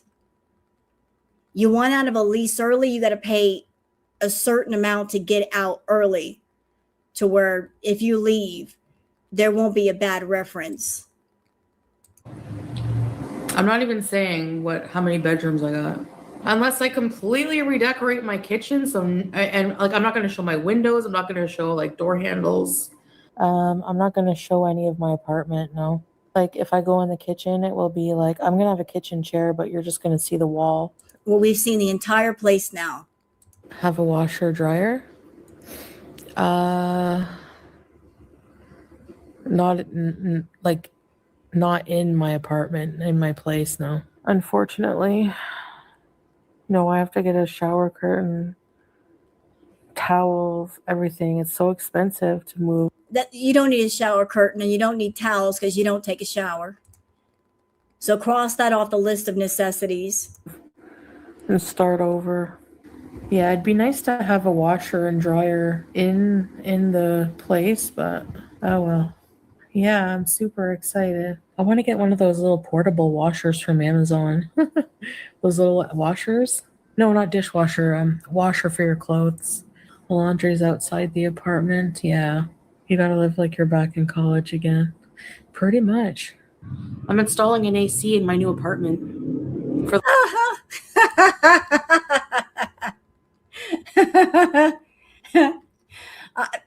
Foodie knowing how to install AC. How do you install AC into your apartment? You don't know how to do that. You plug in a fan? Is that what you mean? I'm going to install AC. What, plugging in a box fan? Okay. the winter. Not everything pot of meat, no. Fridge and stove, yes. we won't see the new place. I mean, I can show you like my decor and stuff like that. I can show you some things. I can't find things that are distinctive about the apartment. I need a TV. Those are not really that expensive, but because honestly, like I said, I don't want to just be in the bedroom all the time. I did laundry. I think there was a crackhead in the laundry room. That was fun. Finish stuff. Dishwasher. And no, I don't have a dishwasher, but I ordered one from Amazon. Did you guys see those portable dishwashers and washers for the apartment? Yeah, it's a portable dishwasher. I bought a TV stand, and a couch, and a portable dishwasher because I have a space for it. So, will you show us the dishwasher? Yeah, I can try without showing my place. So the portable dishwasher, I wanted to look up. I looked up the name while I was off there replying to a message. I checked. It's from Amazon. It's called Hermit Lux or something like that. It's portable. I wonder if I can use the pods or I have to get liquid detergent for it. The pods should be fine, right? It's basically like, I think it's a countertop. I can't tell by the picture how big it is really. Yeah, we'll look it up. Just look up portable dishwasher. You'll find lots. Yeah, but just in case you want to look it up now, because, how do I like my apartment? Pretty good. Some things I do, some things I don't. I'm not showing any of my house. You don't understand. You think I'm being paranoid? People are drawing diagrams, trying to blueprint my place so they could figure out where I live. Now renting. So many places for rent. I saw that on the news, eh? So many places like newer condos and apartments are not renting because they're small, they're expensive, nobody wants them, can afford them. You gotta get a dumpy place like I have. You'll get approved and you won't pay as much rent. And you still have a roof over your head, so.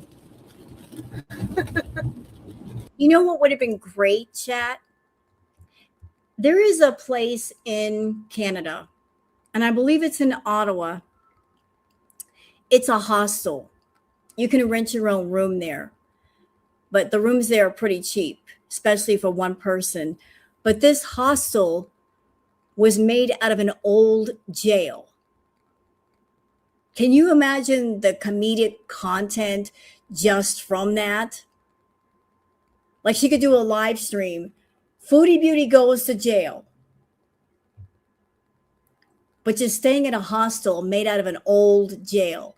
Like if you had the ability to laugh at yourself, you could make content all day in a place like that. I'm in jail. Y'all always said that I would go to jail. I'm in jail. It's true. There's a hostel made from an old jail, and you can rent rooms there either with other people or your own private room. But a hostel made from an old, like a jail, an actual jail. Yeah, I know hostels can only go for so long, Inferno, but that would have been amazing content. I'm in jail. I'm in jail. Maybe I can have people visit me in jail. Anybody got the commissary? I'll trade you a comb for a bag of chips. I mean, you could have fun with something like that. It would have been fun. Let's go dumpster diving right now. There's a homeless person sitting outside, and I have some cash. I should probably help out. You're taking homeless people's food. I'm not taking the food. Well, the homeless people should get to it first then. Bitch. The homeless people should get to it first. Bitch. I'm just joking. Well, I'm about to give to a homeless person, so how about that? I'm not giving them a 5. A toonie and a loony. Do you guys know what city I'm in? You're in Ottawa and Saint Laurent. You guys always know where I am, eh? Yep. I mean, it's going to be inevitable, but yeah, I'm in Ottawa. I live in Ottawa. So, Chick-fil-A, it's very far. It's in Canada. I'm in the East End. Do you live in a safe neighborhood? No. That's a lie. She thinks where she's at is a bad neighborhood. I dare her to walk down my streets. She'd be scared shitless. To me, it's no big deal. For her, she'd be scared shitless. She would be scared out of her mind. I'm just like, whatever. I'm in the war zone, bitch. What? Let's see you walk down the war zone streets and see how you cope. It's an unsafe area. I'm sorry. I've looked around your area. It doesn't look bad to me. You should see my area. I'm fine here, though. If you don't have that asshole energy, nothing will happen to you. You got asshole energy all day. You would attract trouble. You should have seen the people out front of the elevator. You should have seen. Oh, no. Well, now you know there's an elevator. It's awful. I have to tell you, elevator. What? Her talking about sketchy people in front of the elevator. And look at the way she looks. That's crazy work. Have you seen yourself, Foodie? Can you imagine what they were thinking when they saw you walking up? You're saying they look sketchy. Look at you. Look at you. I live in Gary, Indiana. She wouldn't last one day here. What's up with Gary? Is it sketchy in Gary? Is it kind of scary a little bit? It's okay. I'm sure it's one of those places that if you live in Gary, it's like you better roll through here the right way. You better not come through here with bad energy. Like, we'll pick up on that immediately. Elevator stories. The people on the elevator. No one's kidnapping a 400-pound woman. Well, that's a good thing, isn't it? Shit, that's one reason not to go jogging. See? It's dangerous. Even the Arab people in my building, they make me, there's a lot too. I don't think I've even seen a white person. It's all like Arab people. That reminds me of my life in the Middle East. Sometimes I want to go knock on their door and be like, can I join you on a family day? Because I don't have a family. Oh my God. Fais pitié, hein? There's some crackheads around me. I sort of miss the house though. I miss like the kitchen. It had so many. You know what? That just bothered me what she just said. Can we go back to that for a minute? Look. Y'all, look at how crazy she looks. And she's talking about other people.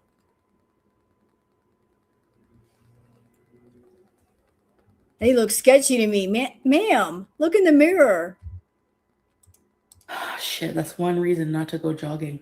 See? It's dangerous. Even the Arab people in my building, they make me, there's a lot too. I don't think I've even seen a white person. It's all like Arab people. Wow.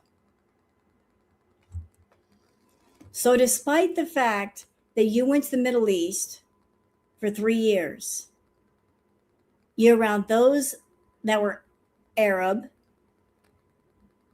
you're around Middle Eastern people, you went to Syria and you're around people that were Syrian, and now you're in Canada, and you're saying that they're scary? You're implying that Middle Eastern people are scary? Like, I don't see any white people. Ma'am, what are you trying to say?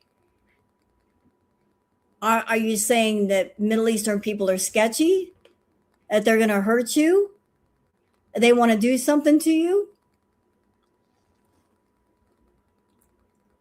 I haven't seen any white people here. The fuck's wrong with you? You were just in the Middle East for 3 years. And then an additional 3 months over in Syria, and you have the nerve to say that. When you yourself told us that while you were in the Middle East, while you were in Kuwait, while you were in Syria, you were treated very, very kindly. They were very kind to you. They were very nice to you. You did not feel unsafe there. You said yourself, I don't feel unsafe. And now that you're back in Canada, suddenly you feel unsafe? You're acting like they're out to get you? You've been in that apartment building for how long? And there are Middle Eastern people living in the building and no one is giving you a problem. So maybe you should stop thinking like that. Maybe you should just stop. That reminds me of my life in the Middle East. Sometimes I want to go knock on their door and be like, can I join you on a family day? Because I don't have a family. Oh my God. Fais pitié, hein? There's some crackheads around me. I sort of miss the house though. And that's wild work too. Oh, there's crackheads around me. You were spending all your time with a crackhead. You were obsessed with that crackhead. You were paying for his rent. You were paying for his groceries. You bought him an iPad. You bought him an iPhone. You made him an entire channel. Suddenly crackheads are a problem? When you were in love with a crackhead? How'd that happen? How did we get here? Being in love with an entire ass crackhead, that was fine. And now you're gonna complain about crackheads. At the same time, you're an addict. You're an addict, Chantal, and you're trying to put yourself above other addicts. Just because they may have an addiction to something different doesn't mean that you're different from them. You're an addict too. Your addiction is not to a pill or a syringe, but to stuff you put on your plate. But you're still an addict. So don't put yourself above people when you're the same. You are the same, ma'am. You're an addict. It was like the kitchen. It had so many cute coffee cups, and the gas stove is better than the electric one I have. That comes with the apartment. It's a dreadful thing. Officially, though I'm not sure the second bedroom actually. Oh God, she looks awful. Ew. I'm sorry. That just took me by surprise, man. Her head taking up half the screen. Ooh, what the hell? Can we talk? Chat, can we talk about the size difference in their heads? Can we talk about it for a minute? He got a little head compared to her. Look at the size of her head next to Pete's head. It's like twice the size of his head. Look, her head taking up almost half the screen. He got a little head compared to Foodie. It's like cantaloupe, watermelon, cantaloupe, watermelon, cantaloupe, watermelon.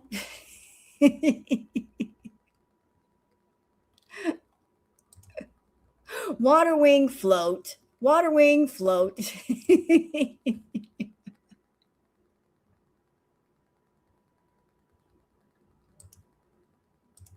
Just look at it. Her head's twice his size. Good Lord. Actually qualifies as a bedroom given the Like a 1-bedroom and den. The second bedroom in this place does not have a window. I live at Donald Street, 1240 Donald Street. Yep. Oh, no. Wait. Wait. Y'all look. Just look at this. The stream she did with Peeps, look how gigantic her head is compared to the next shot where it looks a hell of a lot smaller. Watch this. See, just keep that picture in your mind of how she looks here. Like, this is her head. Den. The second bedroom in this place does not have a window. I live. Bam. Doesn't it look a lot smaller here?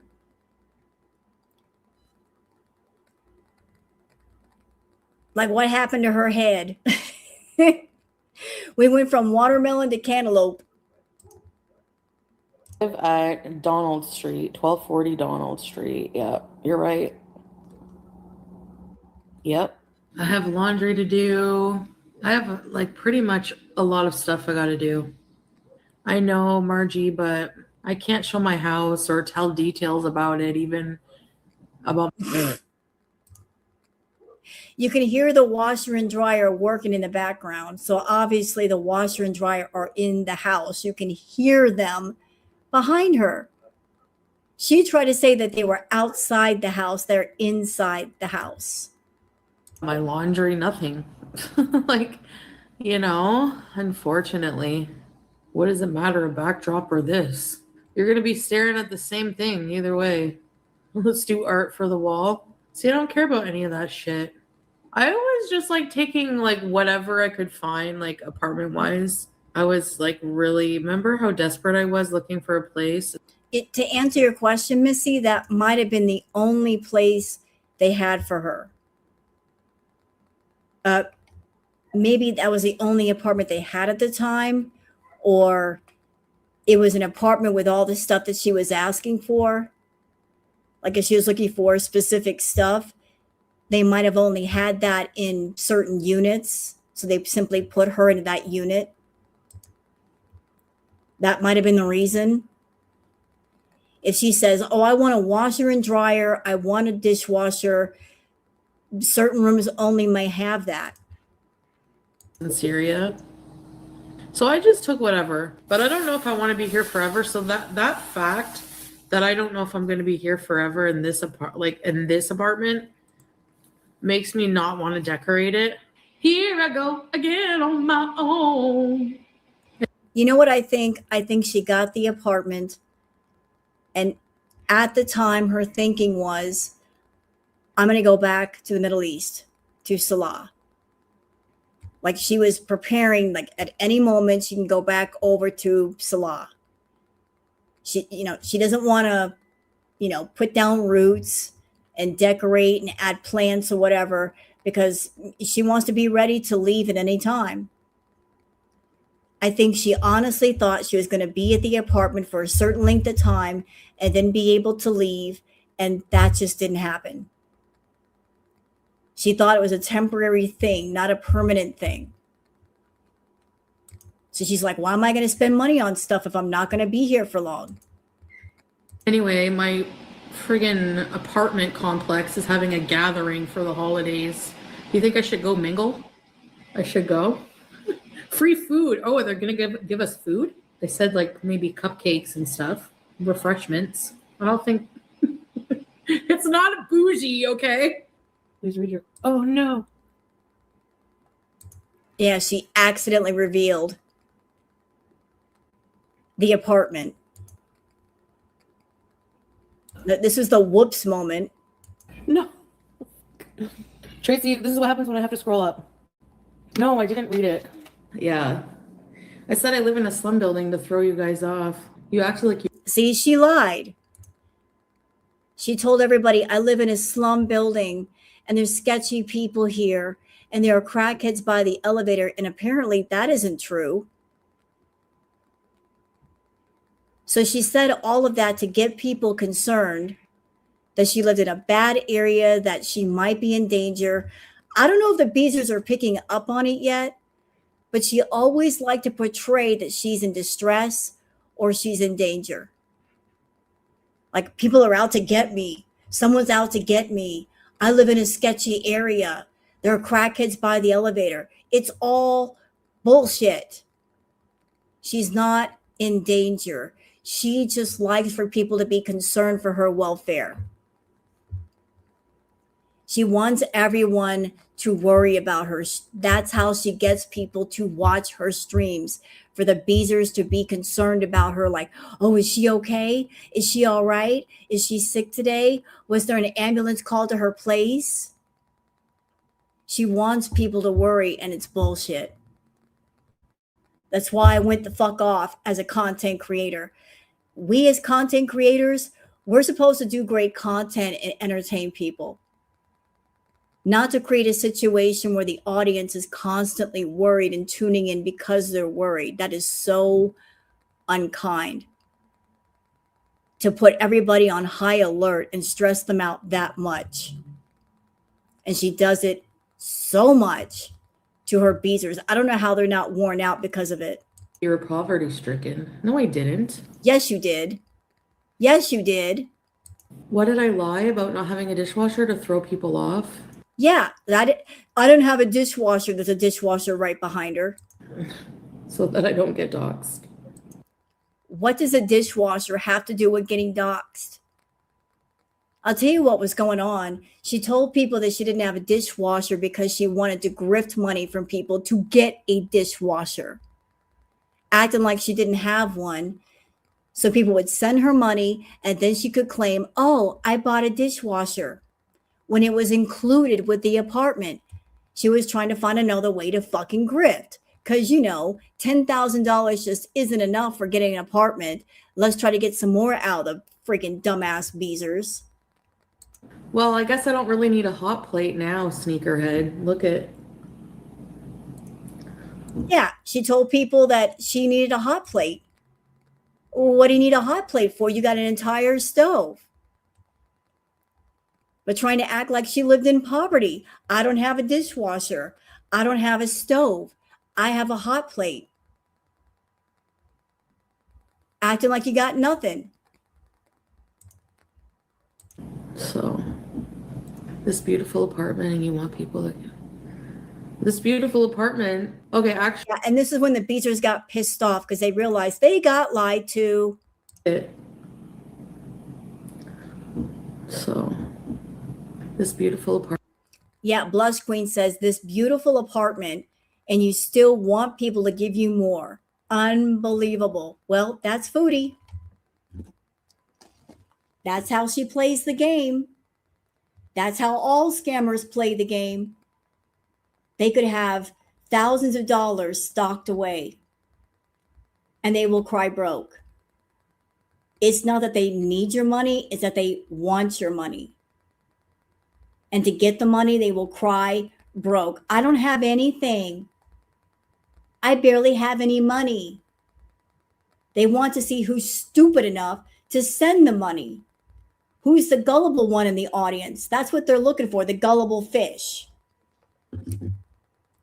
She's looking for the gullible people that will believe her bullshit. Apartment, and you want people to. This beautiful apartment. Okay, actually, when I was looking for apartments, the ones that had like 1-2 star reviews were like close to this price, like maybe a couple $100 off. So Why would you know what I mean? No, we don't know what you mean. Like, the apartments are in a great area. Thank you, El Sultan. Thank you. DM me what kitchen gadgets you want. And still people want to send her money. Like, what kitchen gadgets do you need? What do you want? They want to send her more money.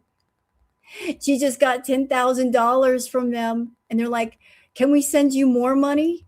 Y'all are stupid over there. Well, what do you guys think? For kitchen, I need an air fryer, more than likely. No, you don't. You don't need an air fryer. There's no crack addicts. I was trying to throw people off, making it sound like I live in like a ghetto area. Wow. Bitch.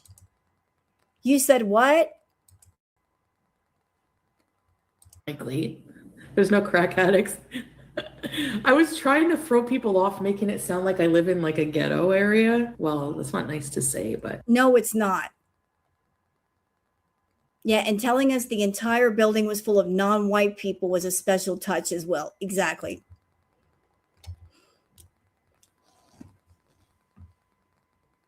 So you painted this picture of you living in poverty. You live in a sketchy area with sketchy people. You made the comment that there were no white people in the building and you felt unsafe, even though you lived in the Middle East for years. So you should have felt pretty safe. Talking about, I have a hot plate, not an oven. Talking about, I don't have a dishwasher when you do. I'm just trying to throw people off. I don't want to get doxxed. What does any of that have to do with getting doxxed? Painting this picture of poverty and I'm in danger and somebody save me. You know why she was telling people that she lived in poverty? Because she wanted more money. This greedy bitch wanted more money. I grew up in the ghettos of Ottawa. Like, The fuck you did. You did not. No, you didn't. You did not. Ma'am, you did not. That was never you. I used to live on Kristen Way in one of the worst buildings. You said your stove was crappy. I don't like this style of stove. Donald Street. Donald Street is known as... It's known as what? Pretty cool, eh? Yeah, so she remember the story she told about there were crackheads around the washer and dryer. There's the washer and dryer in her house. They look pretty nice to me. Shower. And she said she needed a shower curtain. Why? You got the glass doors right there. Big old liar. And there is a gym, so fancy. Everyone thanks Tracy for making her read comment. I forgot about Tracy, but like how, like it, oh, I always end up doing that. Like I have butterfingers. I felt bad you were living in a slum. Yeah, now you guys are gonna be like, well, you don't need any money. No. Well, and that is why she didn't tell people I live in a pretty nice place, because if she said that, people would, if she showed her apartment, see, her showing the not showing the apartment had nothing to do with Girl World. She wanted to use us as an excuse not to show the apartment. But the real reason was if she showed the apartment, then she couldn't claim poverty. She couldn't claim hardship. If she showed the apartment, the Beezers would automatically know instantly she's okay. She's got a washer, she's got a dryer, refrigerator, stove, all that. But as long as she didn't show anything, she could tell lies. But she accidentally revealed her apartment. And then after that, her lies all came apart just that quickly. It happened just that fast. I need money now so I can afford to live here. No, I'm just joking. And she just said it. Doing that, like I have butterfingers. I felt bad you were living in a slum. Yeah, see? Nutella says, I'm excited for you. I felt bad you were living in a slum. Yeah, because that's the story that she told. So her own Beezers were feeling bad for her. And they were like, oh my God, Chantal came back to Canada and she's living in a slum. And there are crackheads out in the hallway and they're so scary. Oh my God, I'm so worried for her. And then they find out in an instant she lied. Yeah, now you guys are gonna be like, well, you don't need any money. No, I need money now so I can afford to live here. No. And she said this when she moved in and she didn't have to pay rent for at least 2 or 3 months. So even though she was not obligated to pay rent for 2 or 3 months, she was still grifting. She wasn't taking a break, still asking people to send money on top of the $10,000. I'm just joking. No, honestly, if you look at, honestly, there's nowhere I could get for like cheap. It's just not possible. And I did apply at some other cheaper places and actually didn't get the apartment. Someone else got it. So yeah, it's also a combination of just like getting accepted, and some places are probably not as picky because of about credit and stuff because of the fact that, you know. So that's a confession. Her credit was a problem. Her credit was absolutely a problem. I miss my gas stove and my one pot. I had one banged up pot that would, because the way the gas stove was, it would burn every time I would cook in it. So like every day I had to take steel wool and scour the pan till it was silver again. But I don't know, like somehow it made the food taste good. The food here is weird. The oven is weird here. It's like not super hot or something. Which kind is this? Chicken?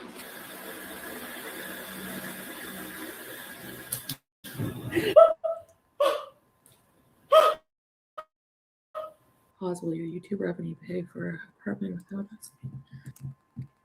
Yeah.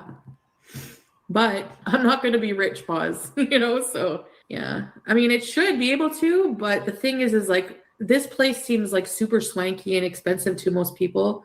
Look up rent, look up 2 bedrooms in Ottawa. You're not going to find any place that's a lot cheaper than this. That's for sure.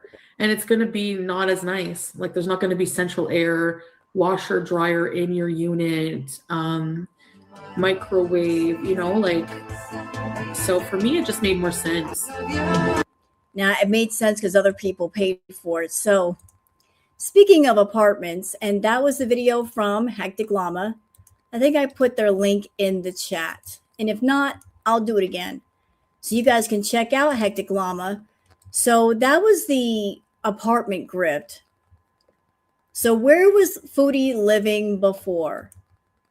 That she talked about this place. So, oh, I miss this place. I miss it so much. Did you? Well, how about we go back and see how much better it was, shall we? How about this? We're going to go over to Eyelash. Let's look at the locks. A tour of Foodie Beauty's flat and count the fire hazards.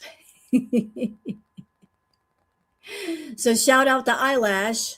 Let's see how much better this place actually was compared to where she is now that the Beezers paid for. Actually, I'm locked in here. Wait, am I locked? Like she was in the apartment and she was locked in. She couldn't even leave. It locked in the apartment. In here?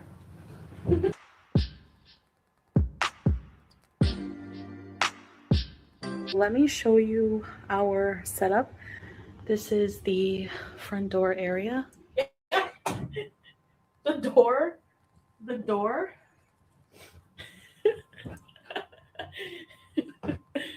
door locks. Like there's a keyhole, and you have to have the key to open it. So Diffuser here. I'm locked up. Watch everybody now. Oh, he locks her up and throws away the key. A shot from the hallway leading to the bedroom. No, it's okay. I feel safe. It's kind of like a weird window to What is that? What is that supposed to be? in between. It's outside, but it's like inside. So we don't really use it because we always have the AC on. I'm not going anywhere anyways. You know. Here's the bathroom door. Yeah, the doors lock weird here. It has like a key for a lock. Just how the doors are. It's like an old-fashioned keyhole, and then you have the key, and you have to lock it from, like, he locks it from outside, so there's no way to open it from the inside. Hello. Hi. But you can lock it and then lock it if you have the key from the inside, basically. So We have the gas tank for the stove. Lord have mercy. Y'all look. This is look, you gotta do what you gotta do. But this is just dangerous as hell. Okay? And anybody, this is just dangerous. You got this gas tank next to the microwave. This is a health hazard waiting to happen right here. You got a gas tank, you got the microwave, and you got this stove right on top. Yeah, oof. This is just like a no. This is definitely not. We got the big sink, okay. But we got a microwave. We got like a hot plate situation on top, and you got the gas tank directly underneath. We have the gas tank for the stove. More laundry, fabric softener. And chemicals underneath the microwave. anyway, I never even noticed. Like every single time he goes out, that happens. Here's the gas stove. Of course, he has to lock it. You know, like he can't leave it open. That would be crazy. That would be dangerous. Up here we have the shisha supplies, tea, coals, roast vanilla, candle beside the lunch meat. Seems like a fire hazard. Well, yeah, actually, if there was a fire.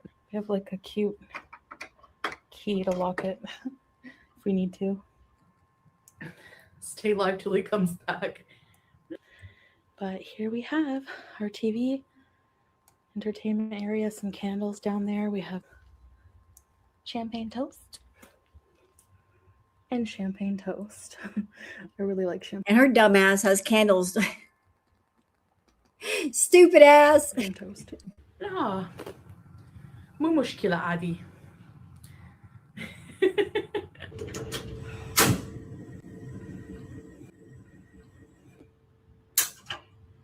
Fire is Everyone's Fight is a national initiative. So yeah, that was the old place, and she has the nerve to complain about to complain about anything in Canada. Oh, this place is crappy. Ma'am.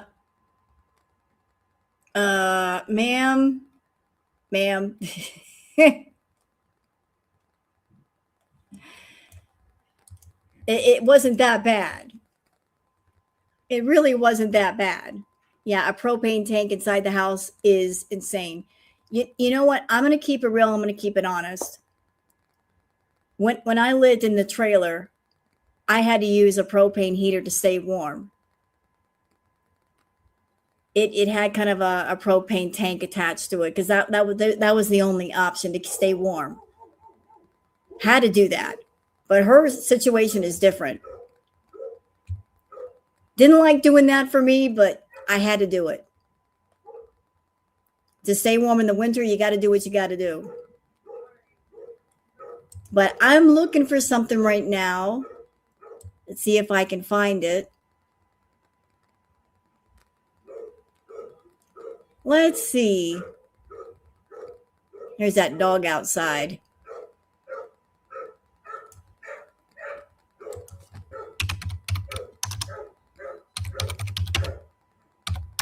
1 second. No, that's not it. Looking. That's not it.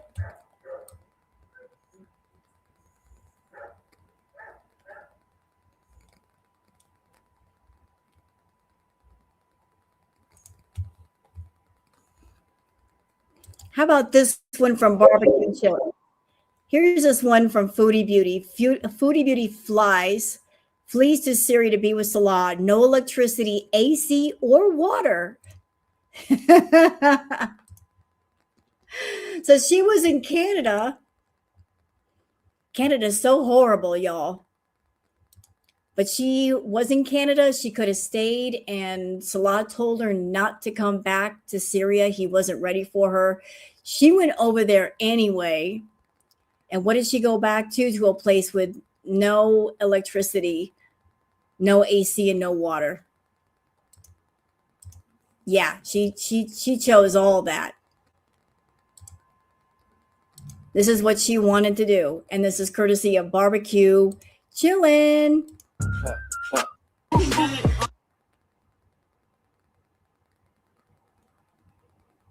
What's up?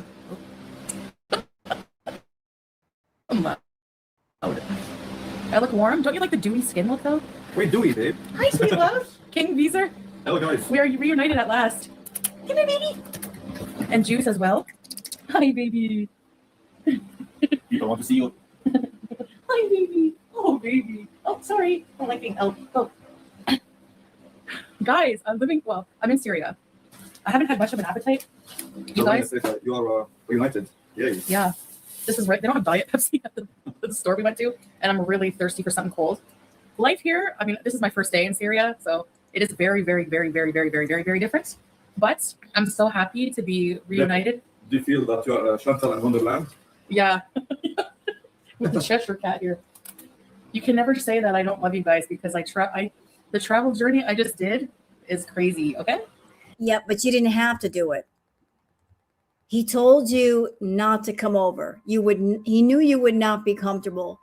He advised you, don't do it. Don't do it. And now you're trying to frame it like, look at all that I've done for you. I chose to come over here like a dumbass and I didn't have to. You guys should be happy. I made the all the way over here because you wanted to. It is, so, good Cleo. You can see now after the war finished. Yeah, it's a lot safer, mashallah, than it was. I was watching the rockets and the missiles. and the aircrafts, the missiles on top of me. Did Julia watch with you? Did Julia watch the missiles with you? Not right inside in the house. So isn't it weird? We just saw that clip where she had just moved into her place in Canada. And she's like, oh, I don't feel safe here. Yet she's over in Syria and there was all kinds of activity over there and she feels safe. You feel safe in Syria with all the conflict, but not back in Canada at your own apartment building. You're implying that you're in a bad area and you said there's no white people here. And you're implying that it's a sketchy area, that you were in some sort of danger when you weren't. So Like imagine you lay down, look at the sky, you see the missiles and the sound of the aircrafts going to bombing the other. well, no AC. There's because of the power, so Syria, because you guys know, long history of it's a war-torn country, so they're just starting to rebuild. US lifted sanctions on Syria 2 days ago. I know. Thank you, Yama. So they're rebuilding their infrastructure, including electricity. When I first got here, Salah's like, there's no water. Like, we needed to refill water tank and stuff like that. So it's very different from the West, but it's a different way of life. It's not necessarily worse to me. Like, honestly, guys, I've been so spoiled my whole life. I'm like, if I have to rough it, like, whatever, like. And yet you stayed there and things were not as comfortable as what you're used to. And then when you came back to Canada, you made sure to indulge in all the comforts. You didn't back away from the comforts. You indulged and indulged and indulged in those comforts. You bloated yourself on those comforts. I think it'll be healthy for me, honestly. Like, I've already done more exercise in, like, you know, a couple days of traveling here and then being here than I ever have, like, you know. So Canada advisory, avoid all travel. When do I ever do what I'm told to do? Okay. But I'm a rebel. No, I can't act like I'm in Canada here, but all along the streets, we were walking back to our house, olive trees, like with olives on them. Like, I can't believe it. Hi, Vanessa. It's just olives, like really beautiful olive trees. Zaytun. Zaytun. If I have a health issue, I mean, I think honestly, I'll be more active, eating less. Well, that didn't happen. She wasn't more active and she didn't exercise more. That did not happen at all. Nope. Never happened. There's no fast food here. There's no such thing as a fast food chain here. Yep. So she went over there and she was dry of some of her addictions. But dried is not the same as recovered. Dry just means you cannot get at the things you want that you're addicted to. But that does not equate recovery. Recovery is recovery. And her kind of recovery requires therapy, which she's not willing to do. So she will never be in recovery. The most she can do is go on a desert island far from land, and then maybe she can't indulge in her addictions. So when she went to Syria, she was mostly dry, but she was not in recovery. I mean, Pepsi is not great, but honestly, I haven't eaten in like a million hours. I swear. Chantel, I love this with Syria is not Kuwait. Stuff gets crazy there real quick. What about your health? Thank you, guys. Honestly, until I traveled to the Middle East, I never realized how much Western media makes you think that this place is like super dangerous. The people are, you know what I mean? It's Wanda. I promise you, I'm not afraid at all. Like, people already have been so nice and welcoming. But then later you said, if something happens to me, it was them. Implying that you were in danger. If something happens to me, it's their fault. When you were in no danger whatsoever. Yeah, we're going to go out for sure. We're going to have time to do that. That's King Beezer teardrop. I have another chance right now, so I'm not going to mess that up. Just be careful, yeah. They're not as strict here. This to me is exciting, okay? Like, when I was, okay, let me tell you my travel story. So I had to travel with Turkish Airways. She kind of confesses here why she did it. She wanted some excitement. Oh, I'm going to go to a new place that I'm not familiar with, and it's going to be exciting. She's an adrenaline junkie, is Chantal. Like, she chases the adrenaline rush. Oh, if I'm in Canada, there's nothing exciting going on here. I'm bored. I want some new excitement in my life. So I'm just going to fly to another country and find it. I'm not going to bother finding it in the country where I was born. I'm just going to get on a plane and fly to another country and be in the middle of conflict, and that's my excitement. Chantal, you got some fucked up ways, the way you chase excitement. So I had to do 9.5 hours from Montreal to, hey, Nicole, Turkey. And then I had a 12-hour layover in Turkey. 12 hours. Long time. Yeah. More proof your marriage is real. Yes. Well, I had to show the marriage thing to get even. Yeah, you have to. Yeah. Then after my 12 hours. You know what, Manic? I am absolutely certain that before she showed up, Salah talked to his relatives and he gave them the 411 of who she was and why he was bringing her there, like what role she would play. You know, he talked to his family and said, this is what's up. She's a pay pig. She's got money. I'm going to take her money. I'm going to fix up the house. That's her role here. That's why I'm allowing her here. I'm sure conversations were had about that. But if they had questions about who is this person and why are you bringing her here, you know he had to explain. That he said outright, look, she's a pay pig. She's got money. The money can help the family. So I want her here to help the family. And this is the only way it's going to happen. Or layover. I had to fly from Turkey to Beirut, which is Lebanon. By the way, the drive from Lebanon to the Syrian border, then I had to have somebody, like a taxi service, kind of, like somebody, Salon knew anyways, but they're like registered to help you with immigration and stuff too. So he picked me up at the airport in Beirut, drove me, it was like 3 a.m. when I finished getting my bag from Beirut. The drive from like Beirut to the Damascus border, like Beirut, have you been to Lebanon? No. It is gorgeous. Like it's all hills, like, and then even Syria too. When you come in, all hills and valleys. Yeah. Springs. Yeah. Rivers. Yeah. It's not as hot. It's not nearly as hot as Kuwait. It's like more like Canada weather. It's cool air, but the sun is hot. Whoa, wait, what? His Facebook said he was her caretaker. Where did this happen? I need screenshots. Did you have a screenshot of this? That he claimed to be Chantal's caretaker? What?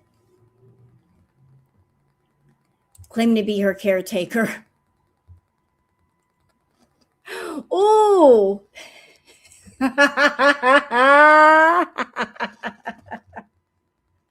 Not her husband, her caretaker. Oh, damn. You saw it too, Linda? Is this recent? Or is this something from the past? So he wasn't claiming to be her husband. He was claiming to be her caretaker. Not even the past. Okay. Business partners. That's the business. What exactly is a lavender marriage? I've never heard that term before. Let me go look that up. I don't know what that means. Lavender marriage.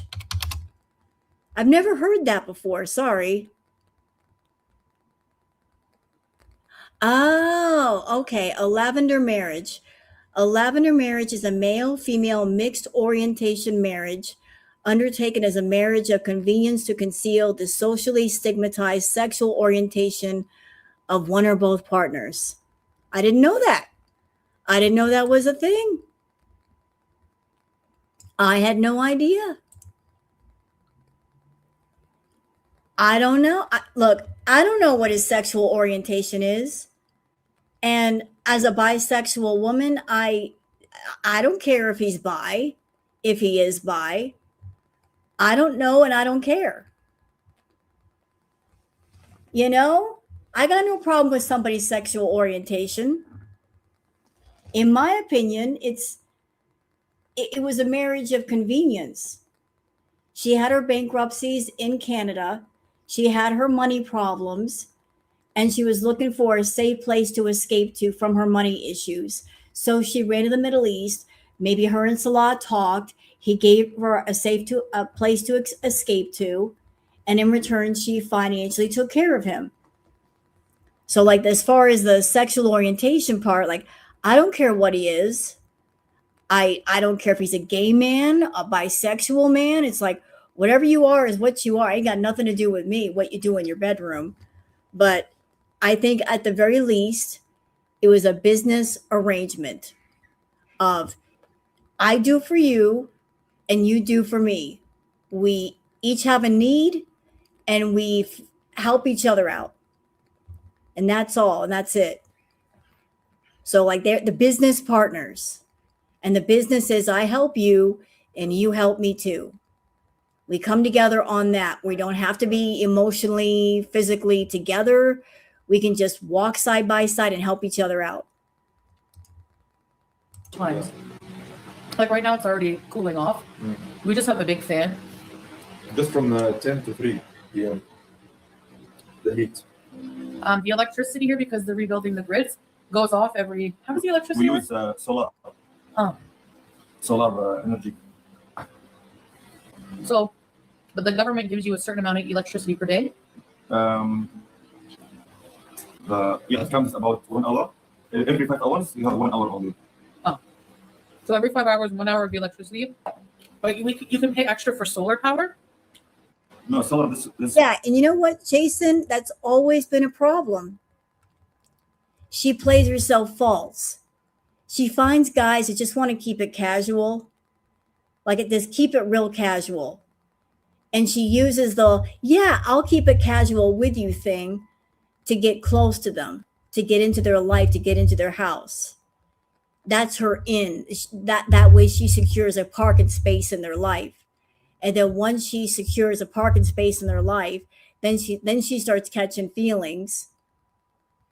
And then if they don't return her feelings, then she becomes fucking psycho. Like, I did all this for you. Why aren't you falling in love with me? Because he's not gonna. It's not gonna happen. You guys have a business arrangement. That's all it ever was. You're the one that went across the line and wanted too much, so you're setting yourself up to get mad. You did that to yourself. They didn't do that to you. You did it to yourself. for you. You'll buy it and you'll maybe bring a company. They can install it for you. Okay. Yeah, all from the roof upstairs, and then they connected with cables to your house, and they'll stay with you forever. Oh, nice. Yes, it's more, to save money and Yeah, it's economical. Yeah, it's practical, useful like this way. Yeah. Even you're getting used to this life because you were born and raised in Kuwait, so it's new life for you too. But buy a solar power generator. Yeah, is that what we have? Solar? Yes. Yeah, because we have the electric will go out and then he presses something and it goes back on. But during the solar, you cannot use AC or something strong. Yeah. Unless it's an inverter. Yeah. As I can use my CPAP and the fan. That's all I need. Are women allowed to? Yes, it's not like that at all. There's a lot of non-hijabi, more open. Would you say Syria is safe? I would say, if you guys go look at, there's still a lot of unrest in the Middle East there, but it's not. I mean, the things is getting better. Yeah. So the way you can tell that is they never used to have tourism flights coming in and out of Damascus before. Now they do. If you look at travel vloggers, a lot of them are coming in 2025 to Syria, and they all love it. Look at Mark Weens. If you watch his videos, he did a food tour of Syria.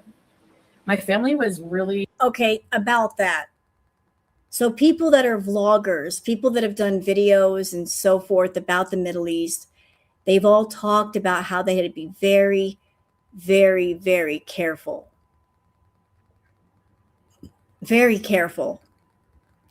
They had to get permits before they filmed anything. They had somebody accompany them. But they had to be very careful what they did, what they filmed, all that, because they didn't want to get in trouble. And that's why it's amazing to me that she filmed everything that she did and did not get in trouble, because anybody else with YouTube channels, they have, thank you, Mrs. Peel. The bloggers upload after they leave because they don't want a problem with anybody. They hold on to the footage, they wait till they get home, and then they upload. But even then, while they're there, they know they're being watched. And they're very careful about what they put on film and what they say. You can't just do whatever you want over there. My mom was like worried, like because if you've never come here, you don't really know the vibe. I know. Yeah, no, I'm not saying that like it's perfect here yet or anything. It's just it's different. But Julia's here. She's in the window. Baby. She was so happy to see me. The minute I came in, I started petting her. She bit Mom. The internet is like 4G here, but the signal sometimes is bad. Yeah. Depends on the spot. Sometimes it go for 3G. Yeah. 3G, 4G, but there is no 5G. 5G, It's coming. Yeah, it's coming. You know, I think the only reason why Salah allowed her to come back over is maybe he figured while she's here, I can get more money out of her. And while she's here, she's not spending money on food and green products and rugs. All that money she would normally spend on those things, she can give to me for stuff that I need. So maybe this was a way of trying to funnel more money his way and stop her from like spending all of her money on useless shit. Like he was being kind of greedy as well. Try it once in Damascus. How many hours was the flight, Nicole asked? So 9.5 to get to Beirut. And then it was only an hour and something, max like an hour and a half to get from Beirut to get from Turkey to Beirut. Yes, I understand what I'm doing. You guys, we have to show you how they fill up gas here. I saw one gas station though, fuel station, but mostly it's people on the side of the road with big jugs, like, you know, like water, oil jugs full of gasoline, and then they have a funnel and they fill your car with it. You know, it's always been amazing to me that she went over to Syria. She spent a significant amount of time in Syria. She saw how people were getting by, how they had to have water tanks with water and conserve water, that a lot of people are food insecure. They have trouble getting food. And even after having this extended experience with seeing the hardship of others, she still came back to Canada and she was still a glutton. That's crazy. You would think she would have come back to Canada and been more grateful for her life, but she wasn't. She was still the glutton. It's pretty cool. No, they're not as strict about like laws like that here yet, but no, I'm definitely being on my best behavior. Be sure to update registration of Canadian abroad. Oh yeah, I forgot to do that. Yeah, there's no Canadian embassy or consulate here. Yeah, there is. Oh, there is? Yeah. Oh. Yeah, we have a car with really good AC. So if I ever want AC, actually, we just got back. Do you want more food? I'm full. Yeah, sure. I have my medication, actually. I have medication with me for a while, so breeze it. The best healthcare in the world in Syria, by the way. Really? With decent prices. Yeah. True. The doctors here, very smart. Oh, nice. With guarantees, full guarantees here. Why not go to Thailand? Honestly, I don't. I like the Middle. I really love the Middle East. A permanent residence. I don't know yet, Nicole. No, not possible. It is not possible for you to be a permanent resident of the Middle East. No. Never going to happen. As much as you'd like that to happen, it's never going to happen. Most dangerous impulsive decision? I don't know about that. It depends on your perspective. If she goes missing, no. No, they're really nice. Honestly, there's like military dudes with big guns at every stop, like everything, and they're so nice. They're really nice. To protect, they're there to protect, not to oppress. Yeah. Protect the people. Yeah. Seriously, they're really nice. So. And why would you think they were really nice? I thought that you weren't supposed to talk to men. So how would you know they were nice? You're not allowed to talk to them. There's no fast food. No. Well, there's chips, and like we bought some chips. I haven't actually, like, just these from the corner store there, but it's too hot to be hungry. And especially so like there's ladies married. This like one. Oh yeah, if there's ladies in, yeah, because if he sees there's a lady in the car, just waves you off right away. Yeah. And because there was a car with like a guy in the front, and they stopped him and were like checking his car out. Yeah. To make sure that everything's safe. Yeah, and we were waiting behind, so he said, "Just go around." Yeah, it's living in a place with no laws. I think there's laws. Avoid all travel. Yes, I know. They have to say that, Vanessa, because, you know, they're responsible for all Canadians' well-being. So, but I really don't think that. And to answer your question, White, did I send? Did you send payment via Western Union yet to Salah for your apartment to rent or car to rent? Checks in the mail. I'm gathering up as much Monopoly money as I can gather and sending it to Salah. First, I have to make my weekly sponsorship to Two Girls, One Flirt. Because, you know, I sponsor that channel as well. Like, you guys don't know, I'm a big baller. I sponsor Two Girls, One Flirt, and I'm going to be a real estate investor to Salah. Don't you know? I'm going to be a real estate mogul. I'm moving on up. So I'm sponsoring Two Girls, One Flirt and Salah. Yeah, Barney Bucks. You know, it's how people think. I'm sending a bunch of Chuck E. Cheese tokens to Salah right now. My family was worried, but they know me and they know that they say basically that I just do whatever makes me happy, and that's true, you know? There's no government to enforce. Yeah, well, it's in transition kind of. So it's being reestablished basically. But I feel like 100% safe. Yeah, I don't want to walk around alone, but we can show you guys out. Yeah. It's not a. What is the whistling sound? Apologies, Megan. That one of my neighbors has a truck with really bad, I don't know if it's suspension or brakes. So when he enters or he exits, there's that loud squealing sound that I cannot stand. But this has been going on since he moved in. So it's a truck outside that's making all that noise. It's not my truck. It's somebody else's truck. I don't know if it's brakes, brake pads, whatever the fuck it is. It's just a mess. And it's loud, and I hate it. Life for everyone, that's for sure. I get that. It's a tough life. It's a very tough life. But so what? I have to rough it for a while, honestly. Like my third down 3G, for example, the signal comes and goes. 3G. Honestly, as long as I have my family, I'm like, I don't care. I'll live in a dirt hut. I don't care. You ain't tough. I'm tougher than you think. I don't know many people that could do the journey I just did. I had to sit and like. And most people would be smart enough not to do the journey. They would look at their lives and go, you know what? I am in Canada. I'm comfortable. I'm able to work the way I need to work. I don't need to go over to Syria. If I go to Syria, I'm going to be in a place where there's limited electricity, limited water, limited Wi-Fi. I can't do what I need to do over there. So maybe I just not go. So you're over here flexing and saying, not many people could have made the journey that I just made. Many people would have been smart and said, I'm not going. You're trying to act like you're all tough.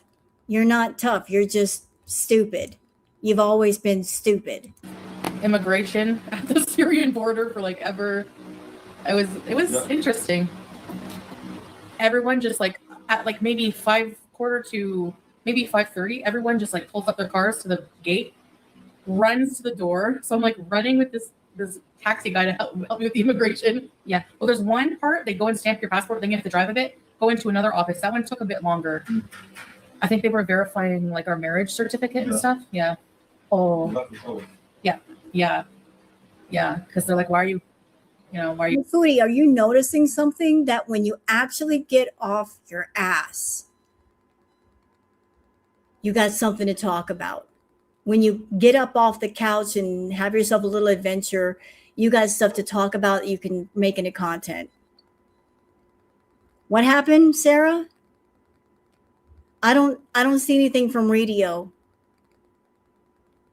I'm watching the chat. I don't see anything about the president. What am I missing? Radio, Sarah, I've been looking. I don't see anything. I didn't see you say anything about the president, and I'm keeping an eye on the chat. So like I didn't see it. I didn't see anything about you saying anything about the president.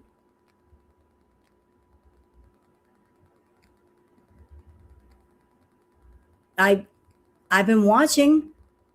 I mean, unlike Foodie, I keep an eye on my chat because I like to play whack-a-troll with the trolls that come in, so I don't see anything.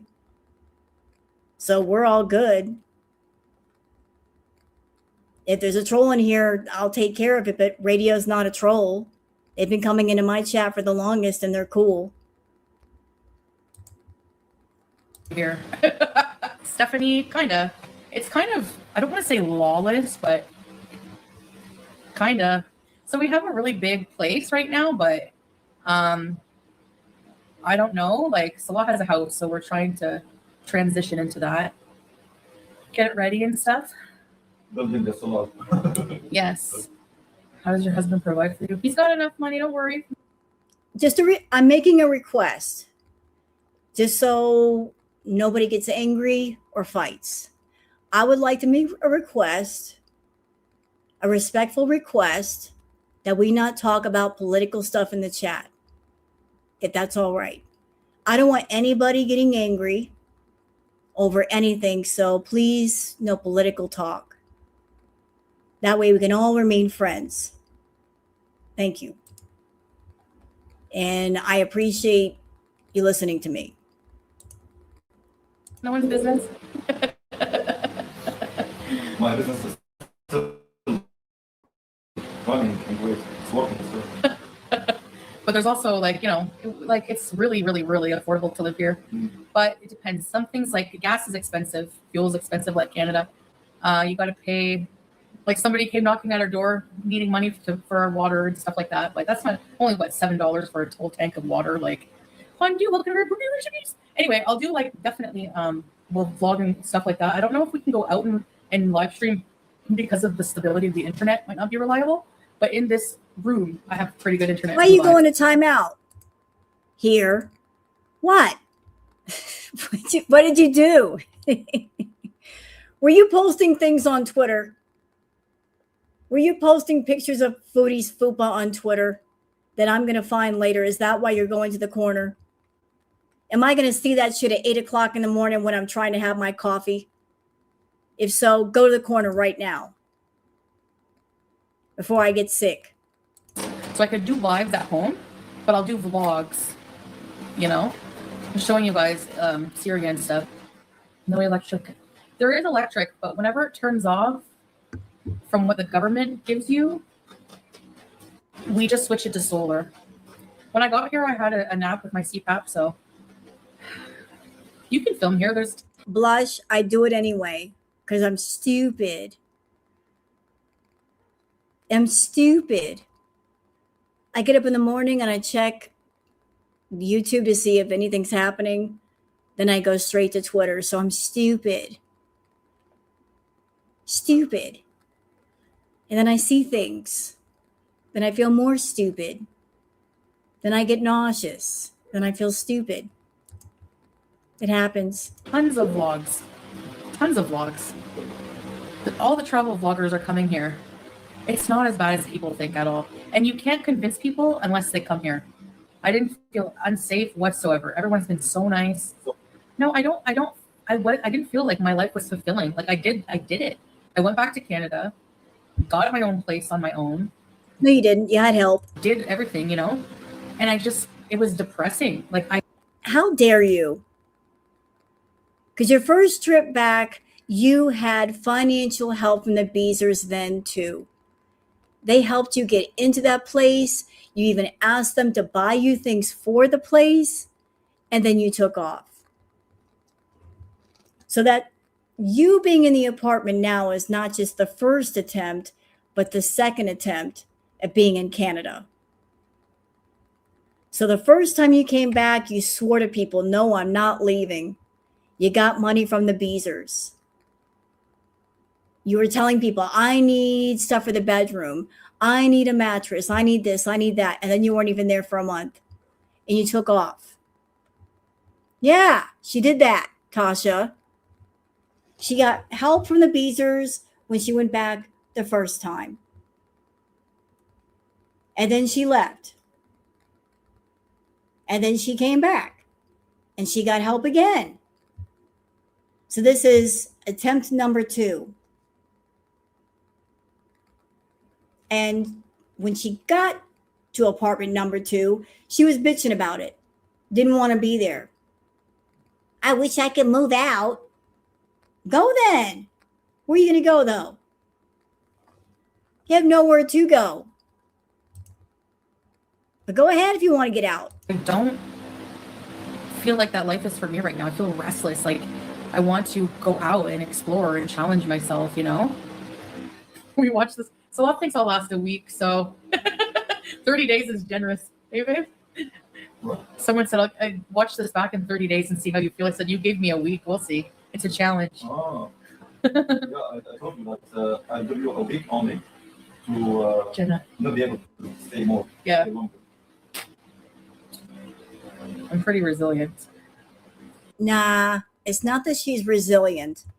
It's not that she's tough. She's just that determined to hang on to him. Hello, Bandit. I wonder if Sheila got her $2,000 back from Foodie. I don't think she did, but here's the interesting twist. There is someone by the name of Cindy that has popped back up in Reactor chats. That was recently spotted in No Madness live chat. And then that bitch came over here, was trying to give me some headache. And I wasn't having it. So I think that Sheila is back under another name. Cindy, that's right, Cindy. So I think Sheila is back under Cindy. You would think that Foodie taking $2,000 from her would be enough to teach her a lesson. I guess not. I guess not. The Syria challenge. I can go back to Canada whenever I want, but I don't want to. Have I complained yet? Yes. No. I came here, you're like, there's no water right now. The electric went out the minute I came in. It sat down and went, and so I could see how stressed he was that it was going to be like too much for me. He's like, you know, welcome to Syria. You wanted to come here?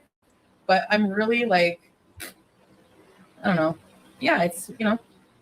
By the way, babe, whenever I was in Beirut, they overbooked the flight. I don't know how that happens, but they overbooked the flight. So they were trying to beg people to, they say, if you give up your seat and take a flight 2 days from now, we'll give you 250 euros and put you in a 5-star hotel. But I'm like, no, I wanted to come here. Like, I didn't want to wait, you know. But I felt bad for the people that didn't get to make it on board. That was sad. Honestly, people think, you know, people probably want to flee here. Mostly they wanted to flee here because of the war and unrest. Now that things are improving, Syrians are coming back. You should have seen when I was waiting in Beirut, there was like all these, there was this. You know, I have to wonder if Foodie, if she went over to Syria, not just because she wanted to keep an eye on Salah, but she loves to play the damsel in distress. And what more stressful environment than in the middle of a conflict zone? I don't know if her and Salah thought, you know, if she comes over here, the Beezers are going to be so concerned for her and we're going to get some extra money. She'll get some extra money. If that was the thinking. Like playing the absolute ultimate damsel in distress.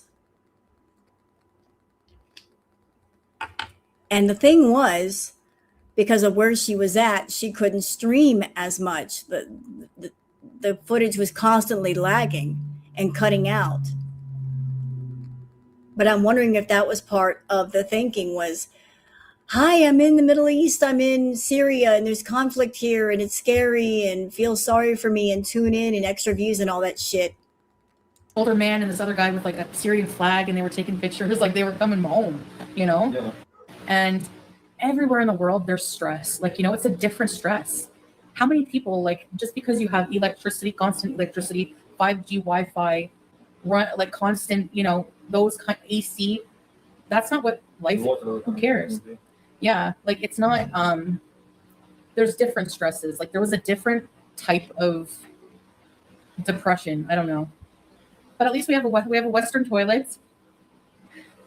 And we have 2 bathrooms, one with like a traditional squat Arabic toilet and then a Western one. When I was traveling with the plane, when I reached the Syria here, Yeah. I was watching Oh. in the window. Hello. Hey, Bulgers. Bulgers is here. Hello, Sarah. I started watching her around the time of them moving. Why did she go over to Syria if she wasn't wanting to live that life? Oh, my goodness. Let's see if I can give you the Reader's Digest version. Speaking of, Booger, get away from the wires, honey. Warden Booger.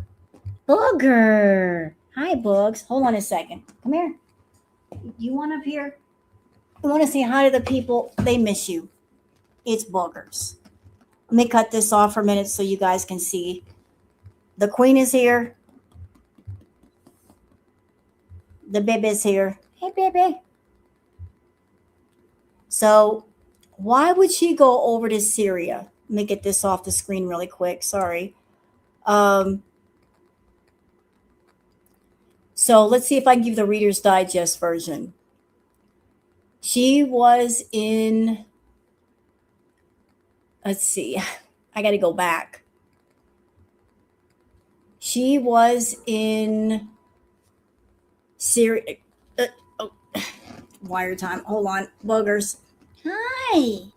Hello, did you baby? You purring at me? You purring? Yeah, that's right, you purring. Let's see. She started out in Kuwait. She lived there for a while. She started out in Canada. She was living with Peeps, BBJ, and Sam. Then she decided she wanted to be with Salah. So she gave up Pete's, the cats, the villa, to go be with Salah over in Kuwait. She was there for a while, and then she got herself into some trouble. She was grifting like crazy over in Kuwait, got herself into a mess with Pause Kuwait because she took a kitten off the street and was trying to use it to grift. She got reported. She got in trouble with Pause Kuwait. She freaked out. She's like, I got to get out of here. I got to get out of here. She came back to Canada and she got her own place. The Beezers helped her get her own place. And she swore to everybody that she was not going to leave again. Lo and behold, she did. Salah told her, don't come over to Syria yet, because he knew all the things that she would require to be comfortable, like air conditioning. He was currently living in his father's house, not his house, his father's house in Syria. After they both got into trouble in Kuwait, they both had to leave. She left Kuwait, came back to Canada, and he went to Syria. So she went to Syria to be with him. He told her, wait 30 days. She did not want to wait 30 days. She went right back over there because she's stupid. And that's where we are now. And she hates to be alone with herself. Like, she did not want to give Salah the chance to find somebody else or be with somebody else. She just wanted to be with him. Now look at boogers. Look at the booger face. Look at the boogers. So even though he told her to wait 30 days, she went over there anyway. And she hates to be alone with herself. Look at the babies. Look at this baby. Look at this baby. Look at the baby. Hi. Look at the baby kitty. Y'all. Look.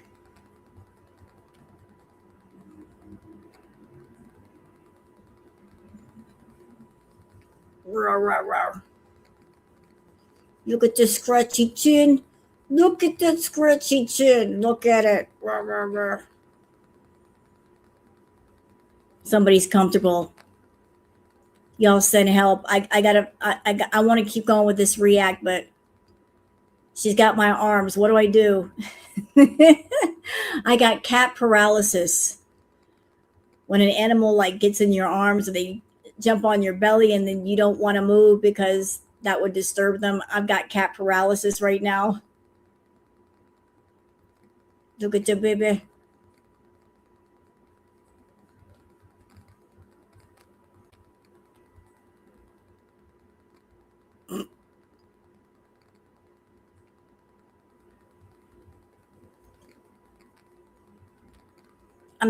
I got to figure out.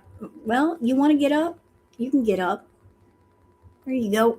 All right. I just need one arm. Can I have one arm, Booger? I just need one arm and I can still hold you. Okay? We can do one arm. There you go. The missiles.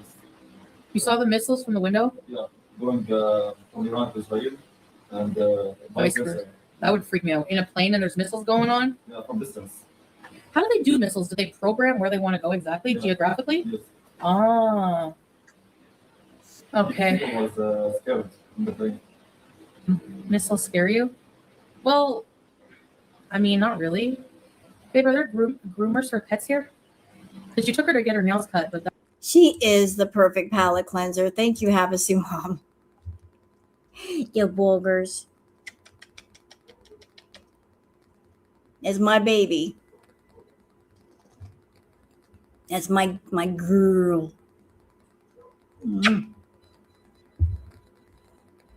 Brat. You're my brat, though.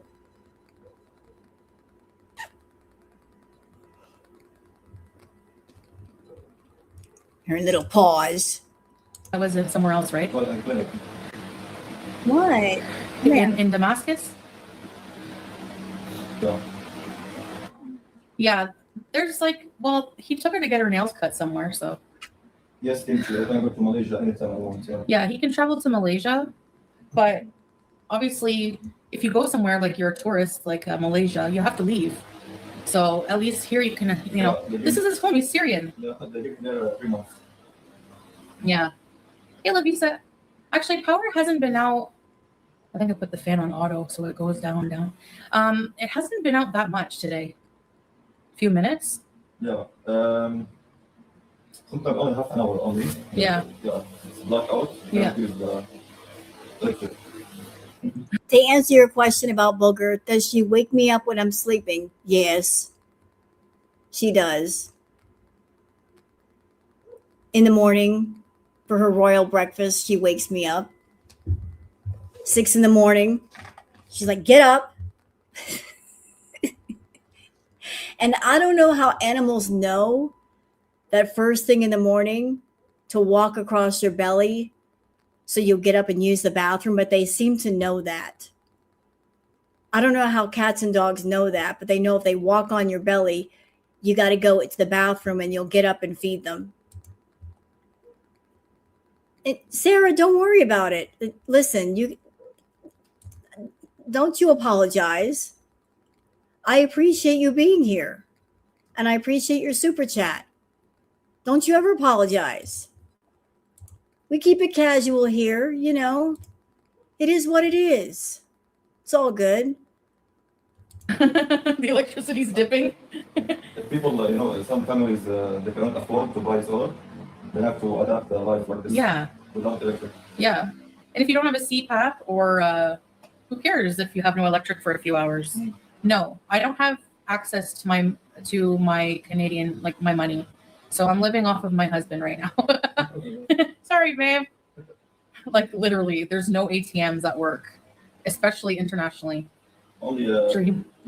Which tells me that before she took the trip, she probably sent him money, wired him money, and he probably went to an ATM somewhere and got it all out before she arrived. Don't tell me that she didn't send him money beforehand. If she's in a situation, if she's in a place where you can't just go down the street and get money out of an ATM, if they tell you the system of like, okay, in order to get money, I got to go here and pull it out and blah, blah, blah, then you're going to wire the money before you show up.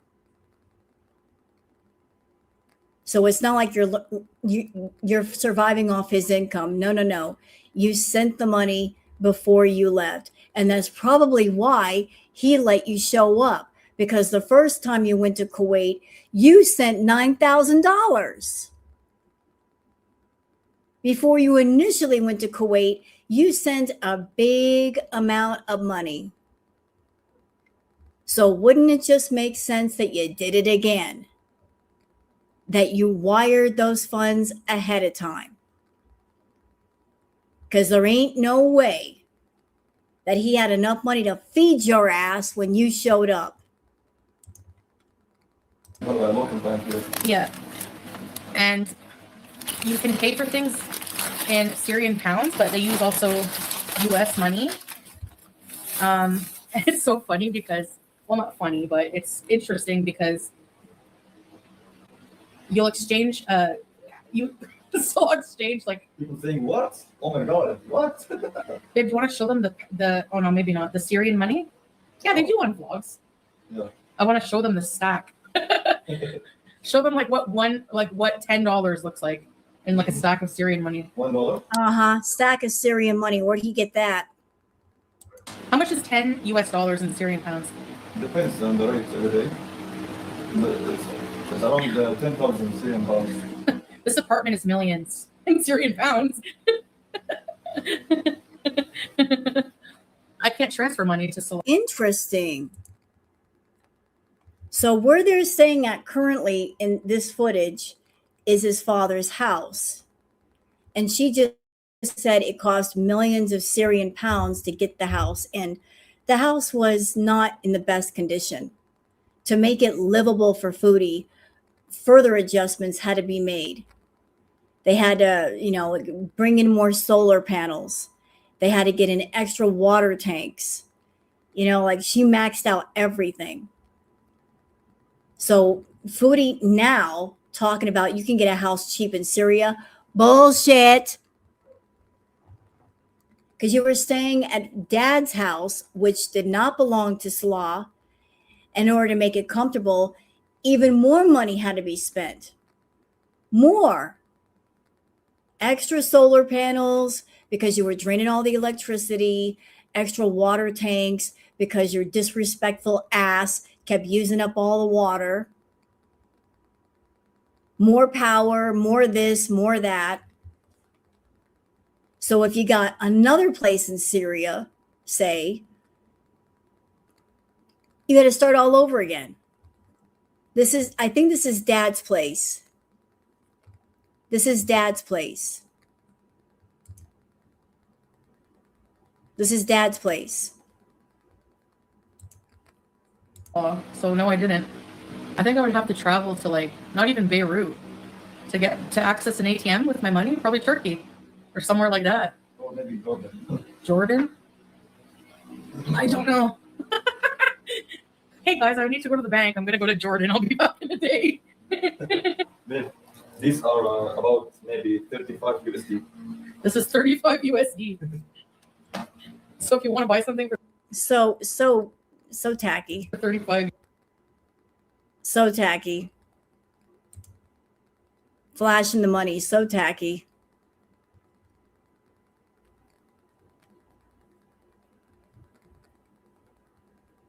I can't tell you how tacky I think this is. Flexing the money. Look at all the money we have. Tacky. Tacky ass. Tacky.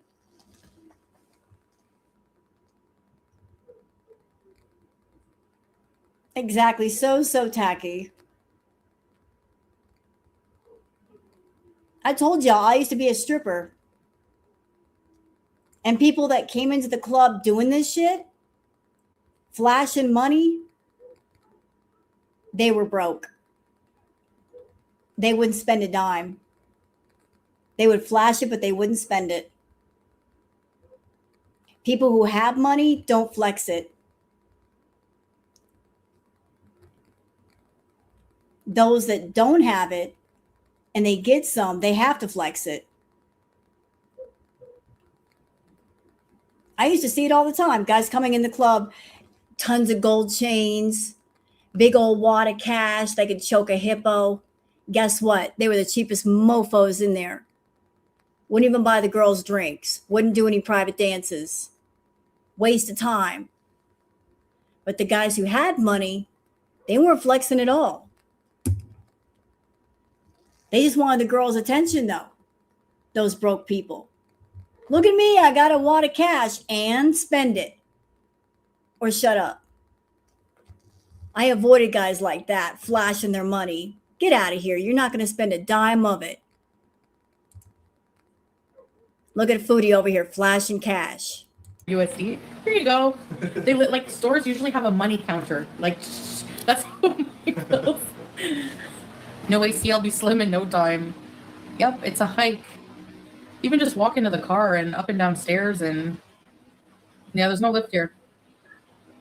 And I wouldn't take it anyways. Yeah, yes, I will get money. I will still get my money from YouTube, and it'll be deposited in my account, but I just can't access the money until I'm in Canada. So rich fees. Never go back. Yeah, apartments here are like $200-300 US a month. So the way of life is really affordable. You know, women get kidnapped. You always surprise me. Yeah, I think there's some areas that are maybe less safe, but you know, I'm Muslim and I'm with my husband, so I'm not. Are there any banks? Yeah, there is local banks here. Can you show us the military men? Probably, because honestly, I see a lot of vlogs with showing them. Yeah, they just stand at there's like the road, and then there's like tires in the road separating, and then there's like these little stands, and then they have like guns, and they just make sure everything's okay. And guess what? We have 1, 2, 3, 4, 5 couches. And also there's 2 there. We have 7 couches. Someone make a troll account 7 couches. We have American kitchen. Yeah. Oh, it's a really nice kitchen. Yeah. Like, I think she liked going over to Syria because with the way things are over there, with the money issues and everything being torn up, with the money that she had and the money she was making, she was practically a millionaire by, you know, the standards over there. Over in Canada, they would look at her and laugh. But over in Syria, she was a big deal. So she liked being a big deal over in Syria because she had more money than most. So she likes being big and important, I guess. But over in Canada, they would laugh at her like, you and your money. Yeah, I agree. I think they brought all that money with her. The counters, Julia loves them so much because they're high up. Yeah. But I don't know about like cooking and that. It's going to be hot if I cook. That's not true living good life. I can make money on YouTube. Travel vloggers do it. So I think I know why Turkey does long layovers. Because they can make good money. Because I had to get a hotel room in Turkey because they have a hotel right in the airport when you go to international departures.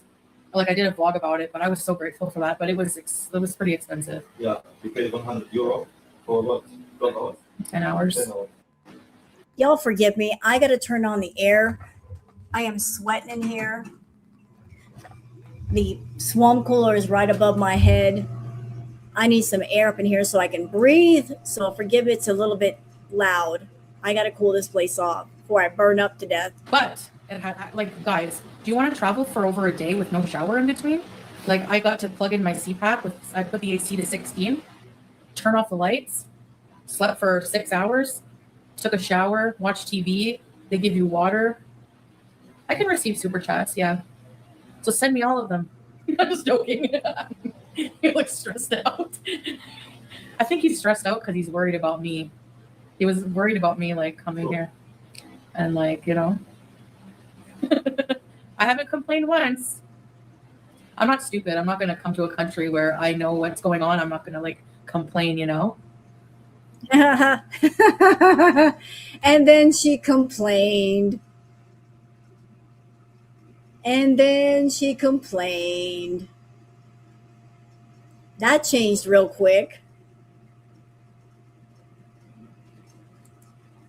Boy, did that ever change. Uh-oh, there goes the fan. No, not Montreal. I want to travel. If I go back to Canada, I think I want to travel around and decide where I want to go. But I really liked the East Coast. I love Nova Scotia. I want to go to Nunavut. SP, yes, well, she's in Syria. Yes. Thank you, Radio. In all seriousness, do you think she'll ever leave Salah alone and move on? He's thousands of miles away and she's super desperate. What's the goal here? That's a good question. What is the goal? That's what we've all been trying to figure out. Like, she has stretched this Salah thing out as long as she can. And it's at the point now where it's absolutely ridiculous. Like, it's been months and months and months and months and months. Like, when is it ever going to end? When is she going to let him go? When is she going to start a new arc, if she starts one? I don't think that she even knows where she's going to go and what she's going to do. I don't think she's got the creativity to do something new. And I think that's why she keeps holding on to the old, because there's nothing new to move on to. I think there's part of her that's stuck on the idea of, I really like feeling like someone loves me and I'm married, and she doesn't want to just say, it's over. I don't have a husband anymore. I think she likes to hang on to the word marriage, even in theory. But when it comes to narcs, if they're with somebody, they usually don't let that person go until there's somebody new in the picture. The problem with Chantal is that there's nobody new in the picture. There's nobody new to replace Salah with. She likes to play that game of, haha, I'm done with you because there's somebody new. Okay, so I guess you're going to hang on to him until you find someone new? Well, I guess we'll be waiting a while, because ain't nobody new coming along. Learn the laws. Guys, there's not really the laws, like the government is really unstable. There's not really, the laws are not stable. There's some people who are not happy with the changes with the president gone. Like the lady who checked me in for my flight said she doesn't want. Mrs. Peel, what about Tom? Well, voices in your head don't count. Voices in your head don't count. Come to Syria, she doesn't feel safe because the president's gone. That's what she said. So not everyone has that opinion, but most Syrians do, and they're happy to, be free and come back home. Like, Yeah. Someone said, "What will you do if they bomb Syria?" Muslims, they don't afraid from death. Yeah. Okay. They believe if they die, like for some reason, they're murdered if they're bombed. Also, women can go out alone. I just saw there's women all over the street out alone. You guys you think I don't know the laws? You guys you really don't know. Most don't post the videos until they leave the country. Yeah, some do, some don't. So the pet care here is pretty much like he sent me a video when he first came here. He took Juice to get her nails. There's like little shops, kind of like little vet clinics / pharmacy / food store, and but for like the food and everything is the same. But the litter don't really have litter. They use sand like from outside. As far as Salah being away from the microphone, he's not on camera with her. That's deliberate. He wants to stay off camera. He doesn't want to be seen with her. He's like, you're here. Let's not act like we know each other. I'll just be off camera so I can claim that's not me when I need to. Go get sand and put it in a box. But that's what the cats do. They scratch the sand. It's natural. There's no perfumes. There's nothing like that. So she uses it. It's just not clumping. That's all. My floors are sandy. No, they're clean. It's just y'all are going to get mad. So what were they using in place of cat litter? Sand. Just regular sand in a box. I mean, you got to do what you got to do for your pets, but poor Julia. Like unwashed, unsanitary sand. Yeah, sand from outside. Yep. Sand. Who cares? I do have to. I have to give the house a good clean though. Yeah, I saw a little bit of dust. Defiance. No, it's positivity. It's not defiance.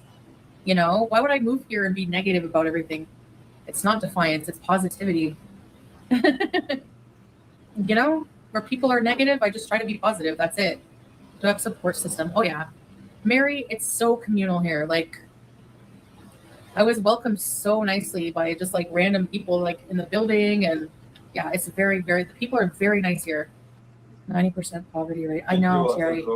Thank you, teardrop. Love finds a way. Hey, Becca. Thank you, love. I mean, I've never used sand for cat litter. I mean, if cats are out in the wild, they're going to, go on the ground and such. But the problem with using sand as cat litter is, like if you use like a clumping litter, you can get rid of the urine. Cat urine turns to ammonia. Like it takes on a very strong ammonia smell. You got to constantly clean stuff out. So it's not the poop that's the problem, it's the urine. You got to constantly keep the box clean, and she's not about that life of cleaning the box. So that there's a problem right there. Cat urine turns into ammonia in the air. Yeah, there is a lot of poverty, but I feel really bad. Well, if I need healthcare, I guess I have to do a great fast. I'm stroking it. Yeah, teardrop starting from scratch. I'm tired of starting from scratch. Do you know what I just did in like less than 3 weeks? Because my apartment in Canada without the AC was 100 times more stuffy. I don't know if it's because this place is huge, like compared to my apartment in Canada, but I don't know if it's like the way the buildings are made here. They're in like the cool ceramic. I don't know. It's like, it's not that bad, Yanni. It's not, I swear. Well, look. There goes the internet. There goes the electricity. It might go out while I'm live. Who knows? It's not an active, well, it's not a war zone, but it's in a war zone. Yes. So I know what you mean. I regret not watching my mouth in Kuwait. I don't think it was respectful to the country, and I just couldn't control myself. Like, I got really upset. I was having really bad mental health issues, and I just let. And guess what? That's not Canada's problem. And Canada is not responsible. If you were in Canada and you could not control yourself, don't blame Canada. Don't sit there and point your finger at Canada and say it's your fault. Canada did nothing wrong. It's your problem. You did that. You had addictions and you weren't treating them. Had you treated them, you would have had some self-control. I let the hate get to me, and I just think, I just want to be really big. Say it again. Welcome to Syria, Habibti. And I know I said I was going on a road trip, but I feel like, I know this is bad, but I feel like I kind of have to lie to throw people off so they don't stalk me. Do you know what I mean? I know that sounds bad, but I know I'm in a. You know what? Newsflash, Chantal, nobody wants you. You swear you have stalkers. Where? Who's stalking you? Where are these supposed stalkers? You swear everywhere you go, you have stalkers. Where are these stalkers? I mean, I remember, what's her name? The weird lady that stalked her in the parking lot, and Squeaky Fromm was stalking her, but nobody else was stalking her. I haven't seen anybody in Girl World hiding behind bushes or following you in their car. Your own beezer stalked you. We never stalked you. Vulnerable position, like my health and stuff. But honestly, I feel like what I need to do is like lose weight, and all of my health problems will disappear. Or at least, inshallah, like I feel like that. You can get a Syrian hamster. Yeah, Nadia. That's her name, Nadia. Nadia. We remember Nadia. Nadia was something. She was really, really something. Maybe not. Who knows? Because there are thin people who have sleep apnea and diabetes, okay? But if I eat a more healthy, natural diet, move more, sweat more, I'm happier with love.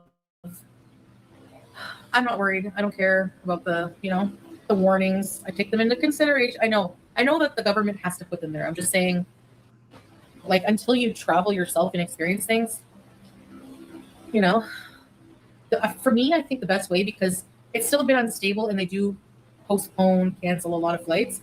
And if you take a flight to Damascus Airport, I heard from other travelers that you need to pay an expensive visa fee. But if you take a lot of people take the route where you go from Beirut directly to the land border in Syria, I didn't have to pay a visa fee or anything.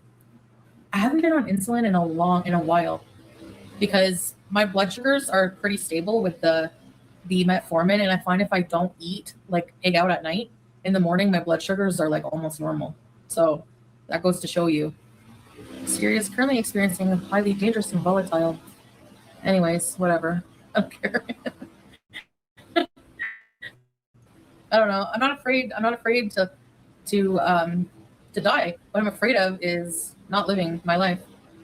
And I really feel like, I think I think roughing it for like a while is going to be good. I'm a lot better mentally here than I was, at least. Yeah, for sure. It's a different type of it's almost like you're too busy. Like if you don't have you don't have really good internet to just be watching streaming movies all day. I don't think we can stream movies. A little bit of live streaming, the internet's not reliable, stuff like that. You're taking care of your life like you're living in the 30s, and you're too busy to be depressed and sit around and contemplate life. I don't know. It's hard to explain something you've not experienced. I wouldn't say poverty. Like, what's poverty? Not having AC? Like, honestly, I have roof over my head. Temperamental fan, but electricity most of the day. We have 4G internet. How can that be poverty? I have food. Like, I don't need anything, I don't know. The spiders scare you more than war. Yep. Sylvie, yes, that's not my problem. I'm not the government. I'm going to try not to be involved in political issues. It's not my place. Jacinta, thank you, Jacinta. I'm just here to enjoy my time with my family and the country. That's the first thing people think about is what you said about extremists, blah, blah, blah. Syria is a beautiful country with lots of culture. That's what I'm focusing on, not the extremism, not all that kind of stuff. Twinkie, look up what is and what isn't allowed to film. Like I said, the laws are not like Kuwait. They're not stable. The country is in upheaval. It's establishing laws, blah, blah, blah, So, if nobody's allowed to film, why are so many travel vloggers filming in Syria? Doesn't make any sense. Just go right now on YouTube and look up filming in Syria. Vlogs in Syria. Yeah, I get it. You guys say it's not safe. I get it. I told you I don't care. It's not what you think. That's what I'm saying. So anyway, if the law comes and tells me I can't be on YouTube, then I guess you won't have any content. So I guess I'll have to disappear. You're safe. People just don't understand. Yep. Yes, thank you, Lindsay. Well, I think calling a country is basically racist and not true. PayPal, yeah, I don't have PayPal. I don't need to use PayPal anyways. Yeah, I think it's illegal here, but whatever. I'm not going to use it here. Right now, just visiting. I don't know what we're going to do. No, we see no fast food, no rice. Oh no, whatever will I do? How do people get by? There's rice here. Well, no, actually, I didn't find rice yet. Why are people clapping my decision? Because not everyone agrees has to have your opinion. Stealing in Syria. Everyone's allowed to have different opinions. Some people are happy for me that I'm doing what I want, and I think it'll be hard at first, but if I get used to it, yeah, you get the months. If I live and get used to the lifestyle here and live like here, I'll be okay. But if I try to go back and revert to living a Western lifestyle in this country, it's not going to work. So plain and simple. A Western lifestyle. She never stopped living the Western lifestyle, even when she was over in Syria. She wanted all the comforts of the Western world, while she was in Syria. And Salah had to work double time to make sure she had those comforts. The AC, the extra power, the extra water, the food, all of it. Like, he never got to sleep. She didn't adjust to life over in Syria. She's like, just give me the Western world over here a little bit.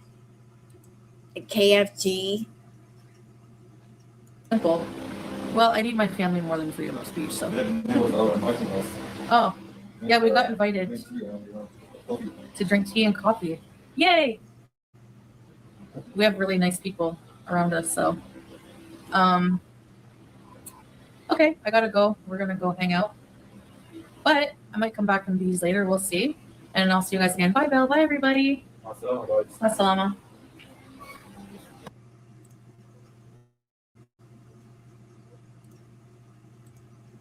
Welcome back to another video. Today's video is going to be showing you guys this hotel that I'm staying at the Istanbul airport.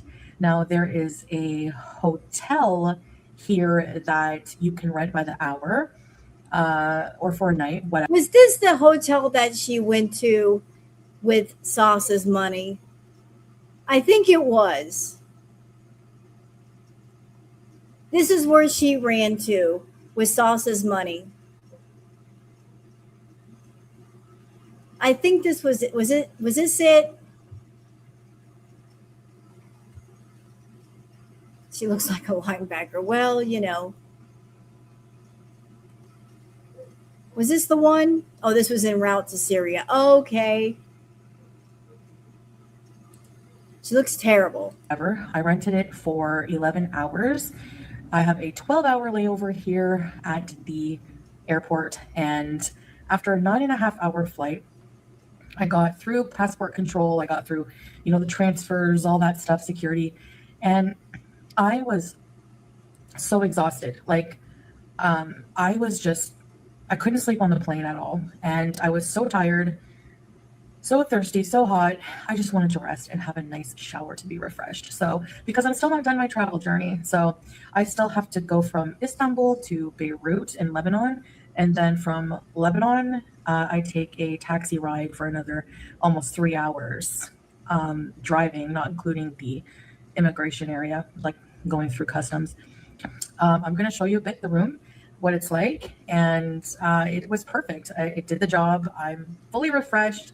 I had a really nice long hot shower. I slept for several hours anyways. I was out, and yeah, it did the trick. So most important thing when you come in, controlling the AC, of course, duh. And you have a do not disturb button here, or please clean up. Okay, so here's the room at a glance. Don't mind it. I decided to film it. I wasn't going to after I slept in it, so it's slept in, and I showered. Again, you know what? And this is another example of being tacky, in my opinion. This is flexing. You're in Syria, and you're flexing, staying in a room with AC. Tacky. Very tacky. This is tacky. You're in Syria. A lot of people are having trouble financially over there, and you're flexing the room. Tacky. And everything already. So there's this separation curtain you can use all the way around if you want to separate the bathroom from the bed. Little seating area. Here's the shower. And when you're traveling, a hot shower is everything. Has a rainfall shower, or this option here. Comes with shampoo, conditioner, and body wash. Very clean. Then you have here a separate toilet. No bidet, which is minus for me, but they have a towel warmer. I think that's what it is. Yeah. Since Chantal is all about that flexing life, I'm going to flex a little bit. Chantal, I got my own apartment I've been paying for, that I work for. And I don't need to do feeder content to live here. I don't have any beezers paying my rent. And I got a cat that actually loves me that I've had for 12 years. Flex on that, bitch. I got stuff you don't have. How you feel about that? Area to hang your stuff. Yes. More whatever this is. Yeah. Oh, cream. Okay. They have a dryer, a sink, plenty of extra towels. Me. Then they have little nightstands here with all kinds of chargers. There's a standard Western charger on that side. Oh, no, sorry. There's not. There's not a Western charger. There's one over here at this station. You're a weirdo. You're pointing out every single feature in the room. The AC, the chargers. Why? Why can't you just show the room and say, this is a nice room? End of. You're pointing out every little thing in the room. Oh, look, there's a charger. Oh, look, there's a shower. Oh, look, there's a toilet. Why? Why? Why are you pointing out every little feature in the room? So yeah, very comfortable. It's a stiff bed if you don't like hard beds, but the pillows, everything was comfy. There's a TV, and if you turn it on, you can watch the departures as well to see when your flight is coming. And there's a mini fridge, and they give you 2 complimentary waters. I've already had one. So that is the hotel at the Istanbul airport. I would give it 2 thumbs up, and she was mad there was no food in that fridge. She got a room, but there was no food in the fridge. You know, she was opening up that fridge looking for some food and she didn't see any. She just found water. I wonder if the staff left her a note, eat water. She's like looking up that fridge. Where's the food? Eat water. Enjoy your stay. Bye, guys. So that was the video from Barbecue Chillin'. Let's do another. She get mad at Salah. I love it here. It's so great. Okay. Let's see how blissful marriage looks for Foodie. And this is from Piggy, because we love Piggy. I don't feel like swimming. Okay. You want to play a game or something? Yeah, hold on a second. What? Thank you, Radio. You're the only channel that I started off watching, but I am still a thing to this. No calling name, just wanted you to know. Well, thank you very much. Want to play a game? Yes, let's play a game. Thank you very much. Hey, Bugs. Booger. Swimming? Out. I don't feel like wires. Okay, I have idea. Just sit there in the swimming pool area. I hate it. Changing the place. It's boring and gross. If the couch is gross, I don't want to sit on it. You can wash your clothes. Hey.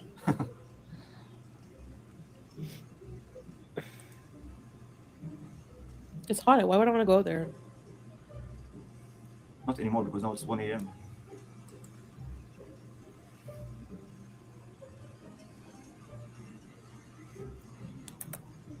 For a few minutes. No. Nope. See, he's trying to get her to do something. She's like, no, Booger, away from the wires, child. Nope, nope, nope. Get away. Yeah, he wants her to exercise. She's like, nope. Nope, I don't feel like it. I don't feel like it.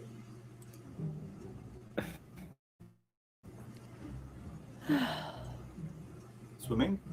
I don't feel like swimming. Okay, I have idea. Just sit there in the swimming pool area. I hate it. Changing the place. It's boring and gross. If the couch is gross, I don't want to sit on it. You can wash your clothes.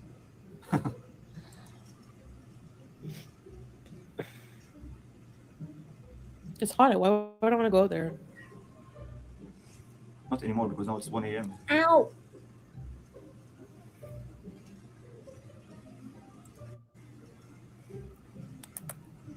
For a few minutes.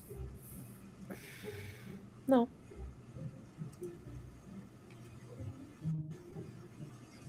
Why do you want to force me to do something I don't want to do?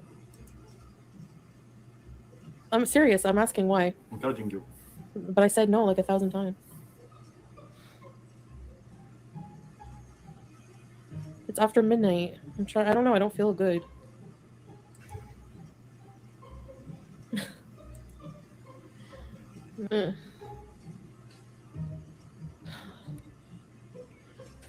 What, are you mad now? Babe! Babe! He's mad at me. Kitty McWow! Order yourself a treat, just trying to help. I know, but I don't feel like going.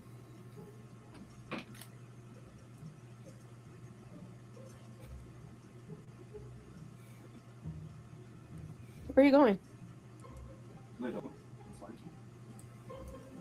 Are you mad because I don't want to go to the pool area? Oh!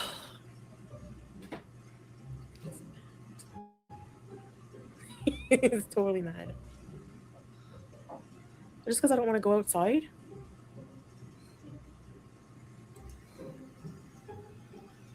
What do you mean? I don't feel like going outside.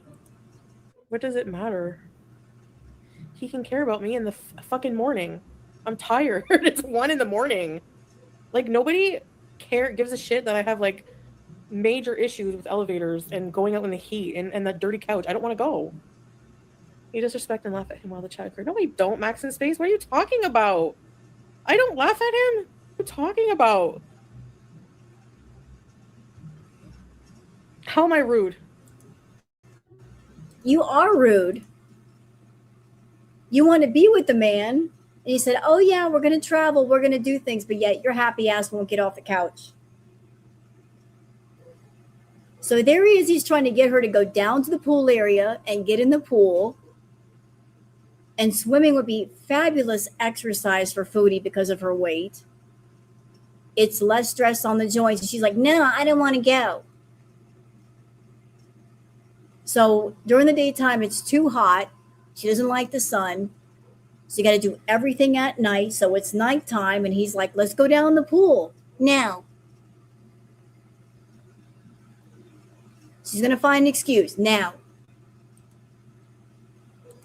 You are all getting on my nerves. It's not just for him. It's everybody. Go out, go out, go out. This is boring. You don't have to be here. If I don't want to fucking go out, I don't want to go out. Like, what the hell? Whatever, I don't care. He can be mad. I don't give a shit. Like, what do you want me to do? I don't want to go downstairs. Like, Chi-Chi reacted to her like, well, no sugar, I didn't feel like going. So that's it.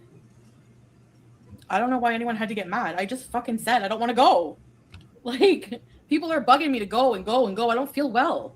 Exactly. Y'all give me a minute. Queen Booger is being Booger. I'm going to give her some food. More food. What are you doing? Come here. Get over here. Get over here. Booger. Come here. There you go. There's your food.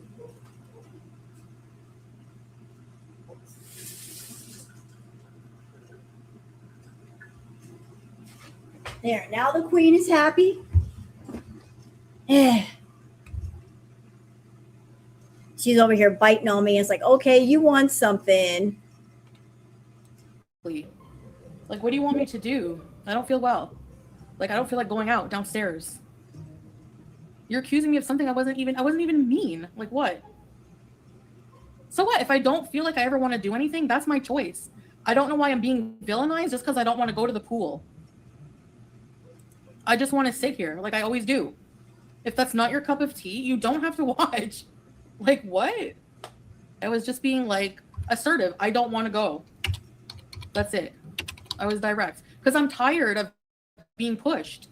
Like, I'm tired of people not caring. You know? Like, I'm not... You're not me. You don't know how I feel right now. Yeah, Storm, right. And you too, I'm not creative. You're fucking negative for nothing. Why are you here? I'm unwell to go out. I don't want to go out. I don't want to go out. Like, I don't want to go outside. I've said a million fucking times, I don't want to go outside. I'm tired of people pushing me to do things. And honestly, I would rather live my life alone and in peace and do what the fuck I want with my life than people harassing me all the time to do shit I don't want to fucking do. If I want to be fat and die in 5 years, that's my fucking problem. That's my decision. Jesus. Damn. Seriously. She was mad. Why do I have to get offline? Because people are pressuring me to go on the treadmill? You don't make any sense. Like, if it's so sad lurking, why are you here? It's my life. I have a right to live it how I want. I don't want to go on the freaking treadmill. I find it dreadful, and I would rather die early than do it. Okay? Are you happy? Just leave me alone with it. God damn. This is not opinions. This is people trying to push me to do things I don't want to do. This is people trying to make me live my life a certain way. I don't want to live it. So that's it. I don't know. I just basically said, I don't want to go downstairs. Like, and for people to keep on and on and on and on and on. Like, I have a fear of elevators. Sometimes it's not bad. Sometimes I push myself. Right now, I'm just like anxious about it. I don't care if you don't understand. I don't have to make you understand it. I wasn't mad at Salah. I just said I don't want to go. Yeah, nobody does respect boundaries, you know?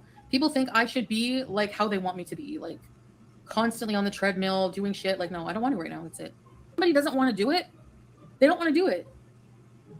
If you can't live with that, then I don't know. I'm not for you then. Because I just don't like being pressured into doing things. That's not how I am. It doesn't matter, no sugar, if he had good intentions. It doesn't matter if any of you have good intentions. If I don't want to do something, why are people villainizing me for not wanting to go to the pool? Why are people, you know, like, it's been nothing but an hour of like suggestions. And it's just like, okay, Hollis, like, I don't want to go. Why make me feel bad about it? Like, it's my life, my body.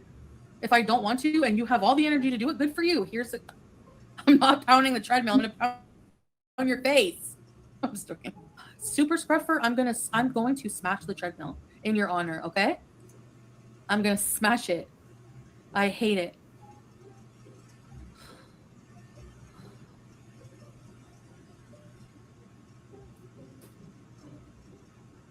Do you like pistachio ice cream? Yeah.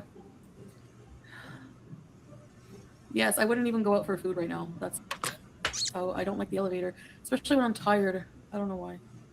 Yeah, I didn't mean to yell at you, babe. I don't like being pressured like into doing things I don't feel well to do, and I don't like when people are like, "Oh, just brush it off. You're okay."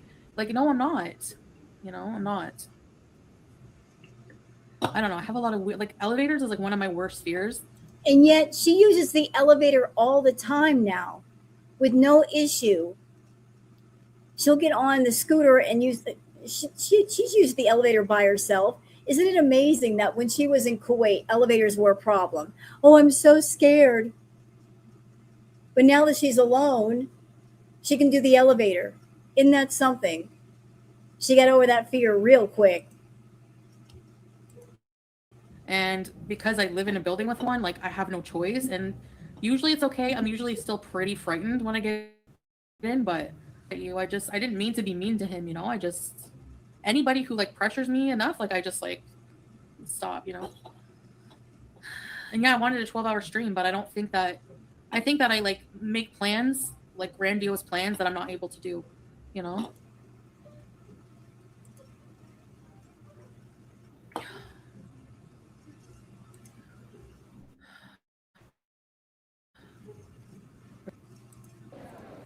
That was the one from Piggy. Got another one. This one's from Kelly. And I'm going to show you guys what happens if you try to get Foodie to move and she don't want to move. Her nemesis, the treadmill. Foodie's nemesis is the treadmill. She hates the treadmill, so let's show her on the freaking treadmill. Get up and make things better. It's not just Anne Berlin that has that scale. I think I'm the only fat girl on YouTube who doesn't have it. I don't know what's going on with the hurricane right now. I hear it's like the water's rising, but I don't know much else. Maddie, I checked on my grandpa and he doesn't think it's gonna hit him, so I don't know what to say about that, but he's stubborn. I did a little grocery order a little bit because I told you in my video I'm not doing salads for a while. Like even the thought of lettuce, I have a weak stomach right now. I don't know why. Yeah, I ordered like the lettuce was on sale. I mean the broccoli was on sale, so I got like 3 bags of broccoli. I got some grapefruit. I've been craving grapefruit. Oh my god. I heard it can interact with blood thinners. I picked up a couple of junky snacks. But we're going to do accountability check with the snacks as well, okay? What is that nose ring you're wearing? I forgot she wore that. A bag of salt and vinegar. And a bag of Doritos. Honestly, I don't even know if I'm going to have that tonight because my stomach is so queasy. Locking up the chips. Yeah, Salah, you're going to control these chips. Just like he's been watching the snack bags, you know? He keeps them beside his area in bed, and I can't reach them down there, so. Sounds familiar. So he's keeping all the snacks in his room away from her because he knows if he leaves them in the kitchen, they're pretty much gone. That sounds real familiar because that's what Peeps used to do. When she lived with Pete's at the villa, he would take all of his snacks to his room and hide them because he couldn't leave them in the kitchen because of Foodie. Like if you want food in the house, you got to hide it from her. So, beside the bed, it's a huge bed, and there's like a little area. Like I'm so impulsive. Another example, okay, because my phone wasn't working to stream, and I was this close. I got off live, and I got so frustrated, and I'm like, let's go to the electronics store right now and buy a new iPhone 15 Pro Max. And he's like, just give it like a day, okay? Because you're impulsive, and you know that's like a huge expense to be impulsive about. Okay, the iPhone purchase. Let it be known that Chantal, she doesn't like iPhones because they don't have the built-in filters. She's always been a Samsung girl. So that iPhone wasn't for her.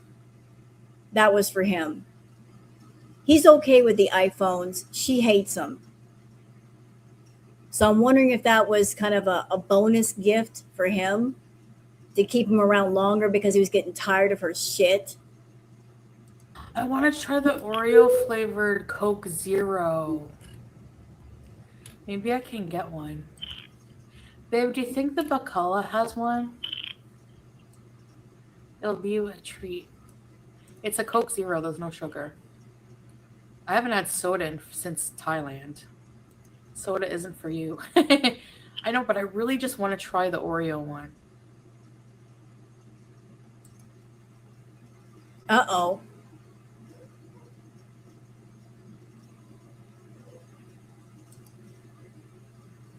Foodie Beauty! iPhone 15 Cheese Pro Max. Can I help you, man? All right, let's get this treadmill over with.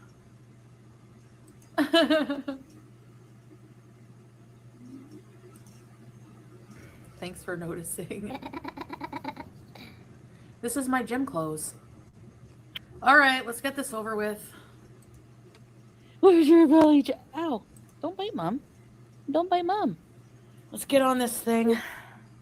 Okay, I'm going to go on the sides of it until I press play. Put the safety pin. Let's go. Okay. Oh, what? It doesn't go there. What did she do? That's not where it goes. Why is she pinning it onto her clothes? 1.6.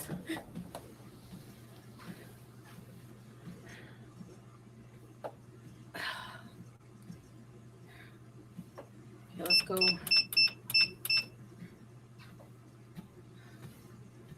2.2. No, it's too fast. 1 calorie burned. That calorie didn't stand a chance. Do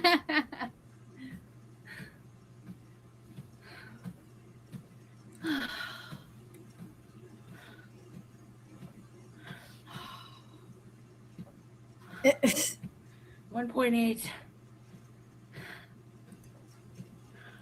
I You ever have see a cat get cat? I do have a Sumom, but I just don't give it out to anybody because I use that for personal friends and family. I have a Twitter.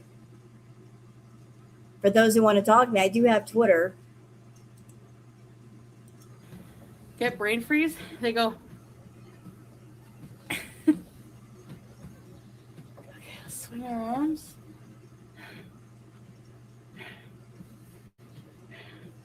Yeah, I'm pretty slow. I don't think this thing will work properly because I'm too fat. My burkini to work out. Yeah, I should. If we took a holiday. Ma'am, if you're able to sing on a treadmill, that means it's too slow.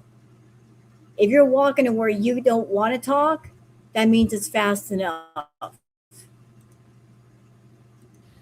Some time to celebrate. Guess I'll have to play the keyboard. Oh yeah, maybe next time.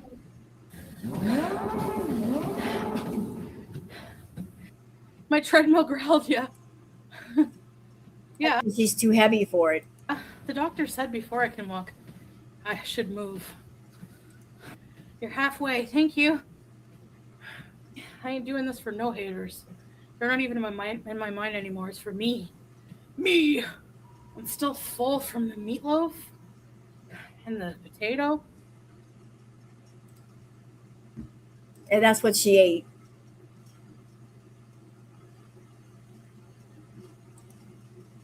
Three minutes left for this one round. I really want to go in a haunted house. Not being able to go in the mystery mansion. You don't have to go in a haunted house. You're a horror show. Saw movies ain't got nothing on you. I was so excited to go. And then I had to get off. So annoying. Raphael. This is a painting of, I think it's Syria, right, babe? I don't know. Before war times.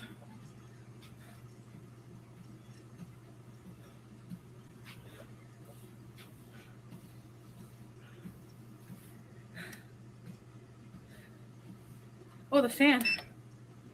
Oh. My heart rate? Yes. It's at 111 right now. 110. Wait, how would you know what your heart rate is if you got the thing clipped to your collar? It's supposed to be on your finger. How can it take your pulse if it's not on your finger? Look, that red thing that's clipped to her collar. It's not supposed to be there. It's supposed to be on her finger. So how does she know what her heart rate is? 113. 115. 10 minutes. No, Grandma Smurf, this is Kuwait. This was her back in Kuwait. That's why she's looking a bit smaller now. I mean, then, not now. Oh, I forgot the bonus minute. What is that? It's gonna make Mom skinny. I'm gonna try to incorporate more chair exercise. Remember that time it was like 25 when I tested it on live? I was like,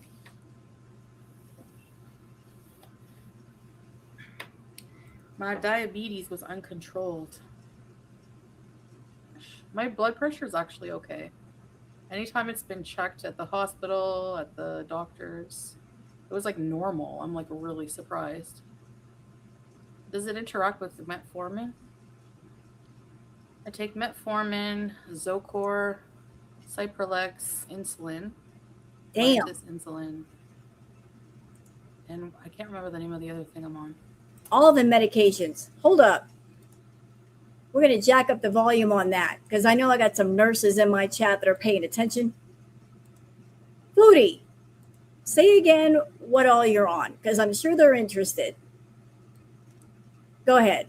Doctors, it was like normal. I'm like really surprised. Does it interact with metformin?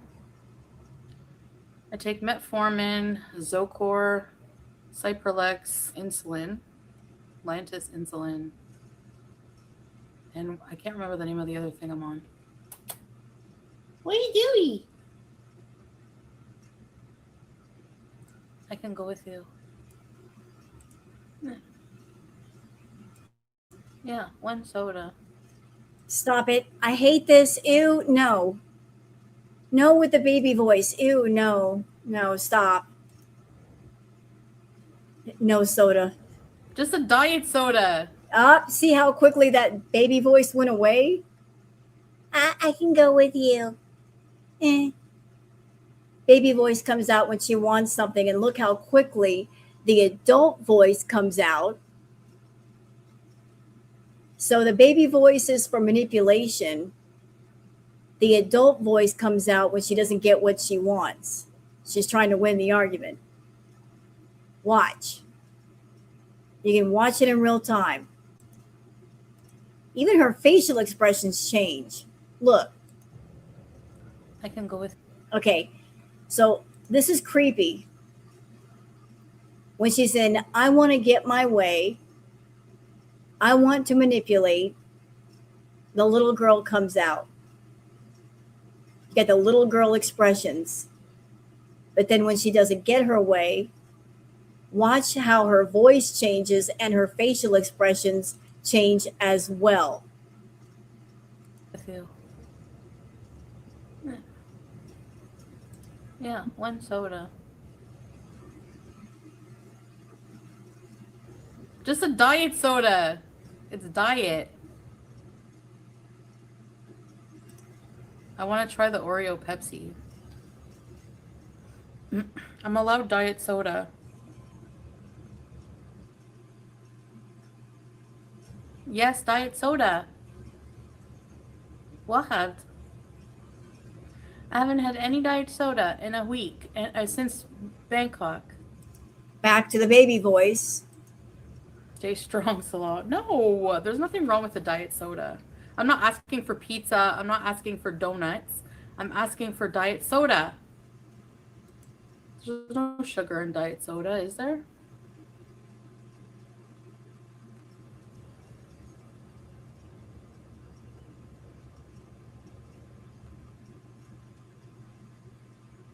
I don't drink diet soda all the time. Drink it like never. So even when she was in Kuwait, he could never stop her. It could slow her down just a little bit to be around him, and she depended on him for the food, but it didn't stop her. But she was always going to get her way because she was the one with the money. She was the one who made the money. She was the one paying him. She was the one like giving money to him. So how could he tell her no? He couldn't tell her no. Like she was going to get her way no matter what. I think I should be allowed a diet soda every once in a while. Diet soda doesn't have real sugar, and neither does zero sugar. That's why it's called zero sugar. No, it doesn't have any real sugar, babe. It doesn't spike your blood sugar at all. Hey, Sarah. We need to go to the diabetes education thing together. Okay, let's go, Yella. Bye, babe. See you later, alligator. Oh, Salah's gonna come with me. Hold on. Hey, guys. We're just walking down the lane. And she got no soda, by the way. Yeah, he checked though for me. but they don't have it. They don't have that very, very special diet one. Yeah. You have to get it at the Janea someday. But I have the cold water though. He made her walk. He made her walk.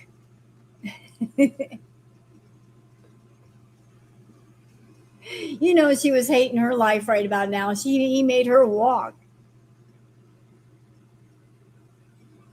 He was so abusive, he made her walk.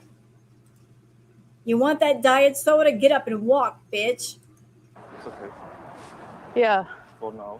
Well, I wouldn't be drinking the soda till later anyway, not now. Hey guys. Where are we? Oh my God, I actually called it. I was kidding. But I was correct. She talked about drinking a soda later, so I guess I was right. She wanted the soda, so it's like, you want the soda, go take a walk first. She's walking for a soda.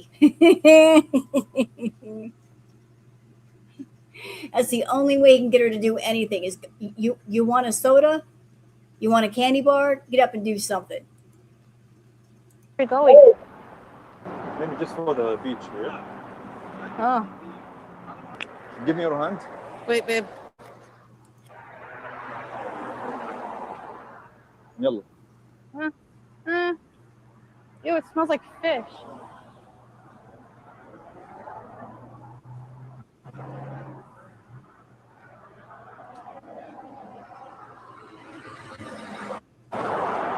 Yalla, yalla. Oh my God. Yalla. Don't worry. Oh.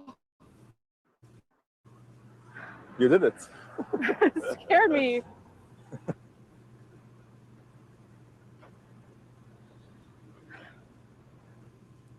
You know what? Chantal likes to say that we're all jealous morons. And I will confess, ever so slightly, that Chantal living so close to the beach, I am slightly jealous of that. When she was living there by the beach. Because I'm a water baby and I grew up in Florida. I would have loved to live near a beach. Because you put me near a beach, I'm going to be there every day. Just walking the water. I don't have to go in it. But she was close to the beach and she never went there. What? You okay?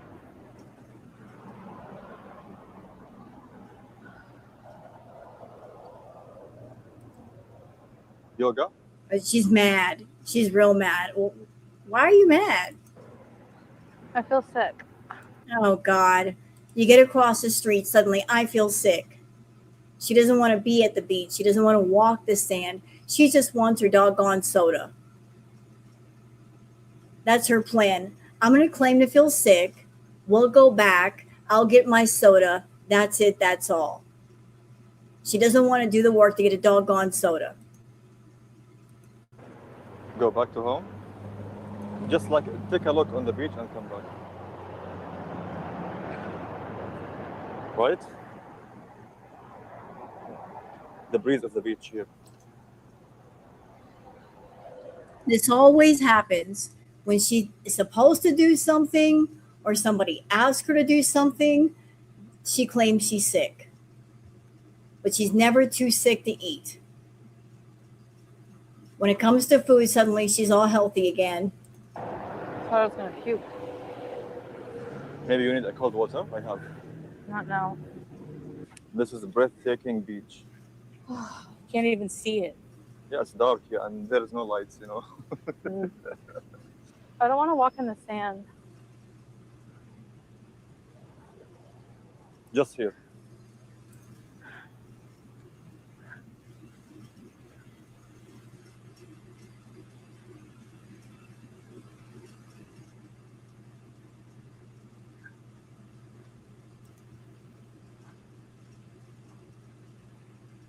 I don't want the flash on me.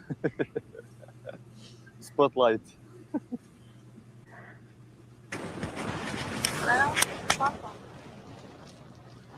This is real smart. There's nowhere to sit here for a break. Bitchy. There's nowhere to sit. I don't like it. It's crazy. She wanted to be married. She wanted to have a partner. She wanted to do things with her partner. Here's her partner that she chose, that she paid for. He wants to do something, and she doesn't want to do anything with her partner. Why did you get married? You want to be married, but you don't want to do anything with your partner. And you're going to bitch when they ask you to do something simple with them. What happened to you? I want to be with my husband.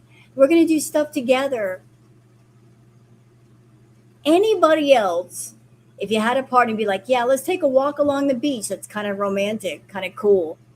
Not Foodie. I hate it here. I don't want to do it. Where can I sit? Nowhere. Maybe on the sand? What is this? Oh, it's dirty. Okay, here. Oh, they have rocks to get up on. Can you help me? Wait. Whoa. Be Whoa. careful. Okay? Yeah. This is not comfortable at all. Woo. Maybe, babe, you can sit on the sand. It's dirty. There's probably sand fleas at night. So what? We have laundry. Bugs will bite us. There's no bugs here. Yeah. He's really, really trying to get her to enjoy herself.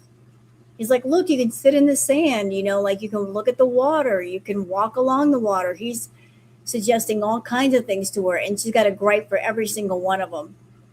She's not even trying to compromise. He's just like, I don't like it. She's already decided, I don't like it. So whatever he suggests, she's going to shoot right down. Yeah, he tried. No, babe. It hurts my butt. It hurts to sit on it. Okay, let's walk back. You want to? Yeah. Okay. No, I'm not walking on the beach. No. I know. We'll go back. I'm not ready for this yet. Ready for what? Walking? I find coming to the beach is fine. Going back is hard because it feels like there's more resistance, like there's an incline or something. Babe, if you walk on the beach with barefoot, it will be more healthier for you, I think. Oh. Yeah.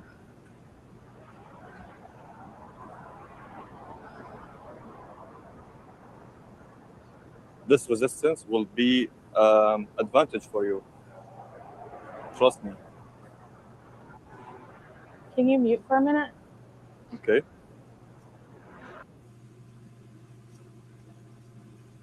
Yeah, so like they muted the mic and turned the camera away because he's getting yelled at right now. She's mad. She's real mad. This happy couple, she's mad. And Salah should have gotten a clue. Like why didn't he get a clue? Just asking her to go for a walk across the street, walk through the beach. She doesn't want to do it. He should have gotten a clue that if she doesn't want to do that, and if she's not able to do that, how in the world is she going to travel? How is he going to go anywhere with her if she won't even walk across the street and walk the beach? If she doesn't have the stamina for that, she doesn't have the stamina for anything else. Nope, he's getting yelled at. Ooh, he's getting really yelled at. Babe, he was running. Yeah, I don't want to get hit.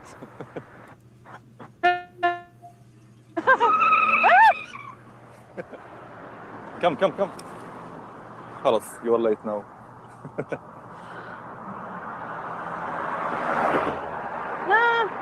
No, I can do it. يلا. Okay. Ooh. Hold like dead fish here.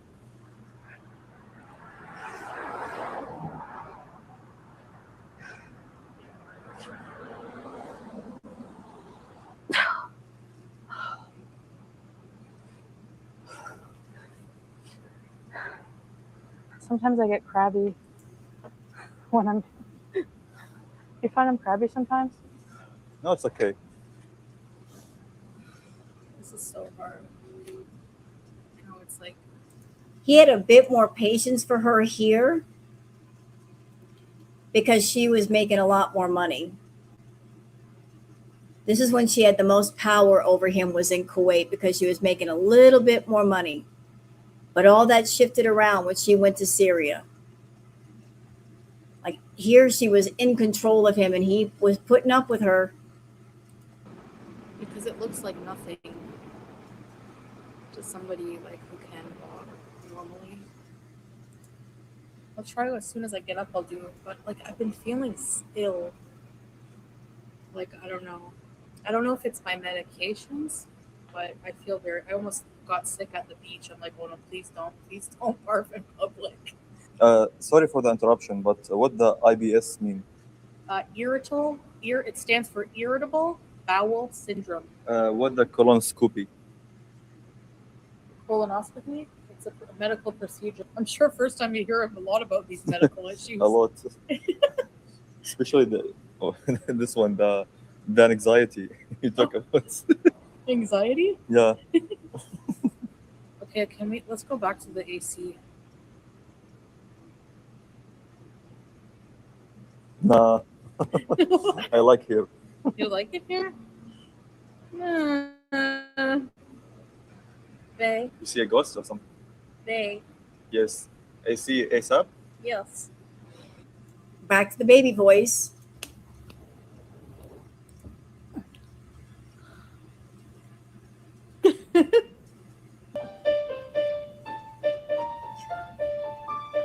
I think I'm gonna have a grapefruit.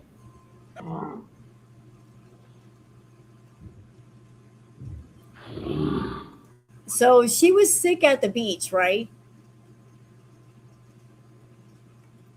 So she went from like she walked to the beach and she said that she felt sick at the beach. She's like, I felt like I was gonna throw up. Okay. It's amazing that when she gets back to the house and she's able to lay down, suddenly she's able to eat a grapefruit and citric acid on a queasy stomach, not a good idea.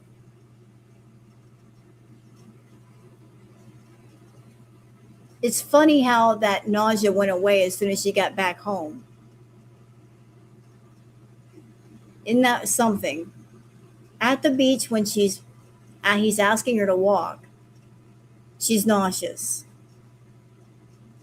But once back home, she's fine. She can have a grapefruit.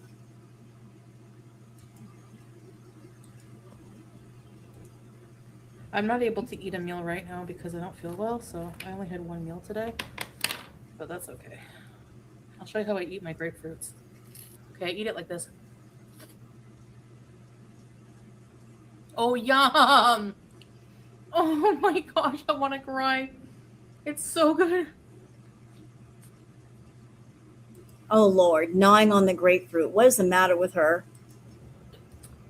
I bought sourdough everything bagels and light Philadelphia cream cheese. I don't know, Tracy. I just feel ill. Like anxious also again. What the hell, Tracy? Did you comment? Oh, yeah, but I always miss Tracy's for some reason. Unless she writes again. It's a vendetta. No, I'm just joking. You know I love you, Tracy. Back when she still loved Tracy. Well, that changed too. Maybe I'm so used to your name. I don't know. It's weird. And that's what Tracy looks like. For those that have never seen Tracy, there's a picture of Tracy. Yeah, there she is. Yeah, I'm going to do the treadmill tomorrow. Okay, guys. Thank you so much for being here. Love you all. Bye, guys. See you tomorrow. And that was a video from Kelly. And I think I'll end it here so I can go curl up with the queen. I'm sorry, Jen. Yes, that was her Nirvana. That was Tracy. That was Tracy. So I'm going to end it here, y'all. And you guys have been fabulous. Really enjoyed spending time with you tonight.